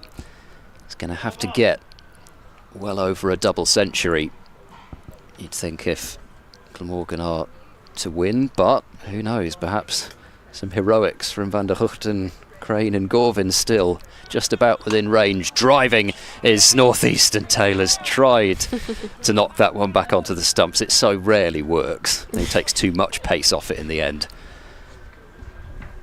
but at least does save the runs. Singdale loosening up at deep backward point. It's going to be a tricky task for Graham van Buren to manage his attack. Long spells for all the seamers today as Taylor is in and North East hops back and plays back to the bowler. The one thing that Glamorgan do know, though, is that the required rate is not much of an issue. I don't think they're going to let it build up, really, because they'll still be scoring the way that North East has played. He'll score at the required rate just naturally. Might change if he were to go, and perhaps if Van der Huchten were to go as well, then they might need a rethink. Taylor into North East. This is flicked out to deep square. 1 run taken. 459 for 6. But until that point, with it being 6 down, I feel the elements are the only thing that can almost introduce the draw, with the required rate at 3.7. Yeah, absolutely. Which makes it all the more exciting. Hopefully we don't get the sort of unwanted excitement where you're having to guess whether the umpires are going to keep them out there or not. From both sides' points of view, just want the cricket to be able to be played. Taylor bowls and beats Van der Huchten. Once again, this time coming forward, looking to defend. Just a full ball from Matt Taylor. Might be able to have a look in a moment or so ourselves to see whether that just angled across him or threatened to come back. Maybe a fraction. All of a sudden, perhaps just a tiny bit of swing. Taylor into Van der Huchten, bowls down the leg side. It's caught something, but it's going to go for 4. And it's runs. Not that far off Bracey, but Van der Huchten was with enough bat on it. And it's another boundary. 463 for 6. Van der Huchten is away. And it's 130 to win. Yeah, he's clipped that. He's just watching a replay in front of us, and he's got enough on it to be a convincing 4. Moved across his stumps, didn't he? But it would have missed leg stump even if Van der Huchten had missed. Taylor possibly hoping for one of those pitch on leg, hit leg type LBW dismissals that you see so much at the start of innings. But that one would have missed anyway. Actor to continue. And he's steaming in for his first ball of the over. That's played late down to gully there. And it's passed back around the field. Actor probably the most fresh of Gloucestershire's seamers, at least in terms of the overs that he's bowled in this innings. 17th over this time around. Did get through 16 in the first innings though. 16.2 on a length, gone straight through to the keeper. But also probably Actor would be somebody that, well, we'll see, who knows, depends on fitness. But come Friday for the resumption of the T20 Blast here, albeit may not matter who Gloucestershire want to pick looking at the weather forecast. Actor might be somebody that doesn't play in that game, so can really open the throttle here. Actor once again on a length, defended by North East there. Gully comes round to pick it up. He just passes it around the field. Still can't help but feel though that at some point De Lange is going to have a say in this evening session, whether it be through wickets or through Glamorgan whittling down some runs. Actor once again full of effort. He's looked to drive that through the covers, and that's just ended up going through to the keeper. Gloucestershire just cannot get him to nick one of those. That's about the 5th or 6th time he's done that today. First time for a while though, it has to be said. It feels like the first time that they've drawn him into that drive since it was in the 90s even, but again it's not full enough, and considering Actor's getting that away shape, it makes it a much more dangerous shot. Absolutely. Actor once again, and he's left alone, and that's gone straight through to the keeper. North East uninterested. Just can't ever budget for the vagaries of the red ball. Just, you know, that's, what is it now? And it's 37th over. As I say, I've not been watching from front on all the time, but just judging by how they're playing it, it suddenly seems to be doing more than it was before. Yeah, absolutely. Axel once again, and that's just a very fine edge down towards third man, who fumbles it a little bit because it was going down with quite some speed, and that finishes the over. Glamorgan 464 for 6, 129 to win. Don't think that would have carried, it wouldn't have done. However, given that Actor's been getting some good carry in this spell, and given Gloucestershire need wickets, as much as they need to protect runs against North East, I do wonder whether they might have to get at least one person in the cordon for him. Yeah, especially with that away swing, isn't it? And it's you can see it's tempting Northeaster. Yeah, and it just because he's going hard at the drive as well. You just wonder about a thick edge, but you can't have them everywhere, and they do have to think about the runs as well. It's not as though that's completely out of their minds. Taylor to bowl to Northeast. Taylor is in, and Northeast works that one confidently through the onside and out to the sweeper at deep mid-wicket. Single taken, 465 for 6. And again, also, I mean, we've only seen, I think it is still just the one slip catch in this entire match. So many caught behinds, but only the one slip catch. They are putting a slip in, quite a wide slip now for Van der Huchten, hoping that Bracey will have enough time to react and get across to a catch that would be heading towards first slip. Taylor to Van der Huchten, it's full, dug out down the ground towards mid-on. Van Buren does not make an error at mid-on, no run. Yeah, it definitely makes sense to have a slip in for the left-hander here, because it's just that angle going across the right-hander. It's quite enticing. Swinging in again from Taylor all of a sudden, isn't it? It's just going to buoy Gloucestershire a bit.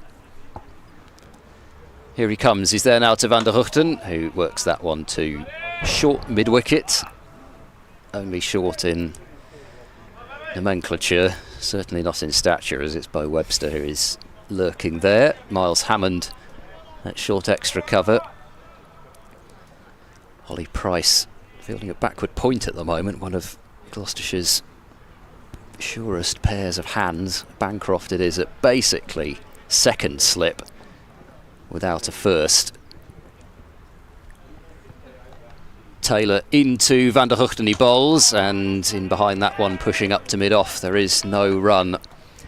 Further reminder, if it were needed, which it probably isn't at this stage of the day, but we might have people joining us who've not been with us for the rest of the day. This is a first-class world record chase that Glamorgan are going after worldwide, not just in the county championship, and also a record chase by quite a distance as well. Taylor into Van der Huchten, who's back deep in his crease, blocking to mid-off. Highest in championship history, that 502 by Middlesex against Nottinghamshire in 1925. Wow. Although just one run less than that was chased successfully by Surrey against Kent last year at Canterbury. And the highest successful chase worldwide, 536. West Zone versus South Zone in Hyderabad in 2010 in the Duleep Trophy. Taylor bowls full, it's driven right back to Taylor, who plucks it one-handed. Northeast has gone tumbling to the floor, just in case it was deflected back onto the stumps. Still as alert as can be, Northeast, even at the non-striker's end. He was also, I think, a little bit worried that the ball might have been deflected onto him as well as onto the stumps. Anyway, Taylor caught it cleanly. Good over, one run from it. But there shouldn't, I mean, who knows what Glamorgan are feeling out there, but there shouldn't be too much pressure building from a couple of tight overs, but you just don't know in this sort of situation. 465 for 6. 128 more required by Glamorgan. 34 overs still remaining minimum. Actor steaming in, about a short of length, punched to deep cover for the fast ball over, gives Northeast a single. Van der Huchten on strike. So it's slightly newer batting. You can just hear Gloucestershire in the field here. Just about, yeah. Just about. Not quite shouting loudly enough, Marshall.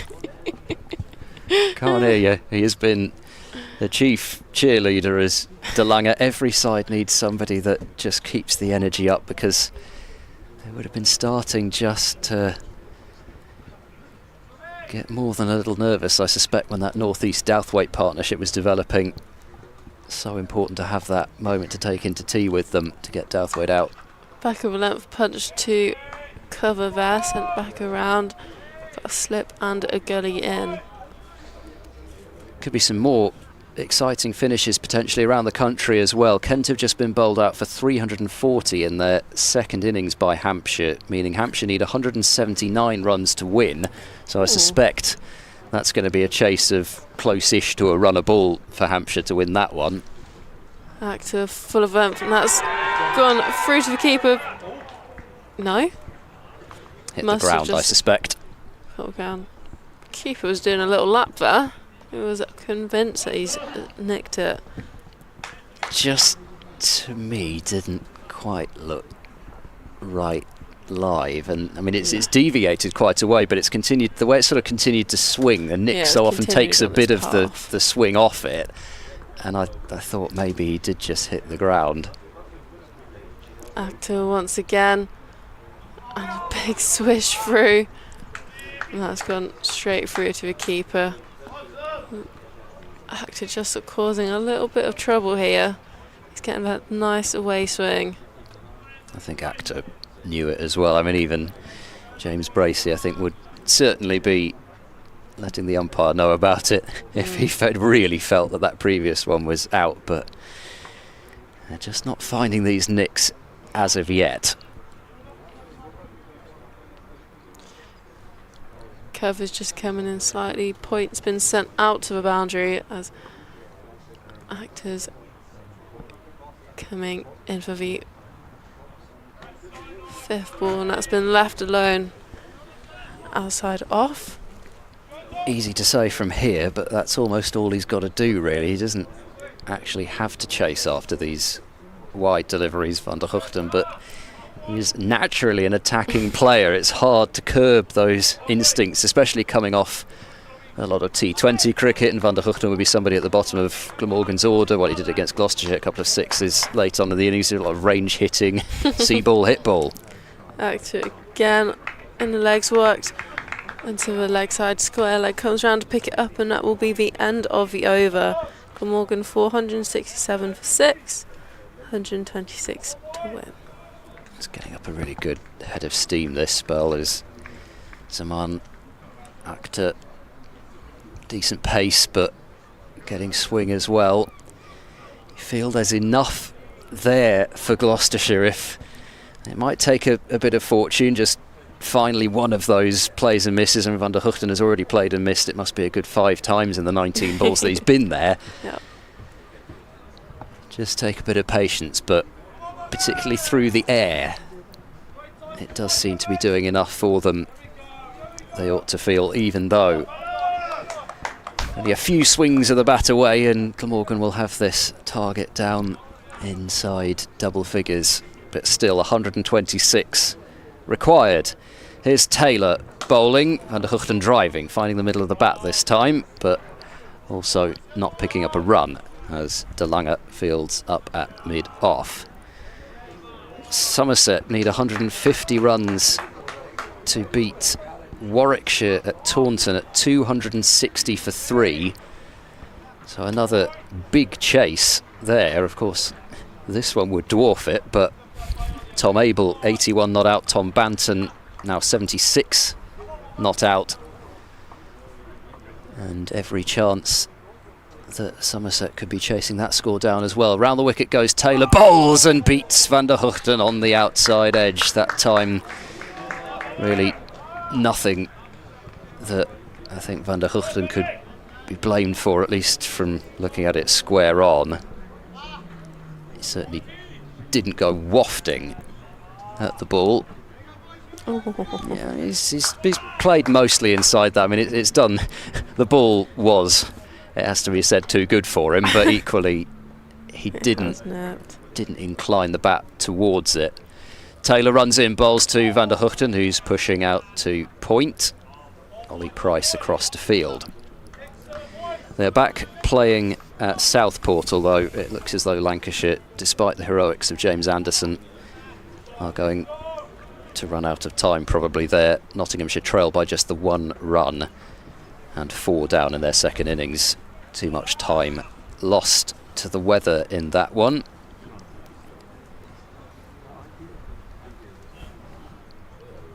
Taylor with one slip in place, bowling round the wicket to Van der Hugten. He's tried the Yorker and he's got a leading edge on it, as Van der Hugten didn't know too much about where that was going.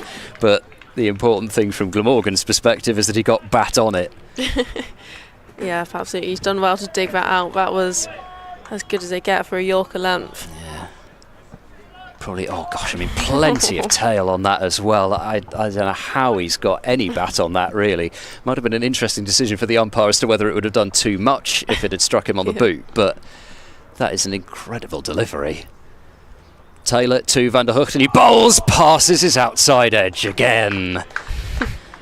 How many more times Gloucestershire must be thinking? Surely they must think he has to nick one soon. This is very difficult. Van der Hugten is a number 8. I mean, I was beating him on the inside edge, actually. Yeah, that's coming. I thought live it was on the outside edge. Yeah. Well, he's coming left arm round, so he's getting that extra angle in, but it is nipping back in off the surface as well. All of a sudden, it's moving round corners. Last ball of this over, Taylor into Van der Hugten, and this time played comfortably from the crease out to extra cover. Tremendous over from Matt Taylor, very much justifying the decision from Graham van Buren to give Taylor the ball, despite the fact that Ollie Price had just claimed the wicket of Dan Douthwaite and had to start the session off with 3 deliveries to complete that over. 32 overs remain. Theoretically, still really no change in the overall weather conditions. We haven't had any sprinkles of rain for a while, but it's still very much leaden skies, still leaving that possibility, despite what it looks like that neither side might come out on top. Acted to continue, full of length, and that's driven down to mid on there. Now it's a dot ball to start the over. I'm pretty sure Glamorgan will be pretty relieved to get through that last over without a loss of a wicket. That was pretty spicy stuff, yeah. I'd say. And they complement each other well at the moment, with Actor moving the ball away from the right-handers and Taylor coming round the wicket and spearing it into the pads. Yeah, it's making quite a nasty combo as Actor comes in full of length, and that's driven well to extra cover. No run from it. Shot for none. He's played a fair few of those in this innings as North East. That first ball really, again, timed so sweetly. He's just got the measure of the pace of this surface. The only occasional errors have been when he's just misjudged the length. Actor once again full of a length, defended by North East there. Extra cover does the work again, and it's passed it back around the field. You know, you think back to the wickets that have fallen today. Labuschagne clipping the ball in the air behind square on the onside, just maybe threw the shot a bit early. Douthwaite likewise driving in the air, not keeping the ball down. Cook with an edge through to the keeper, but 2 of the 3 that have fallen today, both from not quite having the measure of the surface, but North East doesn't look like he's going to make that same error. Full of length, driven to extra cover once again. And there are 2 left in the over. He's just heading back towards his mark. And we almost had that, what was it, tiny patch of blue sky over us. Yes. Completely gone. Taken away from us very quickly. Yes. Actor once again. It's just pushed down the leg side, diving stop there. And another dot ball from it. About the first time that Actor has strayed down the leg side in this particular spell. Yeah, I think this is also the first time the run rate has dropped below the required today. Required now being 4 and the current run rate being 3.8.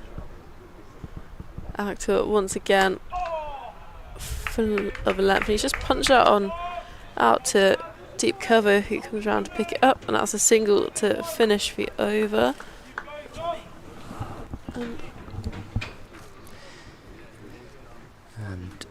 Nick Webb will be back alongside me. Thanks very much to Chloe Brewer for now. Central Sparks player and Birmingham Phoenix. 31 overs left. 4 wickets for Gloucestershire. 125 runs for Glamorgan, but for the first time probably in today and possibly yesterday as well, it has just felt the last few overs that bowlers got on top of bat. It's been a struggle, hasn't it, since tea, when Glamorgan were 4-5-3 for 6. They've scored a further 15 runs in 7.4 overs since then, and a lot of playing and missing in the gloom as Gloucestershire start a new over through the left arm, Matt Taylor, and it's a square drive by North East. They'll look for 2 here, they'll turn and they won't come back, as Gloucestershire did well to get the throw heading in the right direction, as we say, from Singdale. And it was enough to deter North East from coming back, so North East loses the strike off the first ball of the over. And Tim van der Hoogten, who's usually quite a solid character with the batters, looked rather perilous so far. As Taylor is in and bowls, and van der Hoogten is behind that, playing it to cover, and there's no run. Quite a bit of playing and missing outside off stump. Little inquiry or two for a catch behind. Umpire deciding that it was maybe bat on ground rather than bat on ball. And the light is not going to be great for this final session. I mean, both sides will want to win it. Maybe after an epic match like this, a draw would be a fair result. 4-6-9 for 6. As Taylor is in, bowls, and van der Hoogten drives nicely through the offside as he timed that well enough to reach the boundary. It just eludes the dash of Miles Hammond towards the cover ropes, and it's gone for 4. And Tim van der Hoogten has his second boundary. He moves to 9. 473 for 6. And runs required 120. Full from Taylor, but I mean, you almost can't blame him too much, because there is swing there. He might edge it off that length. It's a slip. Waiting as van der Hoogten drives. There's a shout of catch, but he's cleared mid-off, and that's Stillanger, and it'll run away for 4 more. And van der Hoogten taking his life in his hands there with that shot. Up there to be hit, he reckons. Gave it a good smack and cleared mid-off. It's removed any, not that I think there was any, but removed any pressure there might have been in terms of run rate building. Now back below 4 as Taylor's on his way, and van der Hoogten on the defensive. They've got 9 off this over. They really don't need to take any undue risks. I've written 2 intros for the BBC Sport Report and 2 headlines. Only 2.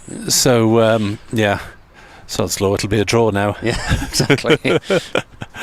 I've written it for a victory either way during my little spell off air. Another radio update at 5, by the way, as Taylor bowls and van der Hoogten is in behind that one, playing it defensively out on the offside. That is the end of the over. 9 runs came off it, and it's now 116 to win in 30 overs, so below 4, and 4 wickets for the Shire.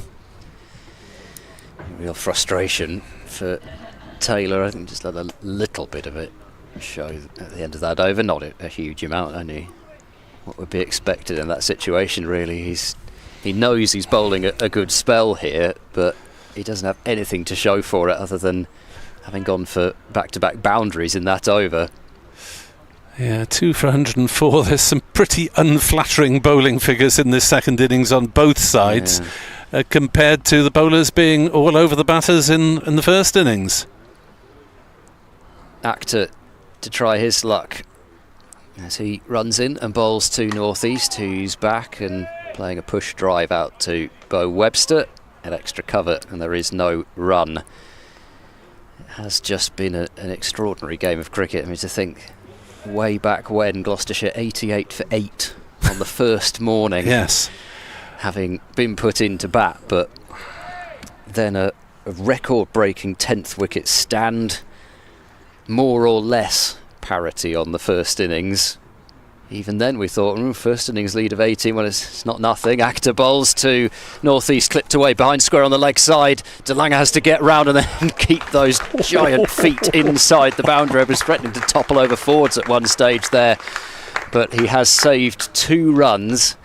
Northeast moves to 160 with a couple. and gets a low 5 from Singh Dale. There's DeLange. It's almost like he was careering towards him for a rugby tackle at one point there. I wouldn't fancy being on the wrong end of a rugby tackle from Marchant to DeLange. Looks like he could play on the second row, doesn't he? 479 for 6. 114 more required for Glamorgan. Actor bowls to northeast, squeezed off the inner half of the bat through deep backward square. Singh Dale this time doesn't have DeLange hurtling towards him. He can pick up cleanly. 480 for 6. So they get Van der Hugten back on strike, but starting possibly to grow a bit in confidence. They know that they've still got Crane in particular left, who has batted for very long periods of time in his first-class career. Yeah, top scorer in the first innings, of course. 44. That would do very nicely for Glamorgan this innings. Actor into Van der Hugten. It's very full, it's dug out, and more than that, it will be a single wide of mid-on for Van der Hugten. 481 for 6. Runs starting to come again. Yeah, they really dried up for a half hour before, or after the tea interval rather, as Van der Hugten rather scratched around, couldn't get going straight away. In goes Actor, he bowls a short ball, it's pulled away in the air out towards deep backward square. It's fine of the fielder though, and it's gone for 1 bounce and for 4. I couldn't see where the fielder was down there. It looked as if it must have been close, but in the end it's gone fine of him, and another 4 runs to northeast. Yeah, Singh Dale had just too much to do there. Yeah. As he takes off his jersey, he looks as though he's had the nod for another spell of bowling, since he's left his cap over the boundary as well. They finally got northeast to pull a ball in the air. It was almost a surprise short delivery really from Actor, because pretty much everything's been full since tea. Actor to northeast, who drives, times it well. Webster gets down to his left, lies prone on his back, but he has stopped the ball and saved what would have been at least 2, and taken some chasing round the cover boundary, given the speed of the outfield and being down the hill as well. But an expensive over in the end, with 8 runs coming from it. 485 for 6. Glamorgan 108 more required, and it seems that Ajit Singh Dale is going to come straight into the attack, as Matt Taylor has, or perhaps not. He certainly shed his cap and sweater and put on his bowling wristband. Yeah, but maybe Taylor, it's from the other end. No, Taylor sort of took his... Yes, yeah, that looks like it might be what's happening. Taylor took his cap off, and then in the end it's going to be neither Singh Dale nor Taylor, but Ollie Price. So a little bit more spin. Price claimed the wicket of Douthwaite just before tea, when Glamorgan all-rounder absolutely hammered a ball straight to cover, and Van Buren held onto a catch. The alternative would have been seeing a cartoon-style hole in his chest, I think, in the manner of Bugs Bunny. 485 for 6. 108 needed to win, 4 wickets needed to win, 29 overs need to pass for a potential draw. Now the draw very much the outside possibility, you would have thought, unless the light intervenes, and it hasn't been great all afternoon. No, with every darker cloud that comes over, the later it gets, the more you feel the umpires might be getting closer to the point where they reach for that metre. So Ollie Price from the College Lawns End, or right to left as we look at it. Price bowls and Van der Hoogten is forward, pushing it gently on the leg side, and there's no run. Mid-on has been pushed back to long on, about 10 metres off the rope. Mid-off, Van der Hoogten hit over the top fairly recently. Mid-off is about halfway back as Price bowls and Van der Hoogten stretches forward again and defends on the leg side. Every ball now a decision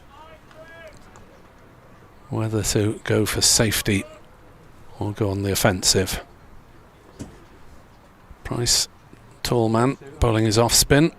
Short and hammered away by Van der Hoogten, but only to short mid-wicket. Got it rather off the toe end of the bat. He knows he does have to be a bit careful, because if it is into the pitch, Price does seem to be putting plenty of revs on it, so there is just that danger that he end up looking very silly with a ball that just doesn't get up very much.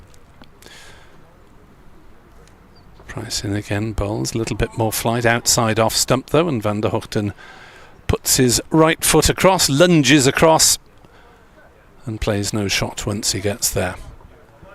4 dot balls in this over. Will Van der Hoogten have a go? Drives on the offside, will get a single, first run of the over to Ajit Singh Dale at cover in front of us on the boundary. Ready to get into bowling action, maybe, in the next over.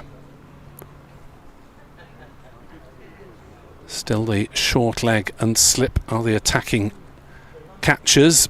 This man in close either side of the wicket at mid-wicket and cover, saving the single as Price finishes his over, and Northeast chips it on the bounce back to him.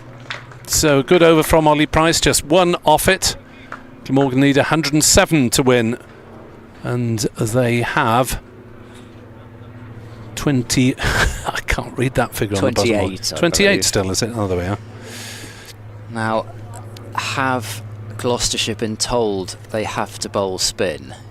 Because Graham van Buren is removing his sweater. So, I mean, this is, I guess, in a way, in terms of the possibility of first-class history being created, that's a particularly bad sign. If Gloucestershire effectively have it in their control to end proceedings when they want to by saying we don't want a bowl spin anymore, then assuming the light doesn't improve, that takes the Glamorgan victory out of the equation. However, it's been so sort of up and down in terms of the light levels, it may be that a couple of overs go by and it's okay again.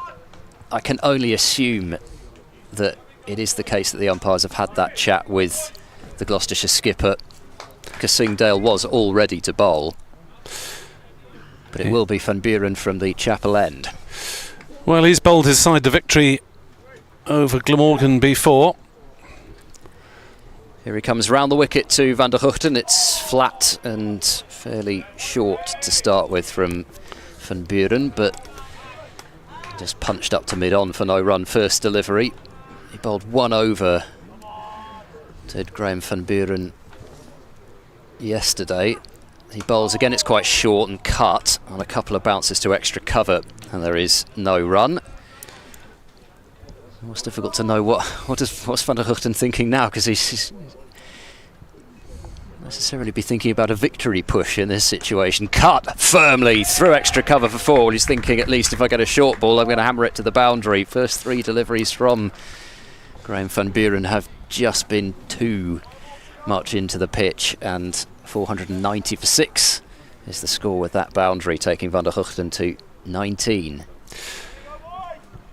Yeah, it is an unfortunate twist, really. Unless the light improves, as you say, Gloucestershire will be able to pull out of their victory bid at any time. Van Buren bowls forward, leans Van der Hugten, exaggerated fashion. Ball trickles back to Van Buren. Just the slip, no short leg. Fielder out at deep square, at deep cover. 45 backward point, extra cover, mid-wicket, mid-off and mid-on, as a quick delivery is fired through, but not through the defences of Van der Hugten. Yeah, from memory he tends to bowl quite quickly on average, doesn't he? Yeah, he'll bowl it quicker than Ollie Price. He'll try and get some turn out of the rough, whereas Van Buren knows as the slow left armer here to the right-handers there's not a great deal to bowl at. Short leg has moved in place now. Van Buren is in. It's cut away by Van der Hugten out to deep cover. So they will trap Van der Hugten on strike. But 5 runs accrue from the over. 491 for 6. Gloucestershire may be able to pull out when they want to if the light doesn't improve, but also if they give away, 30 runs here or something, then it's a tricky balancing act, isn't it? Because they're not going to want to go off. They're going to want to try and give themselves a chance to win the game. But if they're giving away runs, and there's the potential possibly to build the run rate up a bit as well and introduce that into Glamorgan's thinking, so much at play. The light does seem actually to have got a bit better in the last couple of moments, but does seem to be priced to continue. A lot of moving parts to this game for both teams at the moment, aren't there? As Price bowls, Van der Hugten stretches forward. Very contrasting styles of these two spinners. Van Buren, the shorter man, bowling quicker. Price, the taller man, bowling right arm off spin compared to Van Buren's left arm spin, and able to toss the odd one up, but not that one, as Van der Hugten cuts at a shortish ball, hits it hard down into the pitch, bounces up for Bracey to field from behind the stumps. 491 for 6. As that's driven nicely down the ground by Van der Hugten, but he'll just pick up a single because there is a man in the deep. Matt Taylor up at long on. So still the short leg in place, though it's not the shortest short leg I've ever seen. And a slip. Northeast on strike. Driving into the offside and just about stopped by Van Buren. There was an awkward bounce there for the Gloucestershire captain, and he really had to get everything behind it. He seemed to have it all under control and then had to make a rather desperate lunge to his left at the last moment. Well fielded nonetheless. Price bowls and Northeast drives on the leg side, but can't get it past Webster at mid-wicket. And there is no run, just one off the over so far.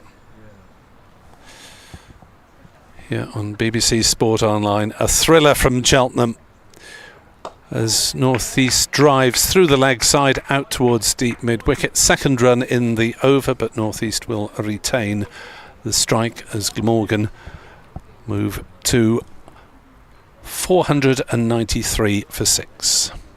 With 100 exactly needed to win.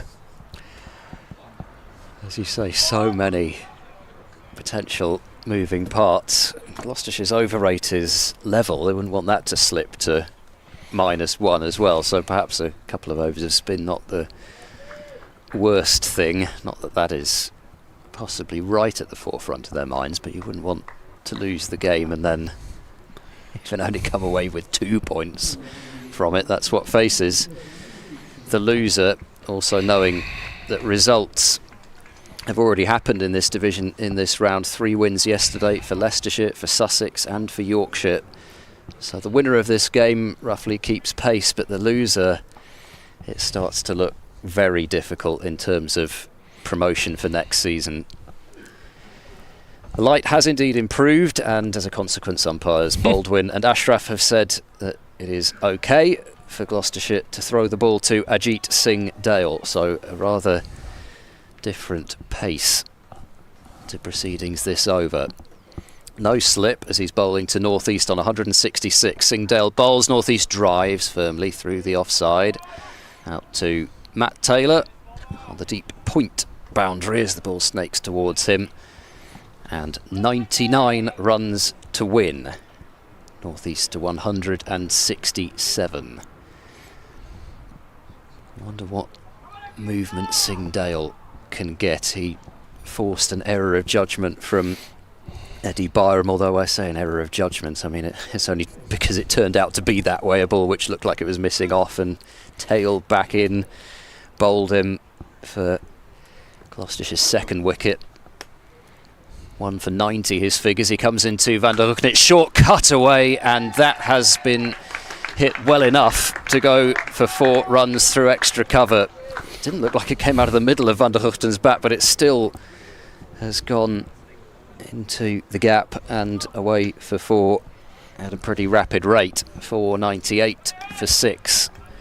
And perhaps Van der Hoeken feeling he can trust the likes of Crane and Gorvin potentially below him to have a bit of a dart here and decide that by reducing the runs required he can get Gloucestershire nervous in the field again. 95 needed. Singh Dale into Van der Hoeken. He's back covering up and playing a quiet little push up to mid-off, and there is no run. Surrey have beaten Essex, by the way, in Division 1 by 145 runs. In the end, 4 for 26 for Tom Laws, 3 for 56 from Jordan Clark, and 2 for 71 from Dan Worrell. So Surrey very much putting their stamp on another title, you feel, as Van der Hoeken drives and picks out mid-off this time and looks slightly annoyed that he's not got runs for that. He's cutting a very different figure at the crease from the one that initially came out and played and missed at about 6 or 7 of his first 20 deliveries. Hasn't done much of that since.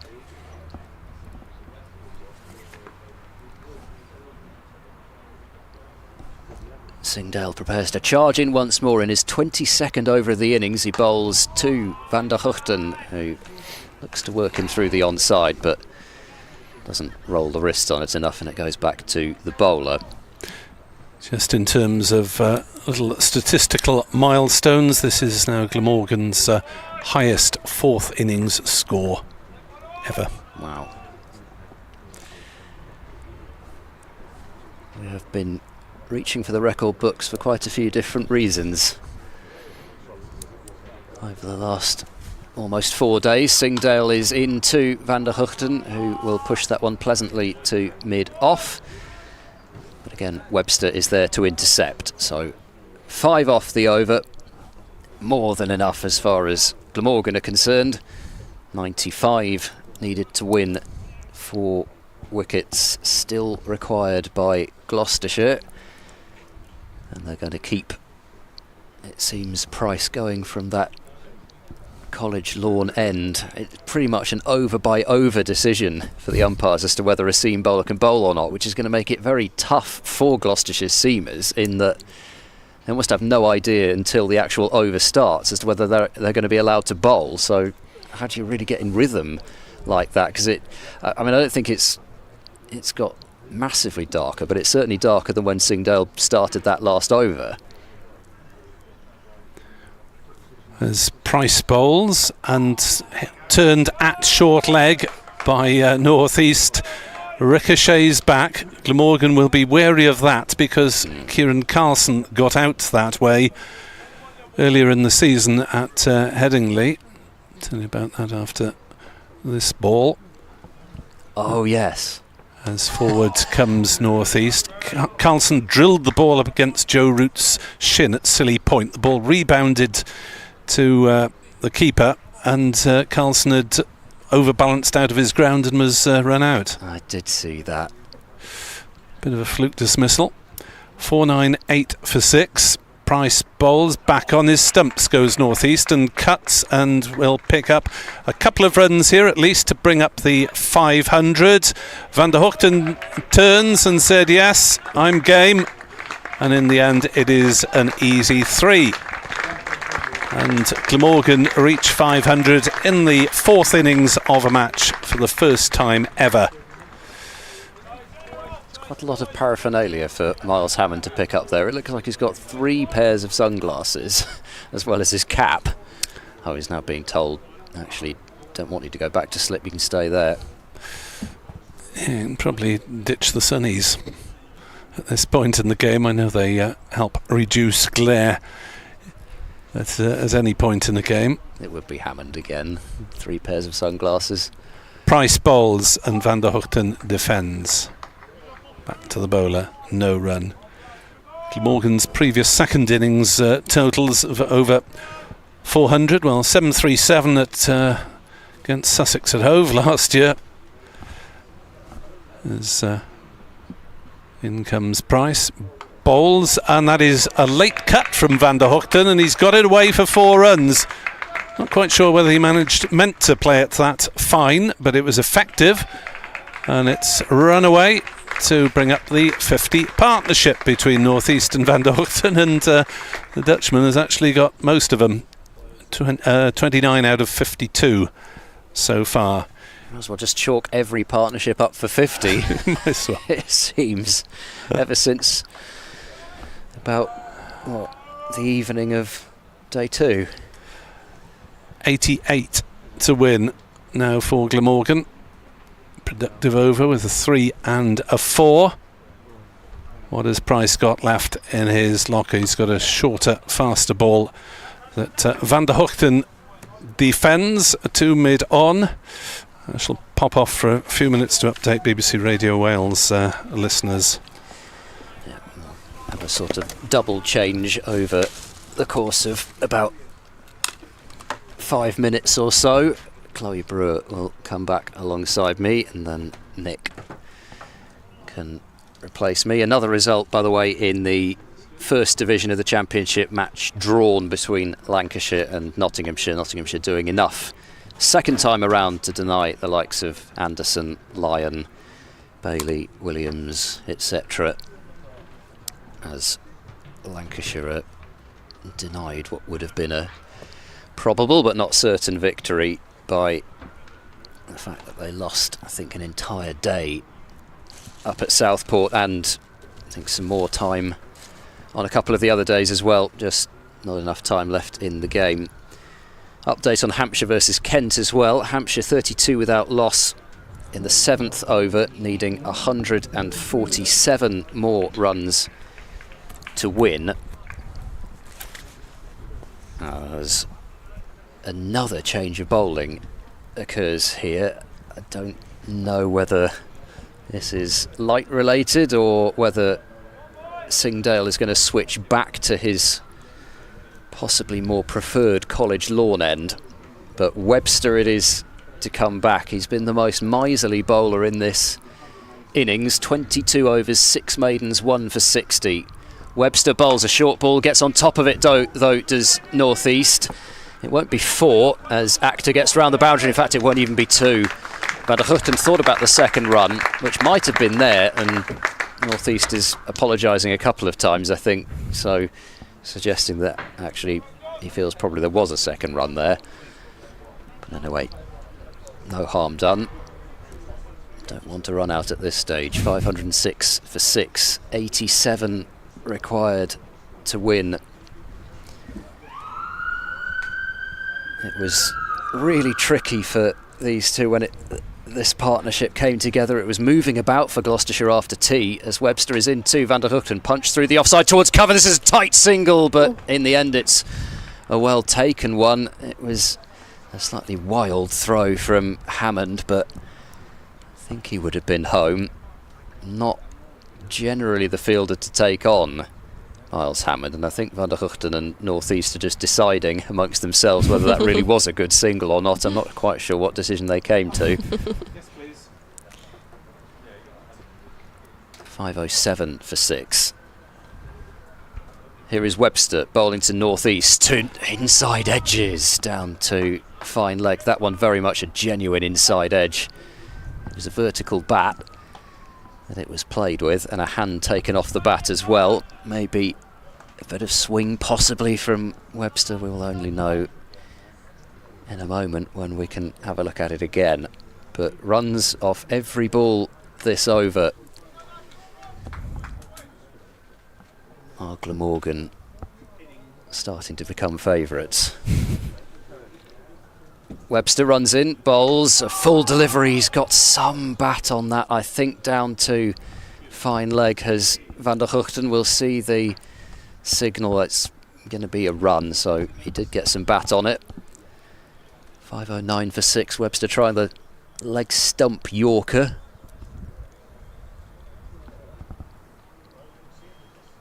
He still does look dangerous. Does Webster, yeah, bit of swing.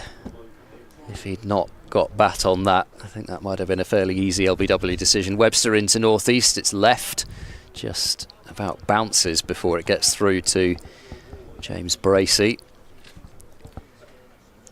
This is what makes multi-day cricket so exciting. So many different little decisions that have to be made all the time, especially when you've got this instance of bad light being a factor possibly as well. Who to bowl, when to bowl, where does James Bracey stand? Does he see that and think, well, maybe I need to take a step closer?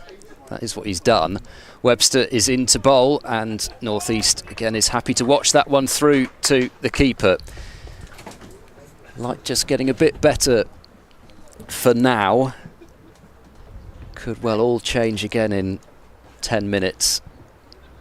But Glamorgan require 84 runs. Gloucestershire still need 4 wickets. If they could get North East, that would allay some fears. But whilst these two are still in, you know that Van der Huchten poses the threat of him just going on the charge for a bit, and then all of a sudden it could be less than 50, that sort of thing. Yeah, absolutely. What, 84 to win now in 23 overs. So just a little cameo almost. We'll get it within touching distance, won't it? Yeah. Van der Huchten has really looked pretty solid since the early stages of his innings. Yep, absolutely. Singdale to continue, so another load of pace. Van der Gutten on strike.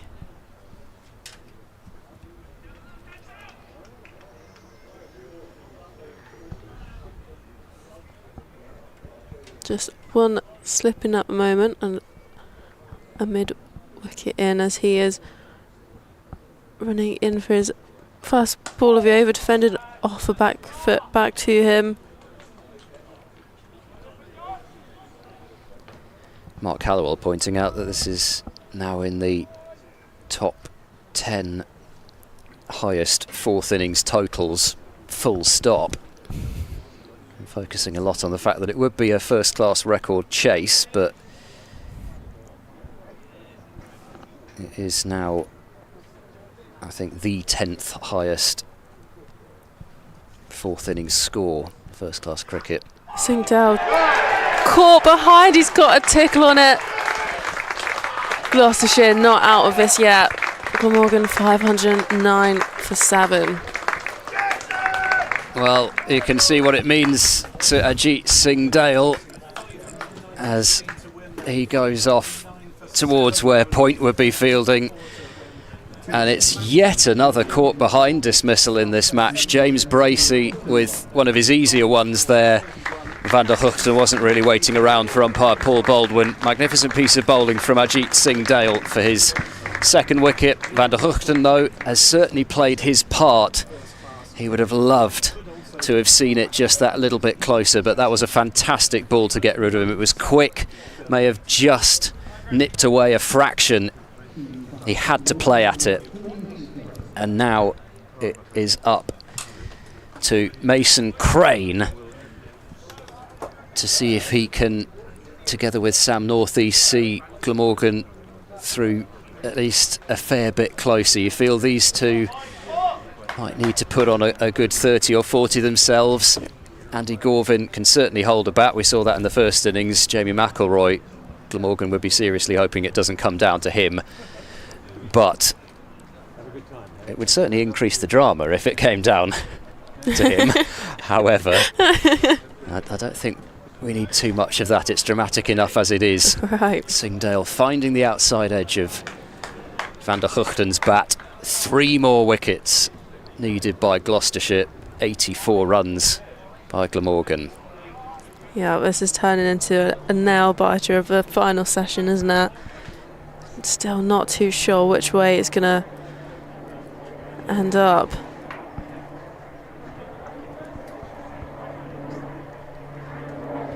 We've got a slip and a gully now in. Kind of a leg slip as well.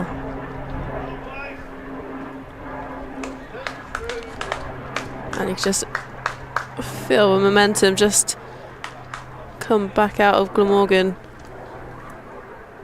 Now as Singdale's in full of length, defended by Crane there, and you can hear the applause from the players. They've got some fire in their bellies now. Yeah, it's not an enormous crowd here on day 4. Maybe a few more people might have made their way in. It is still free entry if you're living within a short walk of the ground. Then come on down. Either you'll be seeing a Gloucestershire victory, assuming the light holds, or first class history. Singdale once again bumper this time, and he's just ducked underneath it, and a no ball called, 2 added to the total. Perhaps just a little over enthusiasm there from Ajit Singdale. Yeah. Adrenaline will be pumping.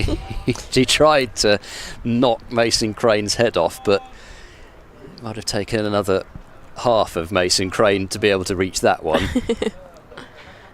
Yeah, absolutely, a bit too much excitement. Another sort of little sprinkling of rain. It still hasn't amounted to anything yet today, but just stop rain. Singdale full of length, ended back to him. Crane's just held his ground there. Singdale looked like he was going to chuck it back at him for a tiny moment, and he's heading back to the top of his mark. 2 balls left in the over, and what a big over this has turned out to be. I feel they can take Crane on with a short ball, possibly, perhaps less likely to try and hook it for 6 than the likes of Van der Hugten or Douthwaite in before. Singdale once again full of length, and it's dropped.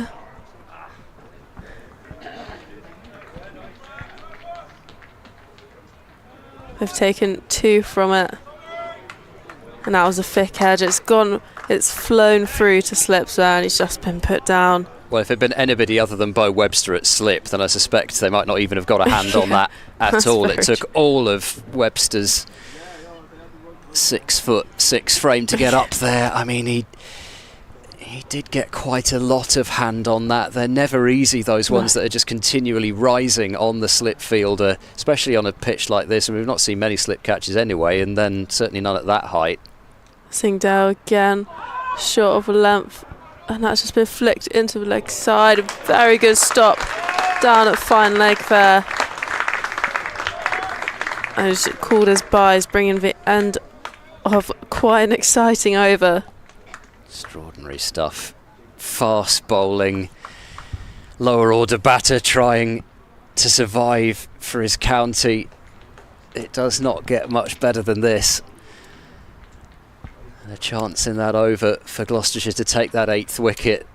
2 wickets in quick succession there, and you'd have felt that very possibly that would have meant that Gloucestershire were home, but they're going to have to wait for the next opportunity. So it was difficult.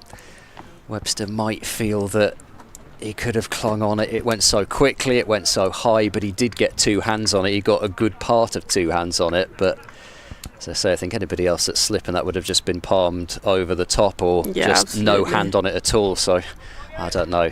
Probably ended up saving 4 there. Yeah, I had one look at it. You need to slow it down just to see exactly how much hand he got on it, how high it was. Anyway, Webster has ball in hand now from the chapel end, bowling to Crane, struck on the pad. There's a half shout for leg before, but it was only very much either pad flap or thigh pad. Crowd starting to try to play their part.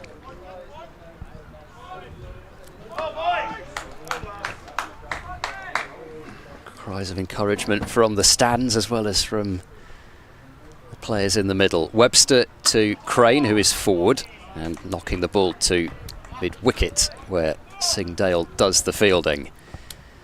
There is still the probability of one more Marchant de Lange spell still to come, perhaps saving him for when it gets right down to it, possibly. Webster into Crane, who pushes this one. Good tumbling stop made by Charlesworth at point. It was a piece of fielding that you would expect to be made at this level, but equally, with every run at a premium, everything just feels so important. Each ball, each piece of fielding.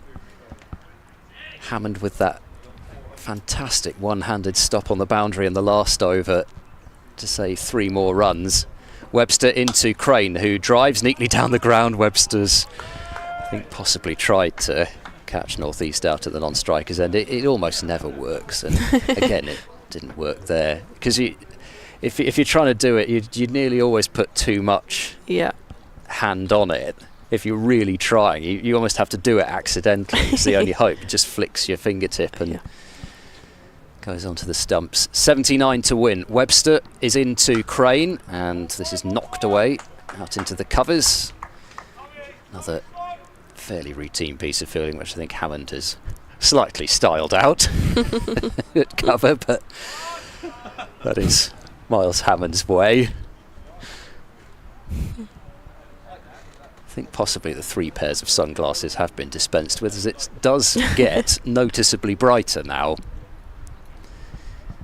Last ball of this over. Webster into Crane, clipped away behind square on the onside. Zaman Akhtar is back on the boundary, so it's just going to be a single, and Gloucestershire won't mind that at all, because it means Mason Crane is on strike for the next over. 78 needed to win. North East, a marathon effort again from him. 172. Crane has 3. Few more words from Chloe Brewer, and then Nick Webb will be back.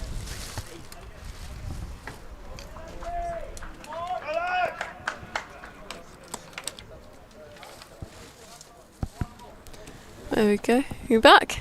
I am back. Haven't moved far. The whole 2 seats down there. Just a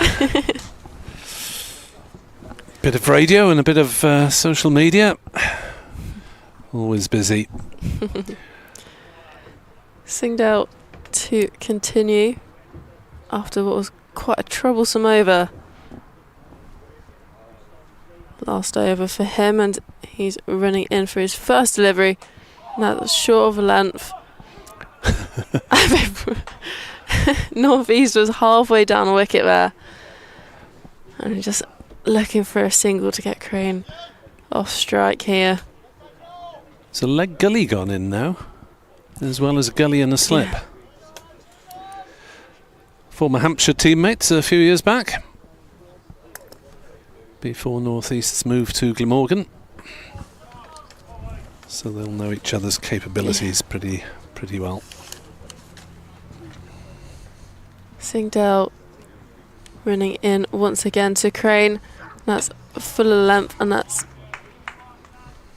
Played it away to deep point there. He just chucks it back around. Just a single from it. North East to take the strike. On social media, Gloucestershire supporter Phil O'Rourke says such a nail biter, he's down to his elbows. Great bowling by Singdale. Afternoon to Peter Jackson. Hope you're well, Peter. Neil G, Glamorgan supporter, on the road somewhere leaving London. Concentrate on the road, Neil. Despite the excitement here. Singdale just getting the ball back and just one slip left now for North East as Singdale is steaming in. That's short of a length and played it down towards fine leg, and just a single from it, sent back in, and Crane back on strike here. That's great fielding there at fine leg, isn't it? That was I think a bottom edged pull shot from North East. Yeah, he hasn't got much of that at all, has he? Just a little. Enough to take it wide of Bracey at least. Only just. It was down into the ground, so it wouldn't have been a chance. But lovely piece of boundary fielding. Yeah, absolutely. Singdale in for the fourth ball of the over, and that's driven quite handsomely back to him. Good piece of fielding and the follow through from Singdale. Yeah, sure, if he didn't get handed out, that was absolutely four. It was firmly struck and was struck straight. Can Crane provide the same sort of support that was offered by Douthwaite with 39 and Van der Hoogten with 31? Stands of 105 and then 56. Singdale once again, bumper this time, no ball called. That's another two added to the score. Seems a bit prone to that with his effort ball, doesn't he? Yeah, absolutely. It's a tough issue to have, getting the ball too high. And there's a short delivery, but yeah, that's absolutely flown through to the keeper. Singdale once again steaming in, short of length, defended off a back foot by Crane. It's sort of patted back to him. 4 off 16 balls.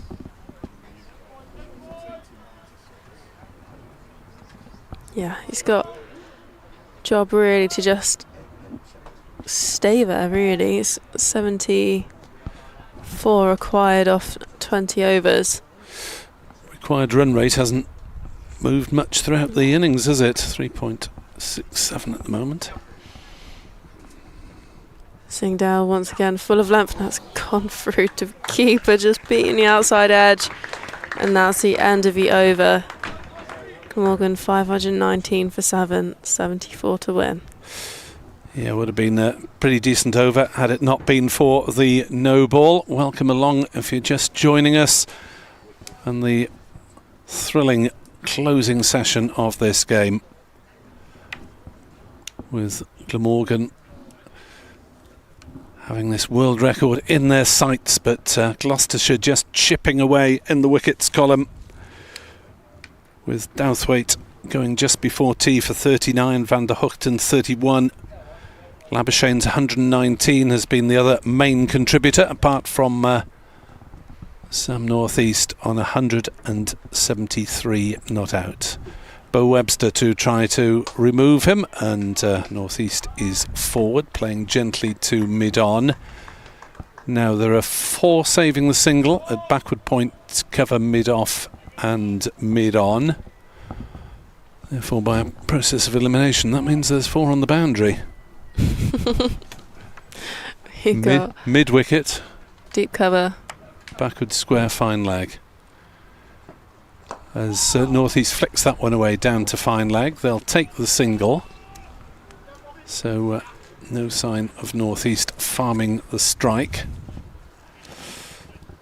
And, well, Glamorgan need the runs. They can't afford to turn anything down at the moment, you feel, although Crane has been struggling a little bit against the fast bowlers. And understandable really, with Singdale getting ahead of steam up as Crane drives into covers, parried if not cleanly stopped. 520 for 7, 73 needed to win. 19 overs remain after this one, and they call it technically the last hour with 16 overs remaining, and that's not going to start until about 5:30, and there is still the possibility that this match might be truncated because of the light as Webster's in, and Crane drives nicely, and it's a half stop by Singdale. They'll take one and they'll come back for two. Singdale went sliding down in a puff of dirt on the college wickets, looks down disgustedly. He took some of the weight off the ball. May have gone through for 4 had he missed it completely. May have been a dot ball had he fielded it cleanly. 5-2-2 for 7. Webster bowls. Crane drives into the offside, and they'll take a quick single despite the ball being parried away by Hammond at cover. It just trickled towards mid-off, and a good call from Mason Crane showing his awareness. So 4 runs have come off this over. 70 are needed to win. Anyone for a tie? Never seen one of those in championship games.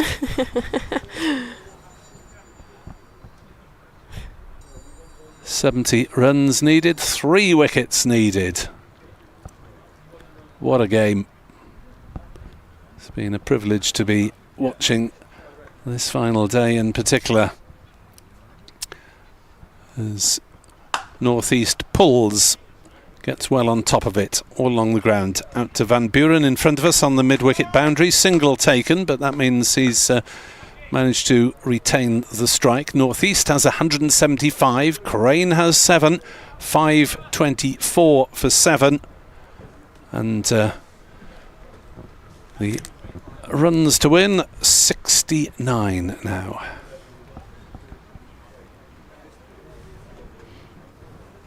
Yeah, they're slowly ticking through these runs, aren't they? Required rate just at 3.6 and the run rate just under 4. So not having to do anything drastic with this outfield because it just runs away, doesn't it? Yeah, anything that gets through the field, but Gloucestershire is fairly well spread far and wide. Gully is about the only catcher at the moment. No slip. Singdale to continue. First ball, and that's hitting the outside edge of North East there. He's really generating some speed, is Singdale, isn't he?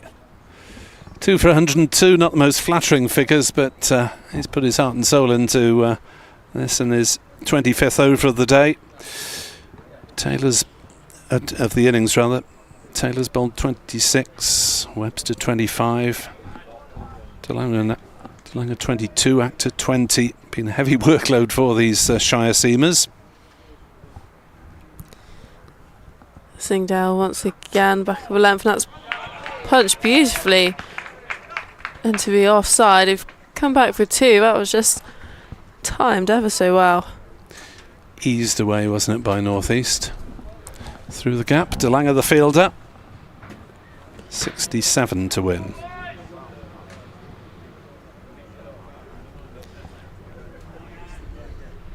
Singdale just sending mid-wicket out to the boundary.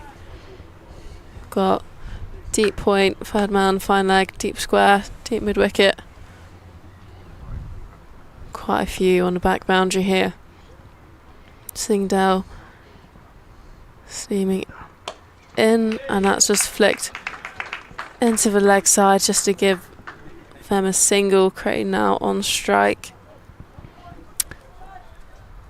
Yeah, Gloucestershire happy to give North East the singles at the moment. if it gets closer, they might not be so willing. Yeah, I think I'd be slightly less happy to give a single up. 66 to win off 18.3 overs. Got 2 slips, gully, quite a close backward point. And now as Singdale comes in for his 4th delivery of the over. And has worked at 2 mid-wicket there. He's just pointed at northeast just to check to make sure he's back in his crease at the non-striker's end.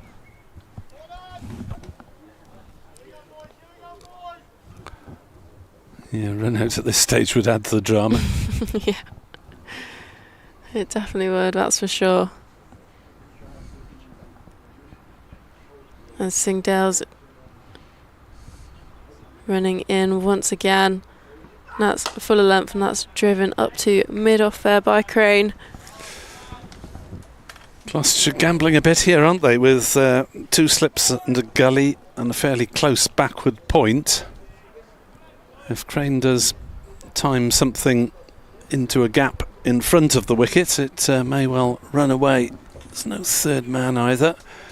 Confident that little cordon will stop things that come off the edge.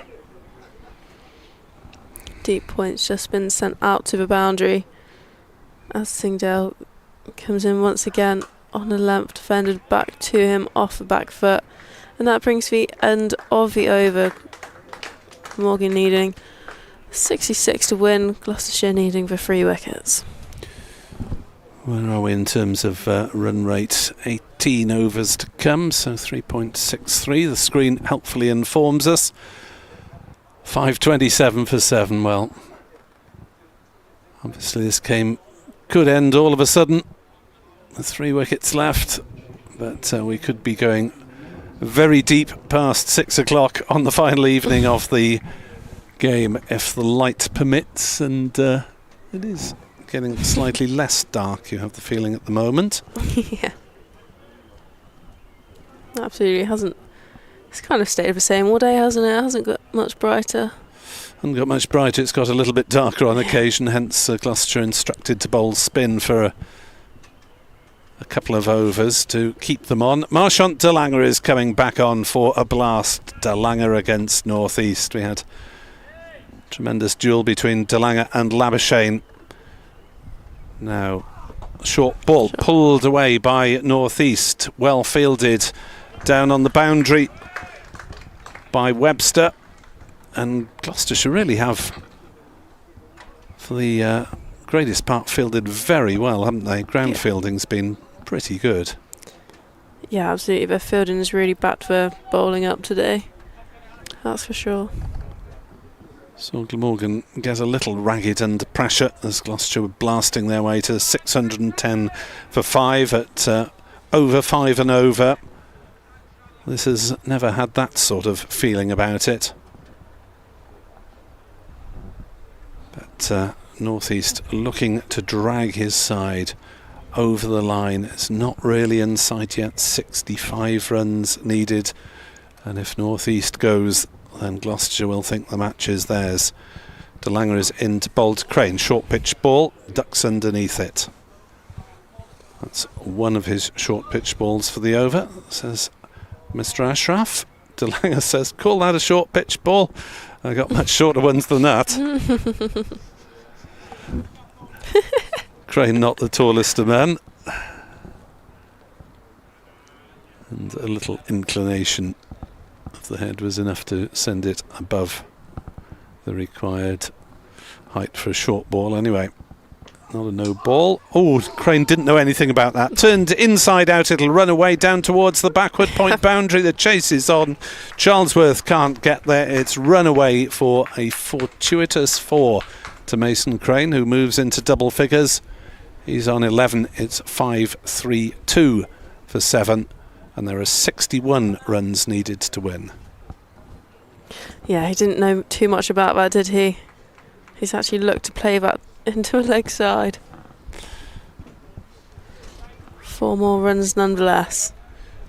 Lucky that one didn't lob up to gully or point. 5-3-2 for 7.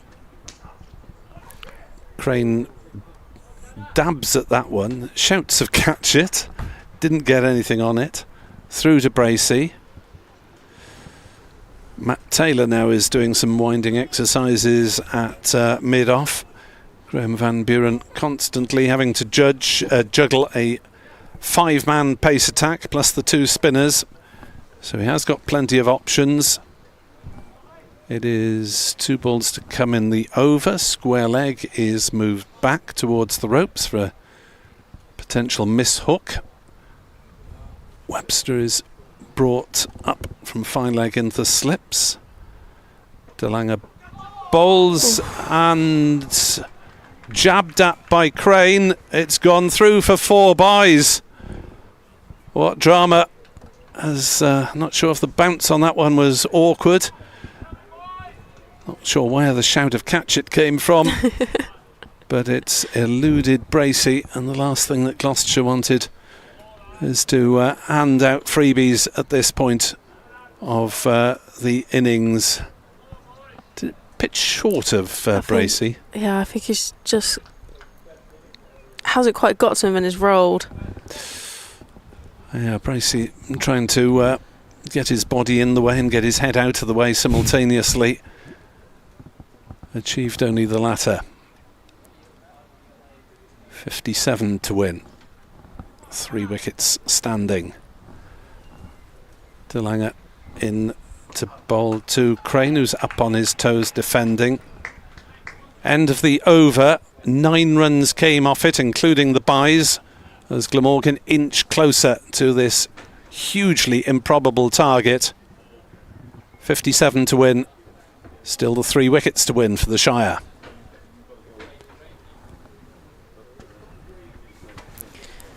I wonder where the bookies would have their money now. Where do you have your money? It's probably about evens, isn't it? It's about 50-50 call, I would have thought. Yeah, I was going to say 50p on each. Which is why I don't bet. 5-3-6 for 7. Yep, 57 to win, and Singdale is continuing on northeast on strike. And that's full of length and driven very handsomely down the ground. It's going all the way. And that will be another 4 added to the total. And he's played some glorious shots like that throughout the day. He is a sublime straight driver in form, Sam Northeast. And today, so far, is one of his days in form, as he looks to pull off what would be a 3rd epic, really, of the season. A few low scores, but his 335 ground record at Lord's first up, and then the 142 not out to save the game. A very long second innings up at Headingley. Singdale once again on a length defended into the leg side there, and a single taken from it. 5 so far from the over. Gloucestershire still giving Northeast the singles. Happy to bowl more often at the number 9 batter, Mason Crane, who's on 11.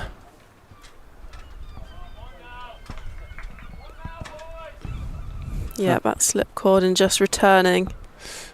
2 slips, a gully and a shortish point for anything sliced off the edge.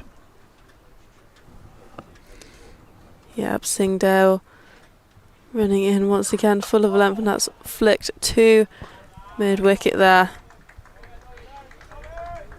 And Crane's taking a walk off towards square leg. Oh, the nerves must be jangling now. All round. 22 players, whether involved in the action or not. At least those out there have a chance to influence us. Must be very difficult for the Glamorgan batters that are out, and possibly even more so for the 2 yet to come. Yep, Singdale full of a length, almost a carbon copy of the one before. Mid-wicket picks it up and gives it a little bit of a shine. And Crane has taken an even longer walk out towards square leg now. Yeah, just looking to calm any of those nerves.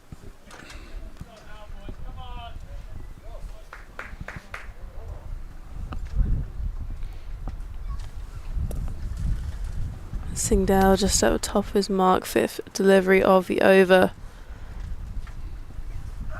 And played 2-point there, just defended it underneath his eyes. And this will be the last ball of the over. Deep point. He's now heading out. I'm sure they'll be looking to give Crane a single for the start of the next over. Yeah, slightly tentative from Crane at times, but a decent effort so far. Absolutely.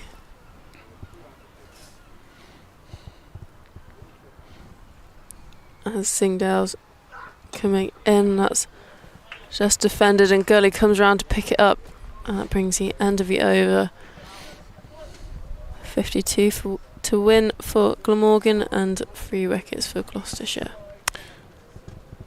John Wilcox hoping he doesn't miss anything crucial, having to deal with the locksmith as well as trying to listen to us. What a brilliant game of cricket. John Geraint listening and watching from the north coast of Ireland, and updating my university friend from Cheltenham who lives in the Netherlands. Well, listen to us in the Netherlands, I think. Believe we've got worldwide rights back on the BBC Sport website.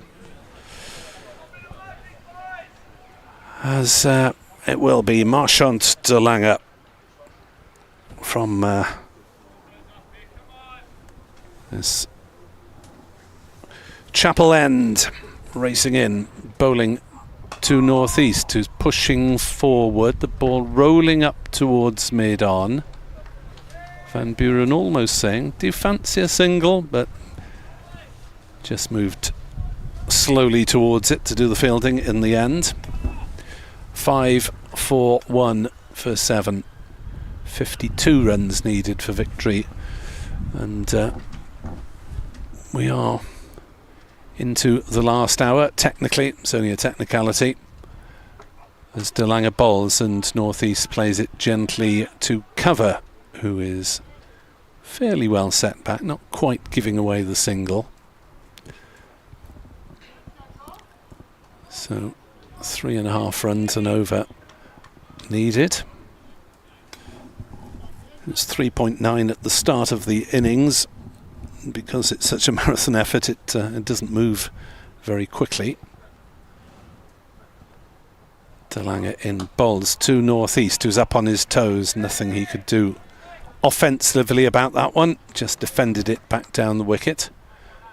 3-dot balls from the former Glamorgan and Somerset paceman Marchant de Lange. Now a key part of this Gloucestershire bowling lineup. No slip for just about saving the single as de Lange steams in. Bowls to northeast, who gets up on it, rides the bounce and plays it down to deep point. Just the single taken. One off the first 4 balls of the over as Glamorgan inch tantalisingly ever closer, and Gloucestershire keep plugging away.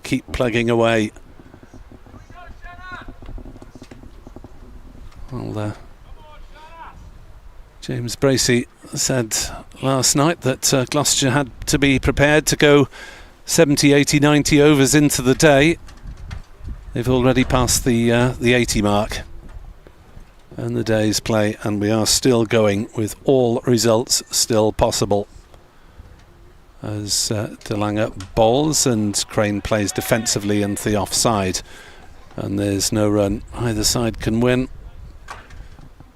A tie, a draw. Well, I suppose it is still possible if Glamorgan lost a wicket or 2 and then had to shut up shop for the last maybe couple of overs. Draw still just about possible. If the light dips as well, de Lange is in. Bowls to Crane, who swishes outside off stump, makes no contact. End of the over, 542 for 7. De Lange on his haunches. He's just put so much into that over as he takes his sweater off. Umpire Ashraf just a single off it. So Gloucestershire trying just to put a little bit more run rate pressure on Glamorgan. 51 to win off 15 overs. But that is still it's on this, should be on the screen. It's disappeared from the screen. 3.4 thereabouts.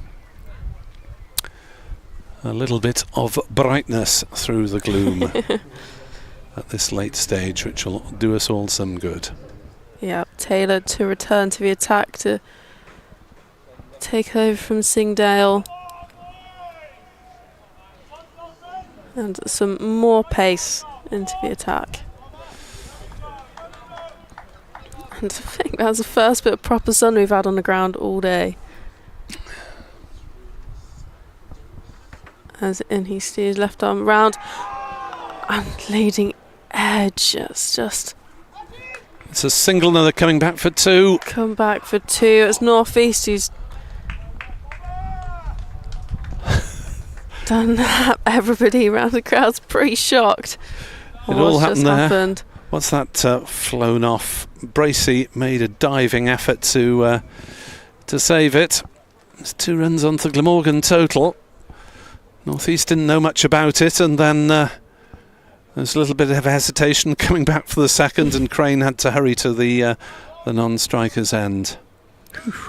Yeah, absolutely.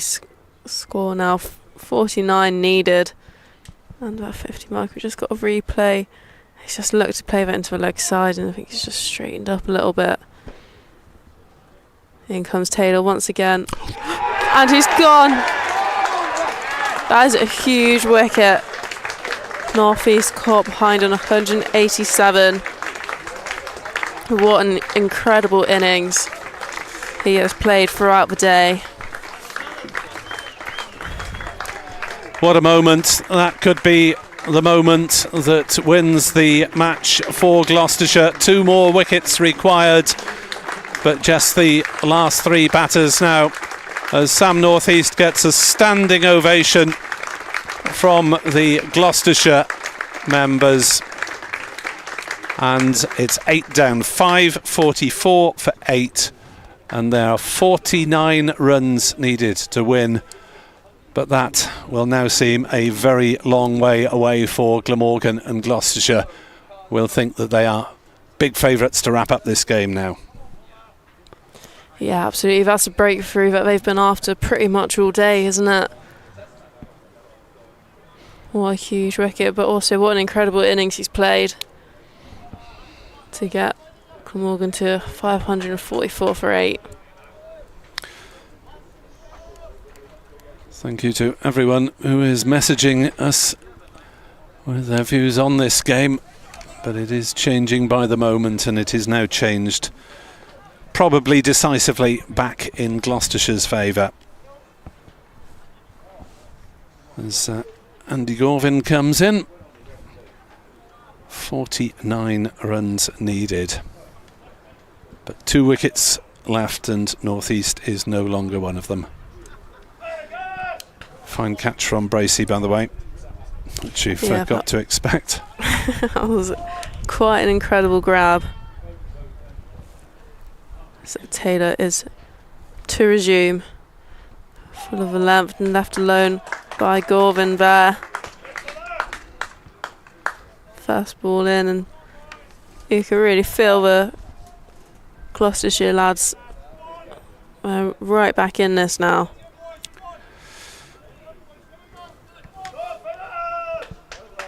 Third caught Bracey bowled Taylor in the innings.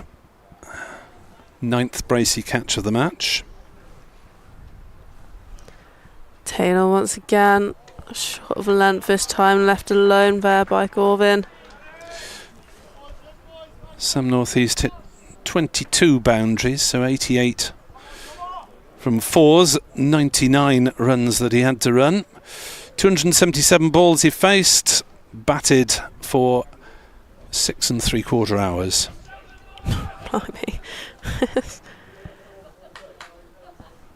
Taylor, once again, 5th ball of the over, and that's played. He's got away with that. It's gone through all of a cordon there, and that'll be 4 runs. And that'll be Gorvin off strike. Not off strike, sorry, off the mark.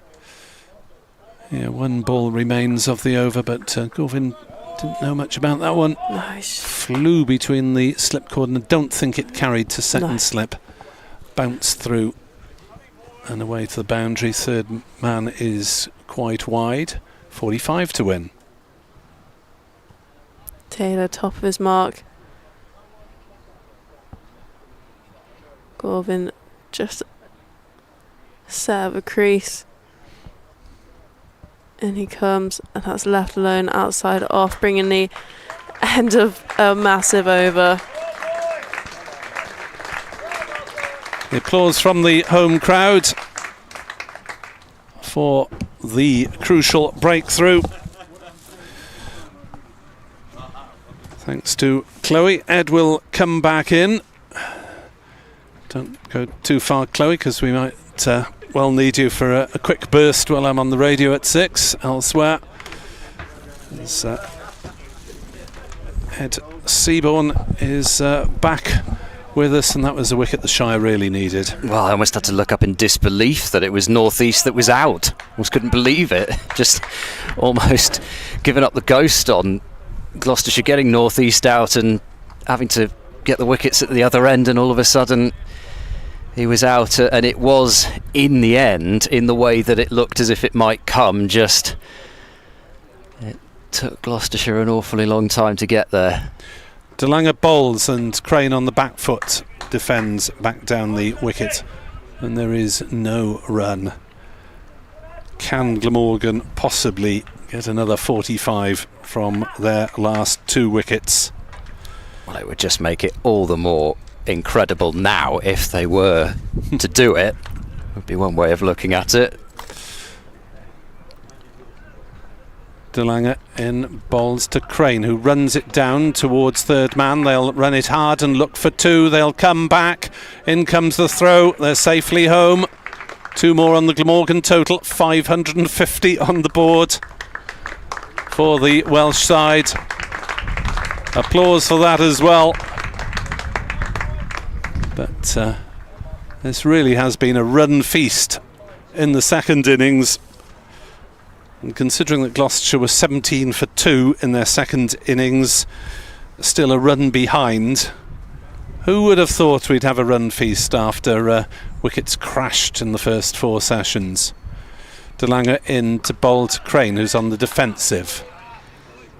He's just the sort of obstinate character, Mason Crane, that you would not want to be running into at this stage. Yes, it's a different thing with him not accompanying Sam Northeast, but even so, this, by the way, now the 5th highest all-time 4th innings score in first-class cricket.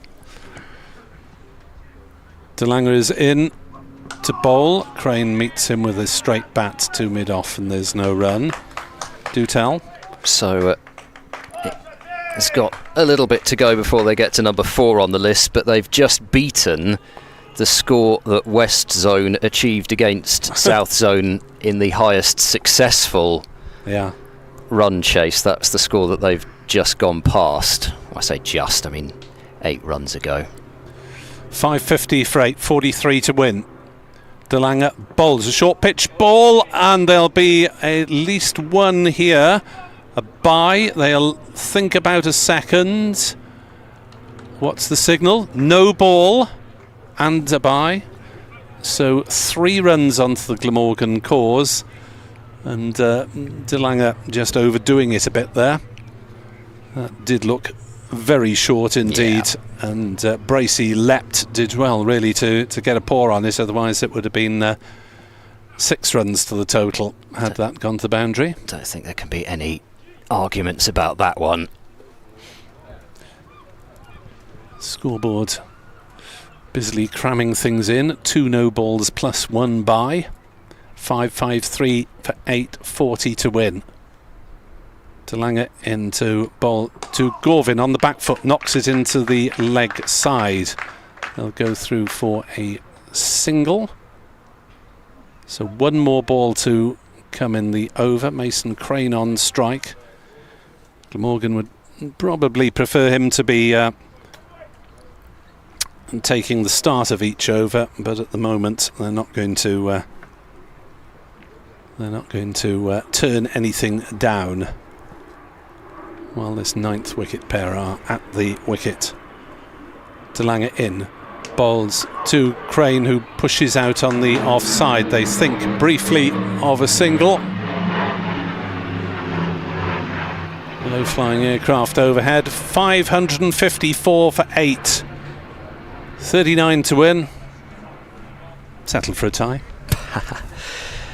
Well, Gloucestershire have had 3 ties in their first-class history, one of which being against Bradman's Australians back in 1930 at Bristol.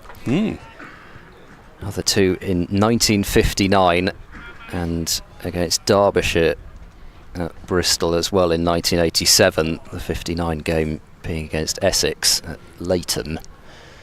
Taylor to bowl, looking for his 4th wicket. Into Gorvin, takes a hand off the bat, but knows exactly what he's doing there as he defends the ball towards mid-off. If you're thinking about narrow victories, Gloucestershire have once won by 1 run in 1906 against Yorkshire at Bristol. They've also beaten Yorkshire by 2 runs at Bramall Lane in 1913. Slightly more recently, a 4-run win against Northamptonshire at Archdeacon Meadow in 2007. Then goes Taylor and bowls inside edge on to pad from Gorvin out into the onside. Stifled shouts. Nothing more than that. They've had a few freebies of late, Glamorgan, just a few balls squeezing through one way or another, just helping them tick this score down. Ball that didn't bounce a great deal on Gorvin there. Has to be said, he's done pretty well, especially as a number 10, to get any sort of bat on it. Taylor runs into bowls to Gorvin, who's driving at that one and misses the ball, and Bracey has to once again launch himself away to try and save more runs, and this time he's successfully done that. One-handed down to his left, that must surely have come back in round the wicket from Taylor. He was getting the ball to do that quite extravagantly after tee, and oh yeah, that has gone a distance, and that was very close to hitting the off stump. Possibly closer to hitting the off stump than it was to the outside edge, and I'm not sure how that's missed. Taylor runs in, bowls to Gorvin. Gorvin drives. He's going to get a single wide of mid-off. Gloucestershire going on the attack, so there is no fielder at cover for Gorvin at least. And it's quintuple Nelson for 8. Gorvin on to 6. 38 needed.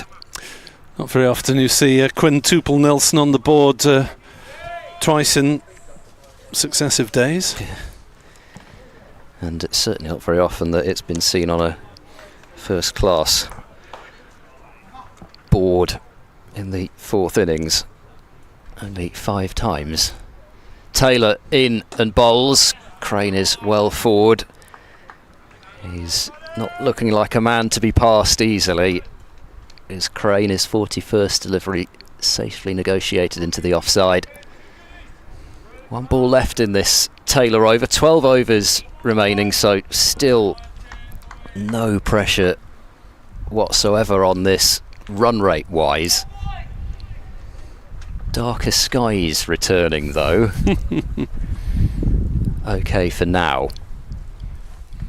Taylor past the umpire. He bowls, and that's a slash and a miss from Crane. Said he looked like a man not to be passed, but there he was trying to force the ball down for a single somewhere on the offside, I think, which could have proved his undoing. But Taylor passes the edge for a 2nd time in that over, but no reward. 2 wickets still stand between Gloucestershire and their second championship win of the season, their first win at Cheltenham in 3 years in championship cricket. 38 runs does not look like a lot of runs on the board if you're the team defending them. Possibly if you're a Glamorgan supporter, it still feels a lot more than that. Without North East, it certainly does. He's back in the dressing rooms as Gorvin is beaten on the outside edge. The constant shouts of catch it when the ball goes past the bat from DeLange. Yes, I think James Bracey knows the general idea is to catch it, whether or not it is taking the edge on the way through. Sometimes I feel DeLange believes that with the power of his own will he can force an outside edge. Ball's to Gorvin. He does force an outside edge, but it's along the ground into the gully, and Andy Gorvin is just having to hang on for survival at the moment. And he might get used to the pace a little bit. It seems to have been the first 10-15 balls who've been really quite vulnerable, and then has got a bit easier. On his way in is DeLange. Bowls to Gorvin, who drives into the offside but doesn't really time it. Trickles out towards cover, and there's no run. Still remains on 5-5-5 for 8. Funny thing, we've actually got a tiny bit of blue sky directly overhead, but it's probably now the darkest it's been for a good 20 minutes, half an hour. As on his way comes DeLange, short ball. Gorvin leans back out of the way of it. It's a legitimate short ball. And, well, is the draw coming back into it again? At 5-5-5 for 8, 11 overs to come after this one. Does start maybe slightly to play on Crane or Gorvin's mind a bit. They might be forced now to play at a ball they might not want to. DeLange's in, bowls to Gorvin, beats the outside edge through to Bracey. Didn't know much about that one, Andy Gorvin. He's getting a real examination of his technique. Is Glamorgan's number 10, Andy Gorvin. Glamorgan's third highest ever second innings total. The others both in the third innings rather than the final innings of the game. But they're struggling to add to this 5-5-5. As DeLange's in. Bowls to Gorvin, who's beaten again. DeLange goes down on his haunches as a gesticulation. What more do I need to do? As he gets his sweater back from umpire Ashraf. 11 overs to go. 5-5-5 for 8. Still 2 wickets needed for Gloucestershire. Still 38 runs needed for Glamorgan. Still absolutely anything could happen. Don't you just love this game? And again, from a first day that saw 15 wickets fall, 22 wickets in 4 sessions. Just could never have seen this game going in this direction. Matt Taylor from the College lawn end, 3 for 111 his figures. It's Crane facing. Taylor bowls to him. Crane drives into the ground, back to Taylor, who scoops up in his follow through. And there is no run. If Glamorgan chase this down, not only the highest successful chase in first class history, it would be the third highest score overall made in any fourth innings. Think of the thousands and thousands upon thousands of worldwide first class games there have been. Taylor to Crane, good length ball, jabbed into the covers. There is no run.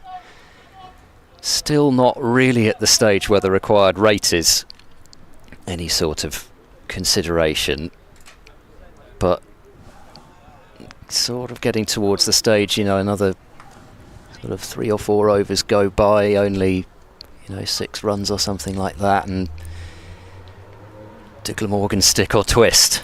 Yeah, absolutely. It would be a tough decision for a few overs' time. Taylor in, takes a bit of pace off this, and Crane is almost through that shot a little bit early. He's flicked it through the onside and he takes a single. Not a huge amount of single savers on that leg side. So 37 required to win. Crane off strike, 3 balls into the over.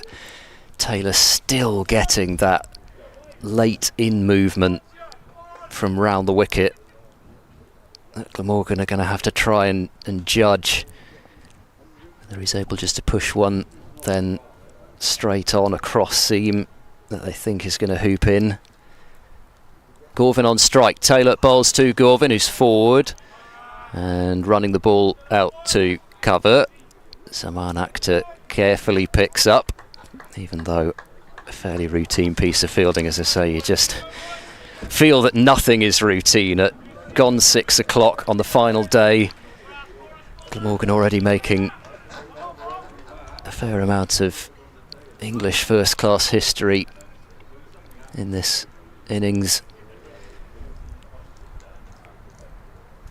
Taylor bowls to Gorvin, who clips in the air just short of the bowler. Matt Taylor knocks it down. A leading edge from Andy Gorvin, but falling short of the bowler. Things just not quite yet falling for Gloucestershire. They know that Jamie McElroy due in next. He would probably need to be protected by whoever he's with, or well, possibly more so if it were Crane than Gorvin, perhaps you feel. They need these two to take him closer. Glamorgan, last ball of this over. Taylor is into Gorvin, who knocks the ball through the onside. They are roughly allowing Glamorgan the single. Not just completely putting everybody back, but saying if you can just knock it into the onside, then we're happy for you to have one, which is what has happened. 5:57 for 8, 36 to win, minimum of 10 overs. We won't get more than that, that's for sure. The seamers bowling, and the baton is passed back to Marchant de Lange. Yeah, but it's going to be a very interesting final 10 overs, that's for sure. De Lange to continue. And that's just been the outside edge again. Gorvin playing up that. It's got 2 slips, a gully and a very short backward point. Start to wonder if it's almost too good that for Gorvin. I mean, look at that. That's spearing in on off stump and then it's jagged away from him. De Lange once again, almost a carbon copy of the ball before, just gone through to the keeper. How much longer can De Lange keep going for? I mean, there's 4 overs left from that end after this one, so I think I'm right in saying that would make it a 9 over spell for De Lange if he were to bowl through it. But can Graham van Buren take the ball out of the hand of his long-time friend Marchant de Lange at this stage? So once again, and that's played it down to a tumbling gully there. You've no run from it. 3 dots so far this over. Nothing particularly straightforward on this slightly bobbly outfield as well. It is an outground, and it's looking in cracking shape, has to be said, with there having been plenty of rain to water it. Absolutely, DeLange once again. It's just back of a lamp defended by Gorvin there, back to him. It's quite a few dots. Each dot pushing that required run rate up now that we're into the final 10 overs. It's the most infuriating thing about bowling to lower order players and tail enders, that if you just bowl the perfect delivery, they just miss it and it probably goes through to the keeper. If you bowl it on the stumps, then all of a sudden they hit it. Yeah. DeLange once again. LBW shout but clip down. Keeper trying to collect it. That's 5 dots so far. 1 ball remaining in the over. Sounded like bat possibly onto pad. I mean, it was, I suspect, going a long way down anyway. In fact, it might just have been off the pad in the end, but very much missing leg. DeLange just at the top of his mark. Running into Gorvin, outside off, left alone. Then Glamorgan safely through that maiden over.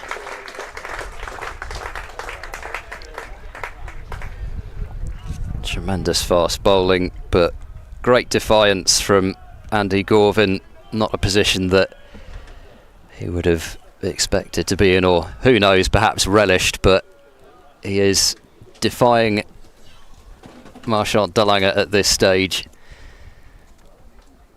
meaning that Gloucestershire still need 2 of these remaining 54 balls to produce a wicket. Still 36 required by Glamorgan, so the required rate for what it is, 4 and over, not sounding enormous, but I wouldn't rule out the draw. No, exactly. The way that it's gone recently, Taylor and DeLange have bowled with such control that it's been hard for Glamorgan to feel that they can do anything more than just pick up the odd single here or there, but runs do have a way of accruing here at Cheltenham. Here's Taylor bowling to Crane, who pushes forward towards cover. Yes, no is the call, and they get back. Gorvin at the non-striker's end, almost barbecued, as they like to say, by Mason Crane there. That was probably the right call from Crane. There wasn't really a run there. Good fielding from Actor. I can't take this, says listener Alan Metcalf. How do you think we feel? Gosh. It's very close to being the last game left as well. Somerset are going to chase a 400 plus target against Warwickshire. Taylor bowls, driving towards cover, knocked down by Actor, and then they do come through for the single alertly in the end as the ball gets away. But the most important thing from Actor was that he did get down and prevented what could have been a boundary. 558 for 8, 35 more required. Hampshire closing in on victory over Kent as well, just 8 more runs required there. But could potentially have 2 400 plus chases in this round of Championship cricket, although this one would dwarf Somerset's chase at Taunton. Taylor in round the wicket, bowls, and Gorvin is playing defensively back to the bowler. I'm not sure that we'll see these two go after anything that's on target. Maybe, just maybe, go after the occasional bad ball, but I don't know if they're going to force it, to be honest. Well, they can afford still to, treat each ball on its merit for a couple of overs, not have to do anything too extravagant. Taylor runs in, bowls, tries a Yorker, slash and a miss from Andy Gorvin. So he thought that one was there to be launched, and he certainly didn't hold back, and he missed it. Well, yes, obviously believing there was a bit of width. There's no sweeper on this cover boundary now, I don't think. No. Piers over balcony. Yeah, fielder outside off, I suppose. As long as he's confident it's not going to dip back in. Got a deep third and a fine leg. Those are the only 2 fielders out. I don't think there's even a deep square lurking. In comes Taylor, bowls to Gorvin. It's back over length. He tries to swing it away. He's caught somewhere on the upper thigh pad hip sort of area, and it will go down to fine leg for a leg by. So 1 run closer, 34 required. He runs at an absolute premium now. Almost dried up when Northeast was 8th out. 544, they've added 15 so far in rather nerve-jangling fashion for this 9th wicket. So 1 ball left in the over. They'd like to trap Crane on strike. They can't really afford to bring absolutely everybody up. Taylor in to Crane, who drives towards mid-off, and Buren will get round and cut it off, but it is only, or perhaps it is, a single. It's only a single in the sense that it's just 1 run closer, but it's a big single in that it means Crane is on strike for the next De Lange over, so a key single. 560 for 8.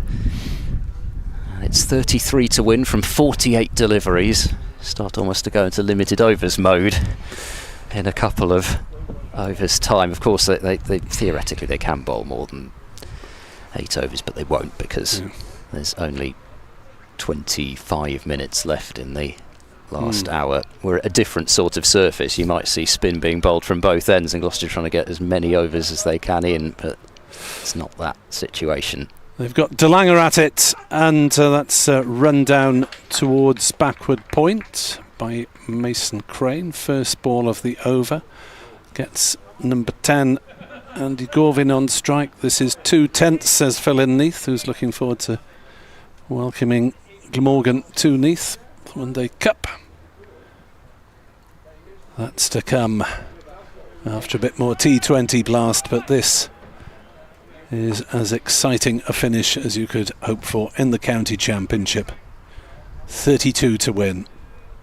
Marchant De Lange, the burly paceman, is at it, and Gorvin is driving on the ground, and that has been brilliantly half stopped at cover, and it's a dot ball, and Hammond can afford to milk that one because that really did save 4 runs. It did, but I don't know that was a bump ball, was it? I thought it was on initial impression. I don't think so. I thought live that it was in the air. Gorvin gets out of the way of that one as it almost follows him from De Lange. Manages to get his gloves out of the way. If so, it would have been an incredible one-handed catch, launching himself to his right. I've not really quite been able to tell on the replay, but I must say, first impression for me was that was in the air. 5-6-1 for 8.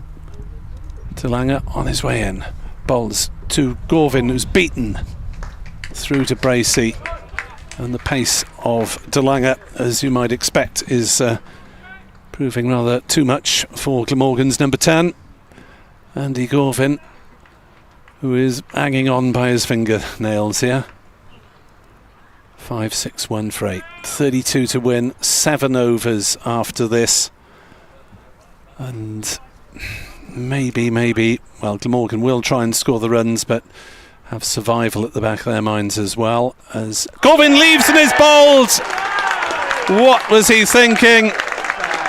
Marchant De Lange strikes. Glamorgan are 9 down, and Gloucestershire on the verge of victory. Gorvin bowled De Lange for 7. Well, he tried to hang in there, didn't he? And I think possibly just all those plays and misses, he thought, well, I'm playing and missing at so many that are actually missing the off stump, but if only he'd just done what he had been doing and basically covering the line of off stump, and he got one which I think that time just went straight on. De Lange has been getting quite a lot of deliveries to move away from the right-hander, and that one just didn't do that and went on to clip the top of off stump. A fantastic piece of bowling from De Lange. He must have been questioning as to whether he was ever going to get one to take the edge of Andy Gorvin. In the end, he just had to aim it at the timber. Indeed, Gloucestershire then on the verge of victory. Glamorgan would probably take a draw at this point. Gloucestershire, especially as Somerset have won. I know it's not in the same division, but the big local rivals have beaten Warwickshire by 5 wickets. Tom Abel, the winning runs with a 6. Anyway, the last ball of De Lange's over to number 11, Jamie McElroy, who has not got any weight of runs at all this season. Just 9 of them for 3 times out. De Lange in to bowl to McElroy, who defends that one on the offside. There is no run. There's 7 overs left. Glamorgan need 32 runs to win, and Gloucestershire have 42 deliveries available to get this last wicket. Well, what do you do as Mason Crane now? He's got the strike. Be interested to see how many people Gloucestershire put back, and then will Crane take a single if it's on offer. You'd have to think with 7 overs left, he's got to be thinking, I've got to face the majority of these deliveries. Can he be thinking in terms of the 32 to win on the board at all now? It's a lot of things to think about for just amazing, isn't it? A number 9 batter. And this has all got to be basically troubleshooted by him out in the middle as he's trying to face one bowler bowling at him at probably close enough to 90 miles an hour, and another who is getting extravagant in-swing from the college lawn end. That's Matt Taylor, who is going to bowl his 31st over of this innings, 3 for 115. Running in now to bowl to Mason Crane, and Crane is forward and playing defensively back to Matt Taylor. If there's something on offer, then perhaps Crane will have a go at it, but if Taylor is just going to look to target the stumps, you'd have to think safety first. There's 1 slip. There are probably 4 saving the single, if we count mid-off, who's a little set back. Yeah. Crane walks away towards the dressing room. It's a new bat.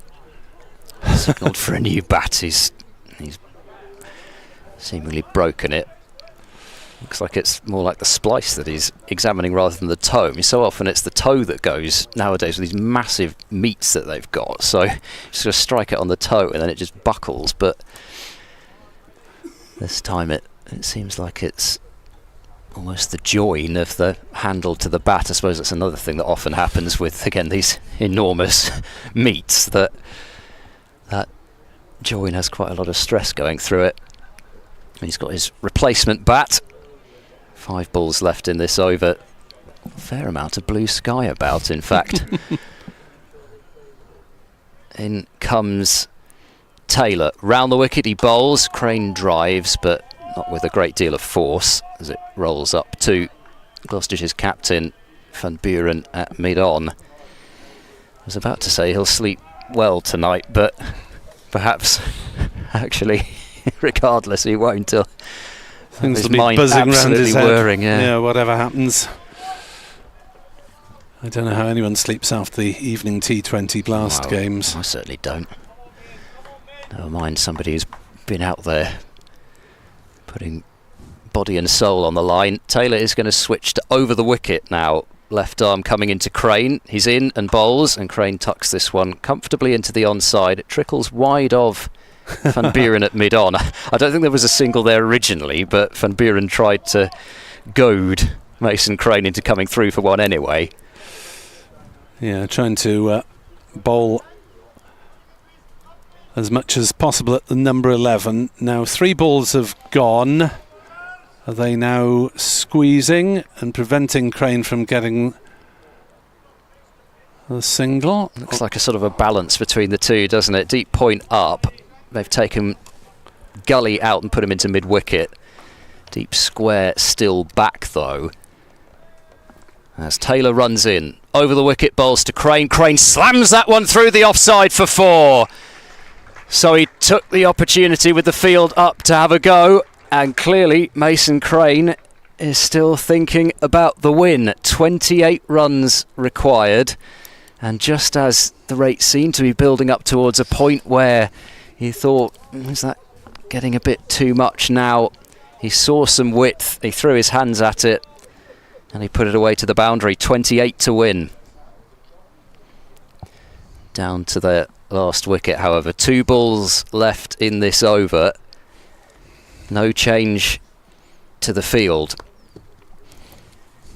Matt Taylor back round the wicket now, bowls to Crane, who just swipes at one outside the off stump, goes chasing after it and misses it. Taylor probably trying to force him to reach as far as he can whilst it not being called a wide.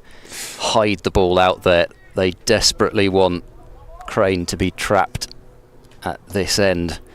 1 ball left in the over. Yeah, De Lange against McIlroy is not really a fair contest.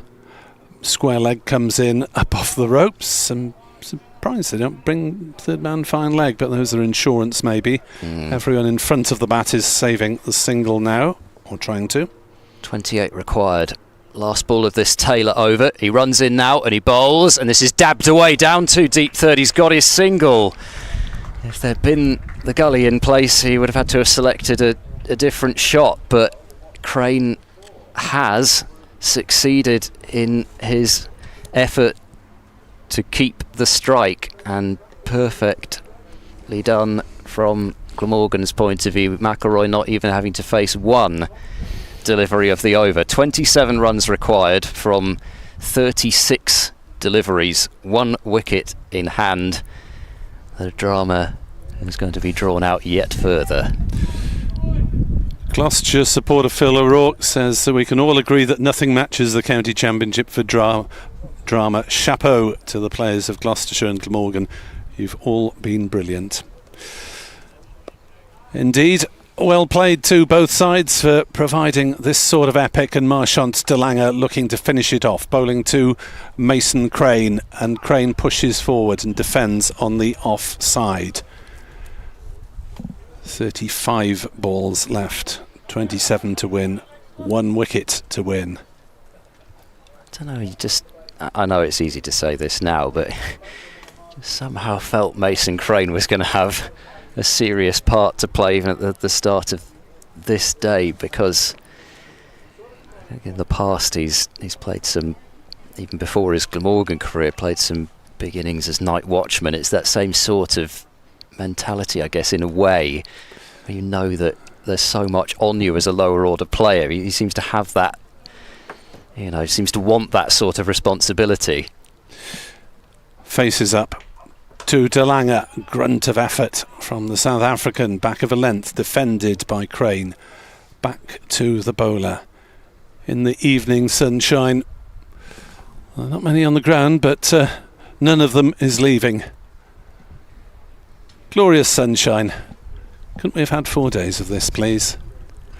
Hopefully there will be some more sunshine for the rest of the festival, but this is the only county championship match. There is a England under-19 test,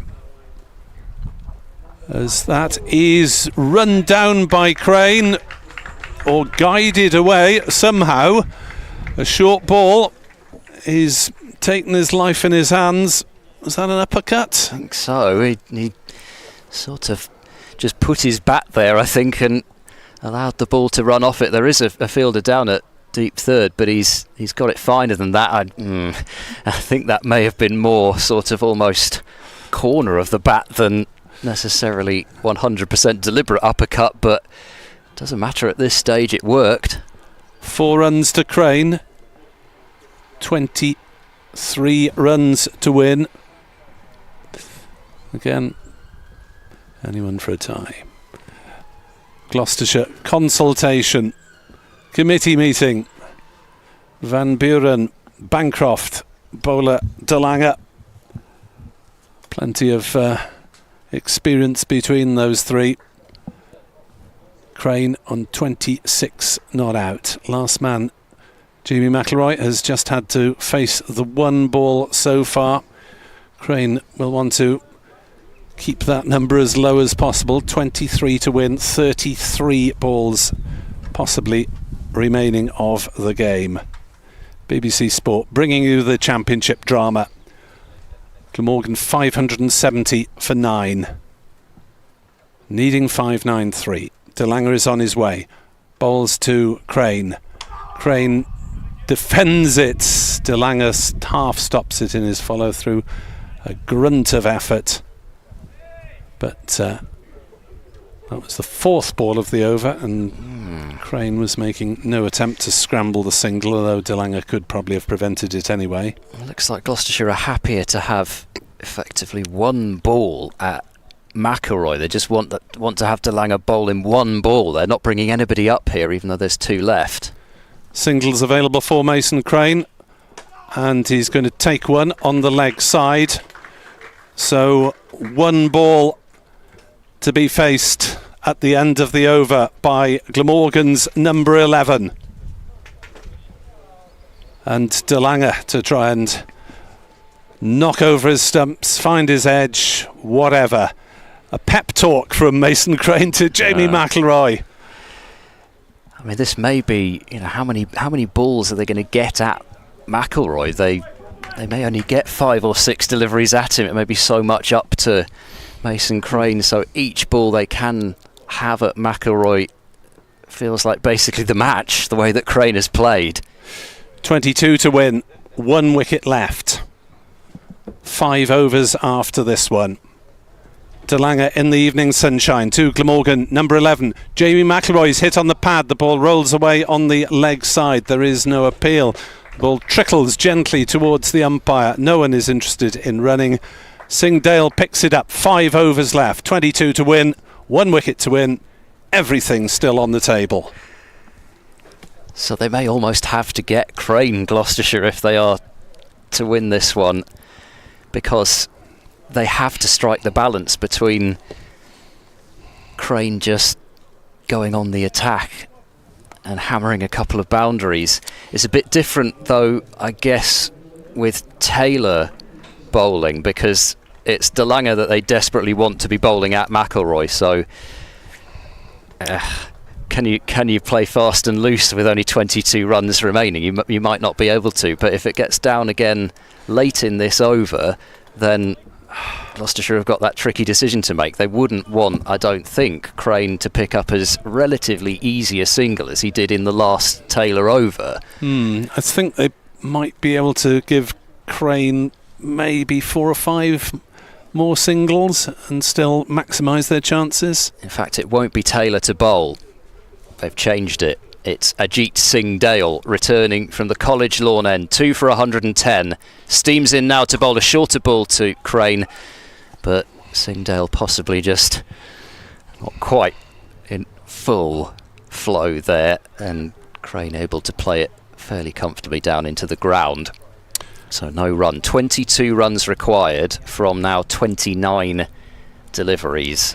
And if Crane is struggling to hit huge numbers of runs against De Lange, for Glamorgan to win, Crane may have to play a couple of shots, albeit Gloucestershire are now making it very tricky for him to do that with a slip and everybody else back on the boundary. 2s possibly come into the equation. Just knock the ball gently towards the sort of 30-metre circle that isn't there. They'd be putting a lot of pressure on the field. They're trying to stand a few steps off the boundary, particularly straight down the ground towards the longer side. In goes Singdale bowls. Crane pulls towards the leg side. He doesn't run, and there was an easy 2 there probably, because he split the gap perfectly between long on and mid-wicket. But I guess it seems like he just didn't want to risk misjudging the second run. Yeah, I know it's hugely difficult to make these snap decisions, but the ball hit a long way from the fielder, and they should surely have bet on their ability to get 2. 22 still needed. Singdale runs in, bowls to Crane, who drives out towards deep extra cover. Zaman Akhtar will put in the good old-fashioned long barrier there to stop that one. And the ball basically dead as soon as it reaches his hands, because Glamorgan have shown they're not interested in running. 27 balls left in the match. 22 runs for Glamorgan. One more wicket for Gloucestershire. They needed 6 today. They've chipped away and got 5. One more stands in their way. Singdale in to Crane, who clips this away fine down to fine leg. He's not got it fine enough that he's able to get a run. 2 left in the over. Now they take the single. Probably he's got to trust McIlroy to face one ball, probably an over. Gloucestershire quite happy to give that single to him. Suppose this strategy at least increases the run rate that Glamorgan have to go at. In comes Singdale, bowls to Crane. It's a slower ball, punched away out towards deep extra cover, and Crane does not run. So he's leaving this late this over.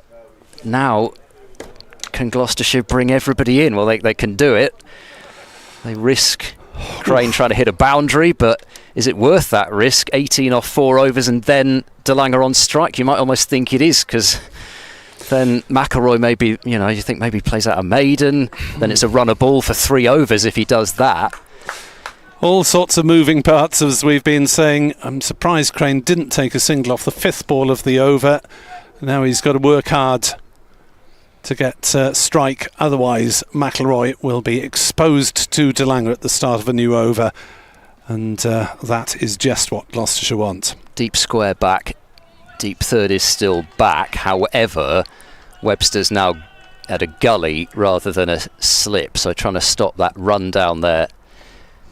In comes Singdale, he bowls to Crane. It's a short ball, uppercut, he's not got hold of it, but it's running out towards the boundary. The ball is going to slow up, and it's just going to be a single as DeLange hurls the ball in. So Crane, with that uppercut that one way or another brought him 4 runs in the previous DeLange over, it gets him a single there. Singdale again trying to fire it wide outside the off stump so that Crane could barely reach it, but allowed the opportunity for bat to be put onto ball.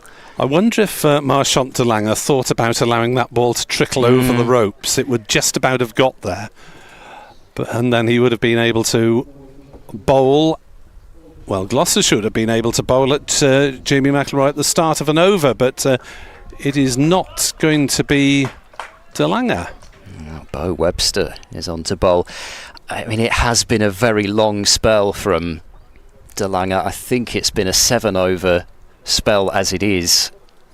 It is a big push for him. They've got to try and keep him fit, but it was almost a situation where you thought, could they take the ball out of his hand? Now, Webster might be of a pace where Crane decides that he might try and get hold of one for a boundary, but he's also accurate and wily, so it's a different test now for Crane facing Webster. And once again, everybody pushed back on the boundary.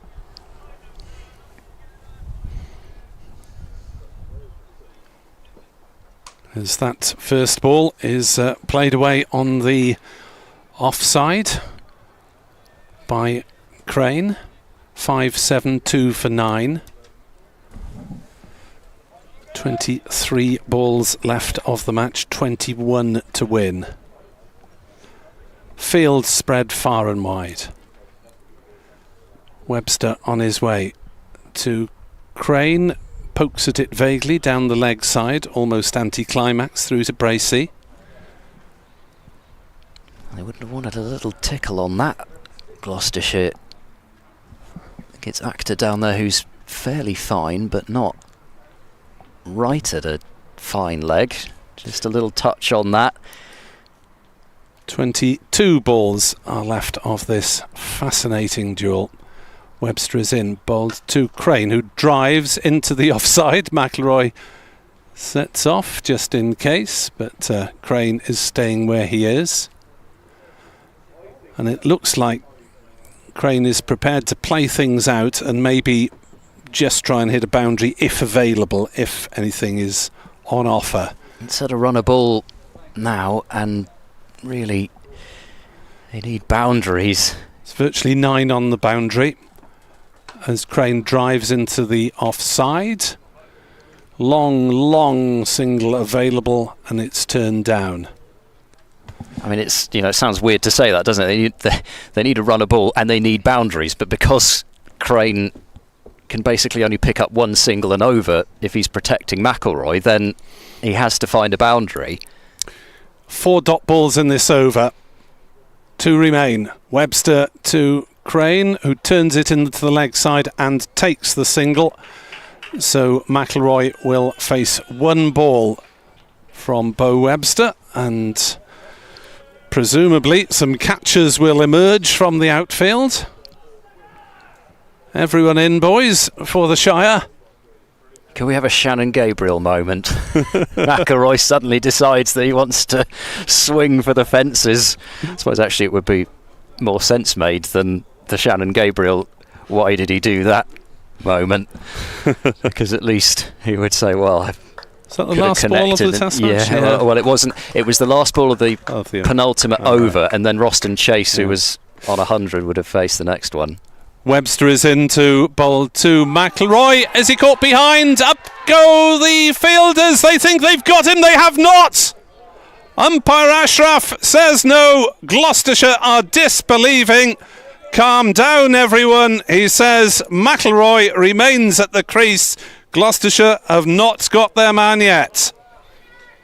Well, impossible to hear anything from here. He tried to leave the ball alone, did McIlroy. Left his bat out there, level with the ball. But absolutely impossible from this distance to say whether he got something on it. Gloucestershire went up immediately. Webster still standing there where he delivered the ball from. They're going to have to pick themselves up and go again. Gloucestershire, understandably, emotions running high. You don't like to see dissent to an umpire's decision at any time. They really thought they had him there. Who knows? 20 to win, 3 overs left. 1 wicket for Gloucestershire. Crane on 29 waits for Singdale, who'll bowl 2 of the 3 overs that remain in this match. Singdale into Crane, in behind that one and blocking this one. Singdale can't stop it, and Crane has just walked away towards square leg. There might almost have been 2 there if they really pushed for it, but now it probably feels, I mean, it's only going to take one more little flying edge or something like that, but it probably feels that it's either a draw or a Gloucestershire victory. But they are running out of deliveries. Yeah, it's more than the runner ball. 20 from 17.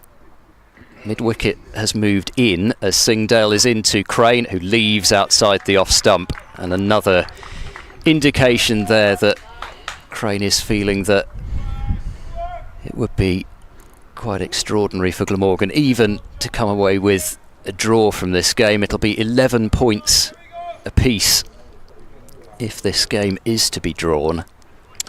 Well, both teams have contributed so much to a magnificent match that maybe a draw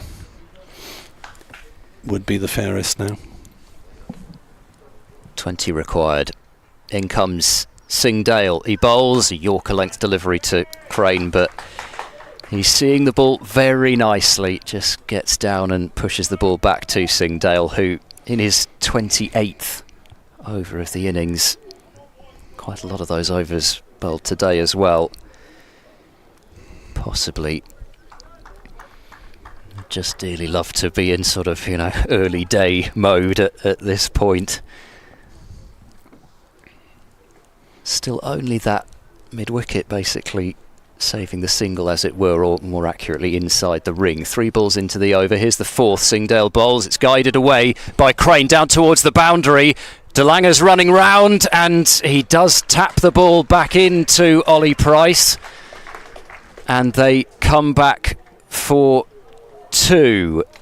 5.75 for 9, and it's 4. Yeah, I must say I thought that De Lange had made contact with the boundary rope, was waiting to see whether he would signal that 4, and he has, and that is a magnificent piece of sportsmanship at this stage, because it would have been very easy, because the ball didn't hit the boundary rope, it was his leg that touched it.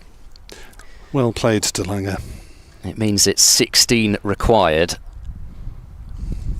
rather than 18 from 14 deliveries. Well, a couple of edge boundaries and almost back in positive result territory for Glamorgan, but there are just so many calculations having to be made by Mason Crane, who's 33 off 75 balls. He's turned down a lot of runs. Field in now with the 5th ball. Yeah. In comes Singdale, bowls to Crane, who drives towards cover point. It's past the fielder in the ring. It'll go for 4. It's over the boundary rope. Gloucestershire gambled and brought the field in, and it just beats the dive of Ollie Price. It was well placed enough, and just as it felt like the victory was escaping Glamorgan, they now just need 12. Crane with 1 ball left to face, and Gloucestershire possibly in a situation where now they've just got to keep the field up. And if it goes for 4, well, they try and dot things up next over and make it come down to the final over. I cannot believe the complexity of the calculations that are going through these players' minds. Gone 6 o'clock on the 4th day of a championship match, and still it's all up in the air. It's why winning a game of multi-day cricket means so much, when you can get over that line. In comes Singdale, bowls. Crane has edged it, but it's going to go down to the fine deep 3rd boundary for 4. There was no slip. Had there been a slip, I think it would have been that, but they were trying to save the runs in the ring. It means McIlroy is on strike, and it was a genuine thick outside edge. If they'd had that, even that wide slip in place, it would have been right in the breadbasket. And Singdale on his haunches, he's done everything right there. He's bowled a beautiful delivery, and it's just got too thick an edge from Crane. 8 required from 2 overs. The only good thing from Gloucestershire's perspective is they have the number 11 on strike. You couldn't make it up. It's a Hollywood ending for these two sides. Drama right to the last couple of overs. Bo Webster is to bowl the first of those couple to last man, Jamie McIlroy. McIlroy pushes forward. Tried to leave it and think he was beaten. Yeah, almost. Not quite, but a carbon copy of that delivery where Gloucestershire thought they might have won the game. They all went up. Last ball of Webster's previous over. McIlroy just sort of, he's not quite sure whether to play or whether to leave. Webster dangling it just temptingly outside his off stump. What a moment for these two men. Bo Webster, 5 wickets in the first innings, has done so much for his side with bat and ball. Can he remove last man McIlroy, who gets one off his legs for a single down to fine leg? 7 to win. 10 balls remain. 1 wicket left. Well, Webster decided to deviate from that sort of line. It was just a touch too straight. Nicely played by McIlroy in that situation. Heart racing, I'm sure. And Glamorgan, with Crane back on strike, perhaps favourites. Now Gloucestershire are giving Crane singles anywhere he wants them.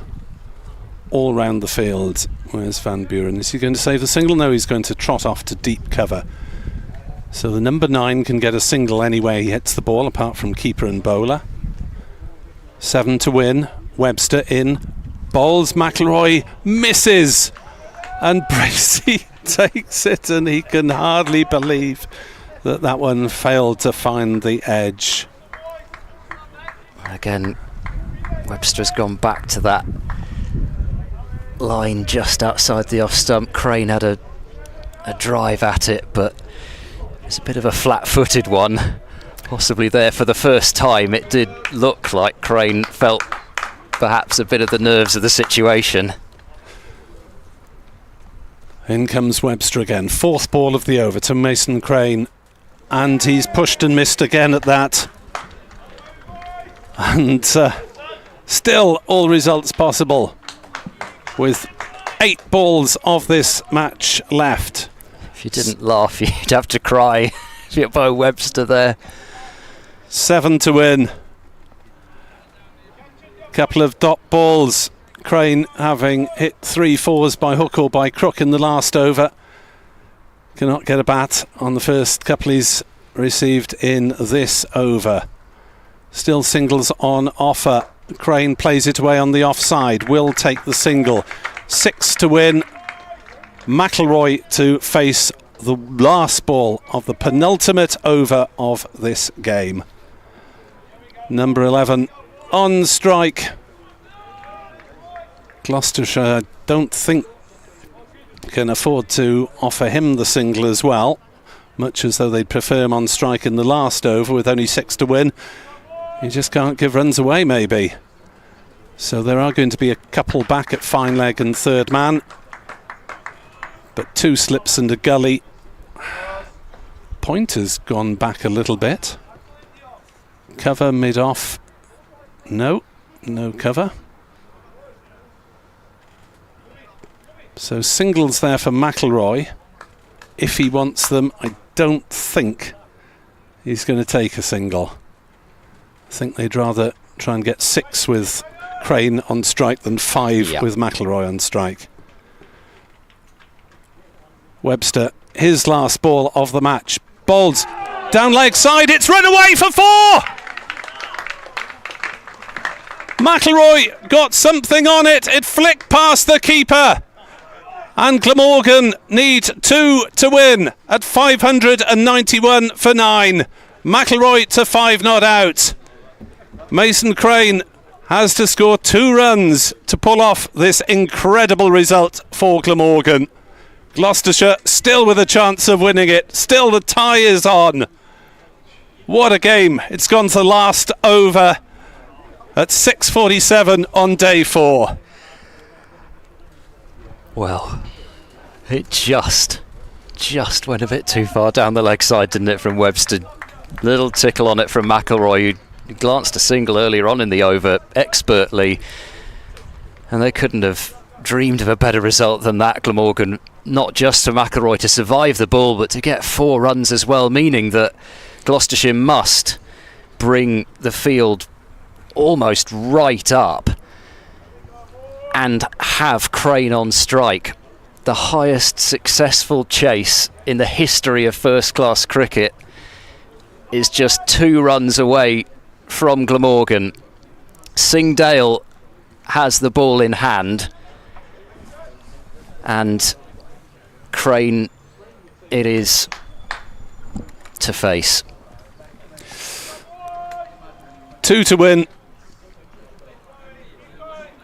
And Singdale and Van Buren will take their time to set the field. Glamorgan probably now would take the single to get level.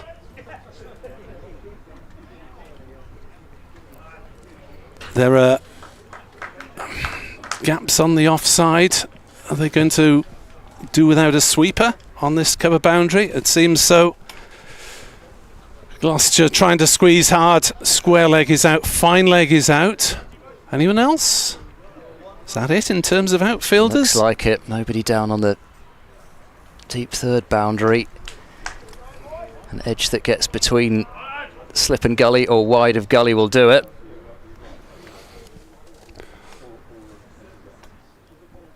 So last over finish Singdale is in to bowl to Mason Crane, who's up on his toes defending and playing it out on the offside, and there's no run.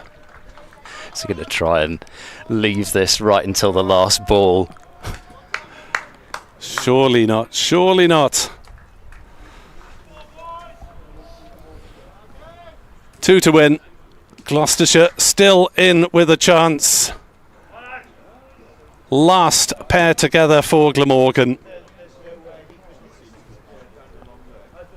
Singdale on his way in, bowls to Mason Crane. Crane clips it away on the leg side. They won't take the single. Well, well, well. Down to deep square. The tie is not enough. I would have taken that one. Especially as McIlroy scored 5 runs in the last over. But he wants to finish it himself, Mason Crane.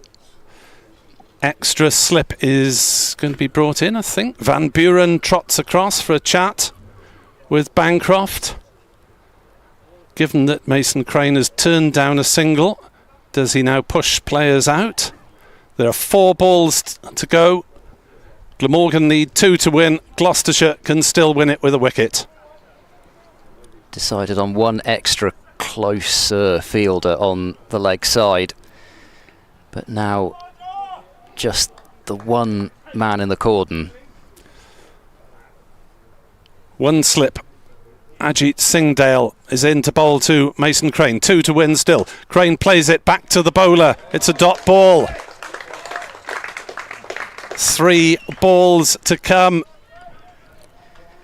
Will Crane's decision to turn down the single work against Glamorgan? Will they try and run a tight single now?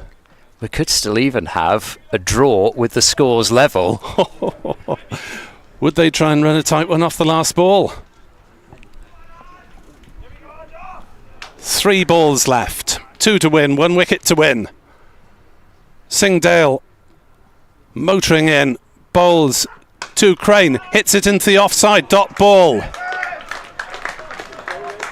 Plays it to Van Buren at cover. 2 balls left. I thought that was it. He mistimed that. It was probably there for the shot, a shot that Crane has played several times in this innings to good effect. He did back away to create the room, but he got the right length that he was after. Just couldn't time it up. 2 balls left. Slip is now retreating towards third man. Point is going back to the boundary. Surely Glamorgan now have to take a single to tie it.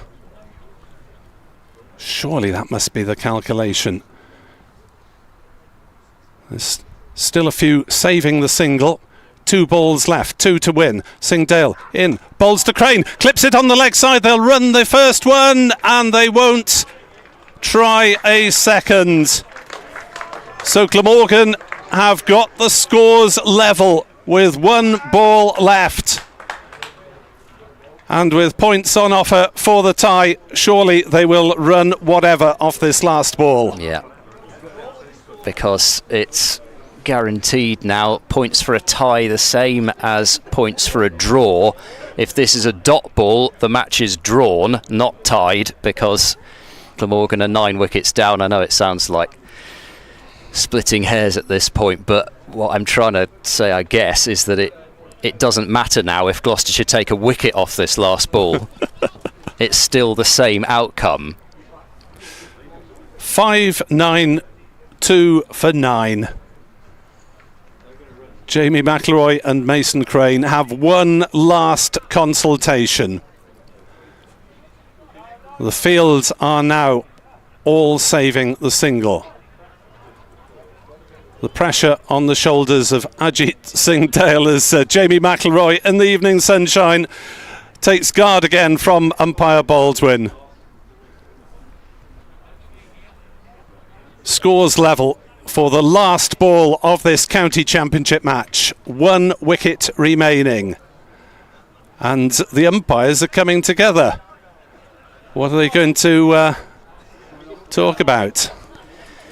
Maybe they're discussing the regulations. Yes, it's got to be something like that, doesn't it, in terms of what equipment does Mason Crane have to have on at the non-striker's end, and does James Bracey have to have his other keeping glove on? Because this was something Gloucestershire had in a game they were trying to tie in a T20 earlier this season at Hove. So Bracey doesn't have his right keeping glove on. So that's one of the questions. But I think Crane might have been asking a question at the non-striker's end as well, just drawing this out even further.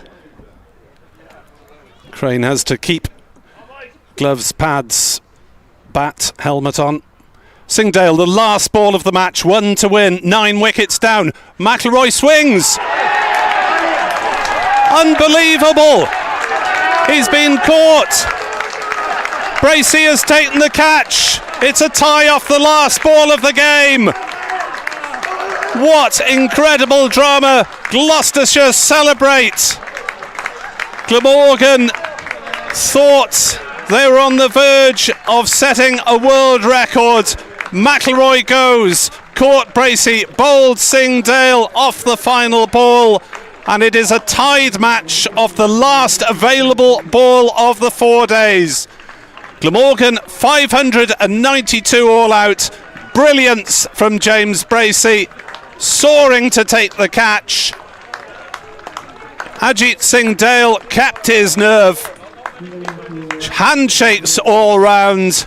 What a game, what a thriller, and it's finished all square.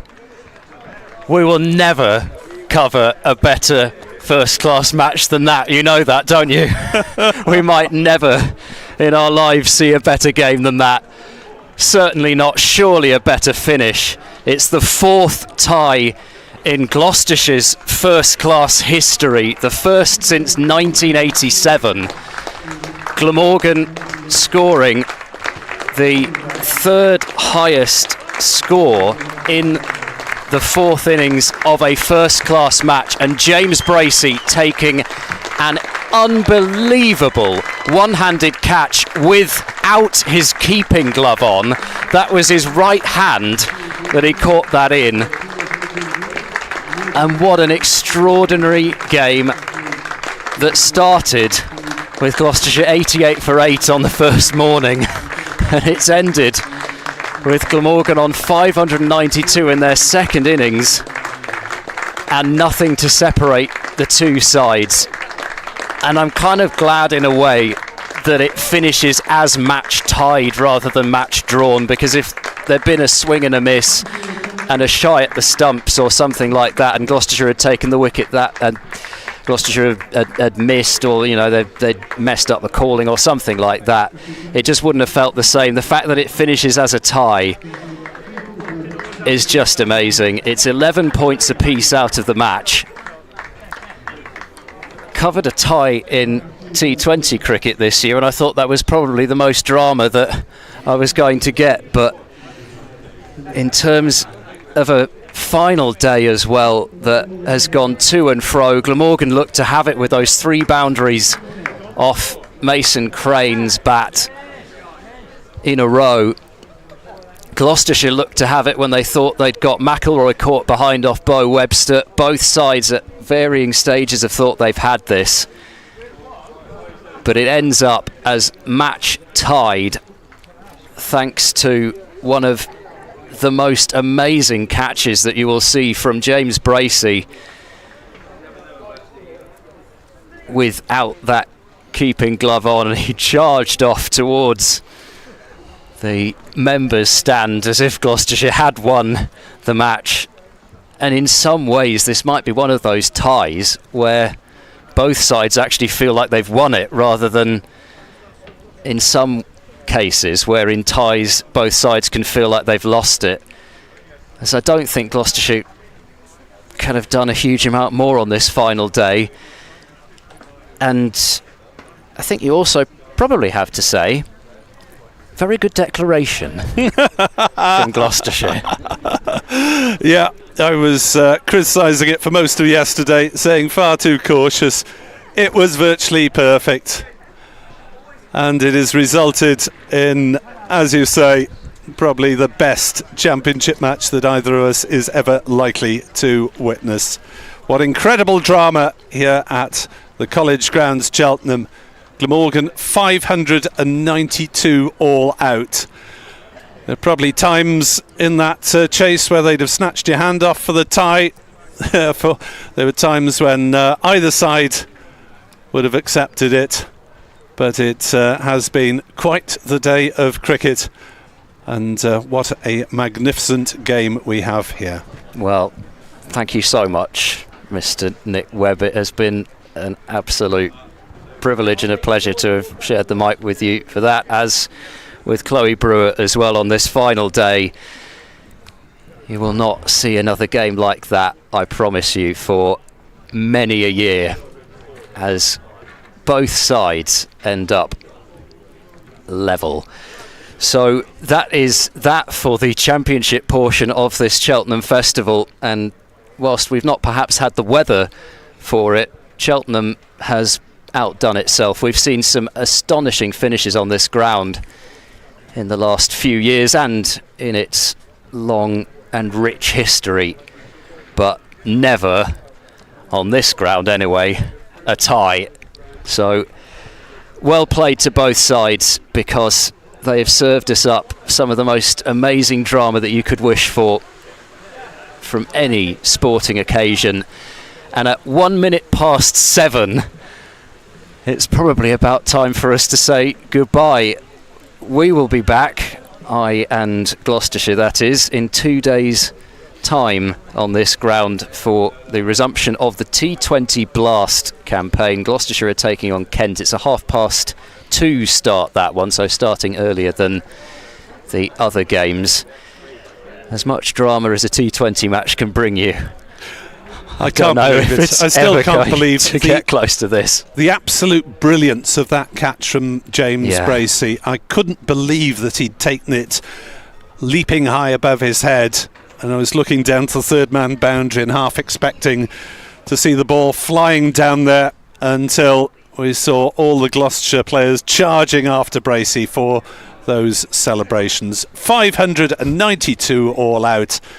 And it is a tied game here at Cheltenham, one which will live long, long in the memory of those who are there here in person, those who are listening, those who are watching, and certainly those who are commentating on it. Very much so. Thank you. Glamorgan's next game? Sussex, Friday night. T20 Blast at Hove. BBC Radio Sussex hosting. Adrian Harms will be joined by Edward Bevan for that one. Glamorgan against Essex Sunday afternoon. And BBC Sport Wales coverage of that one. I'm going for a long lie down, and I'll be back personally for one day cup coverage, but stay tuned for my BBC colleagues for all the T20 excitement. Just one final note, by the way, that dismissal for James Bracey at the end also equals the most dismissals by a Gloucestershire wicketkeeper in a first-class match. So an amazing way for that to happen off the last ball of the game. Once again, on behalf of all of us, thank you for listening. Thank you for your company. From now, a sunny Cheltenham, believe it or not.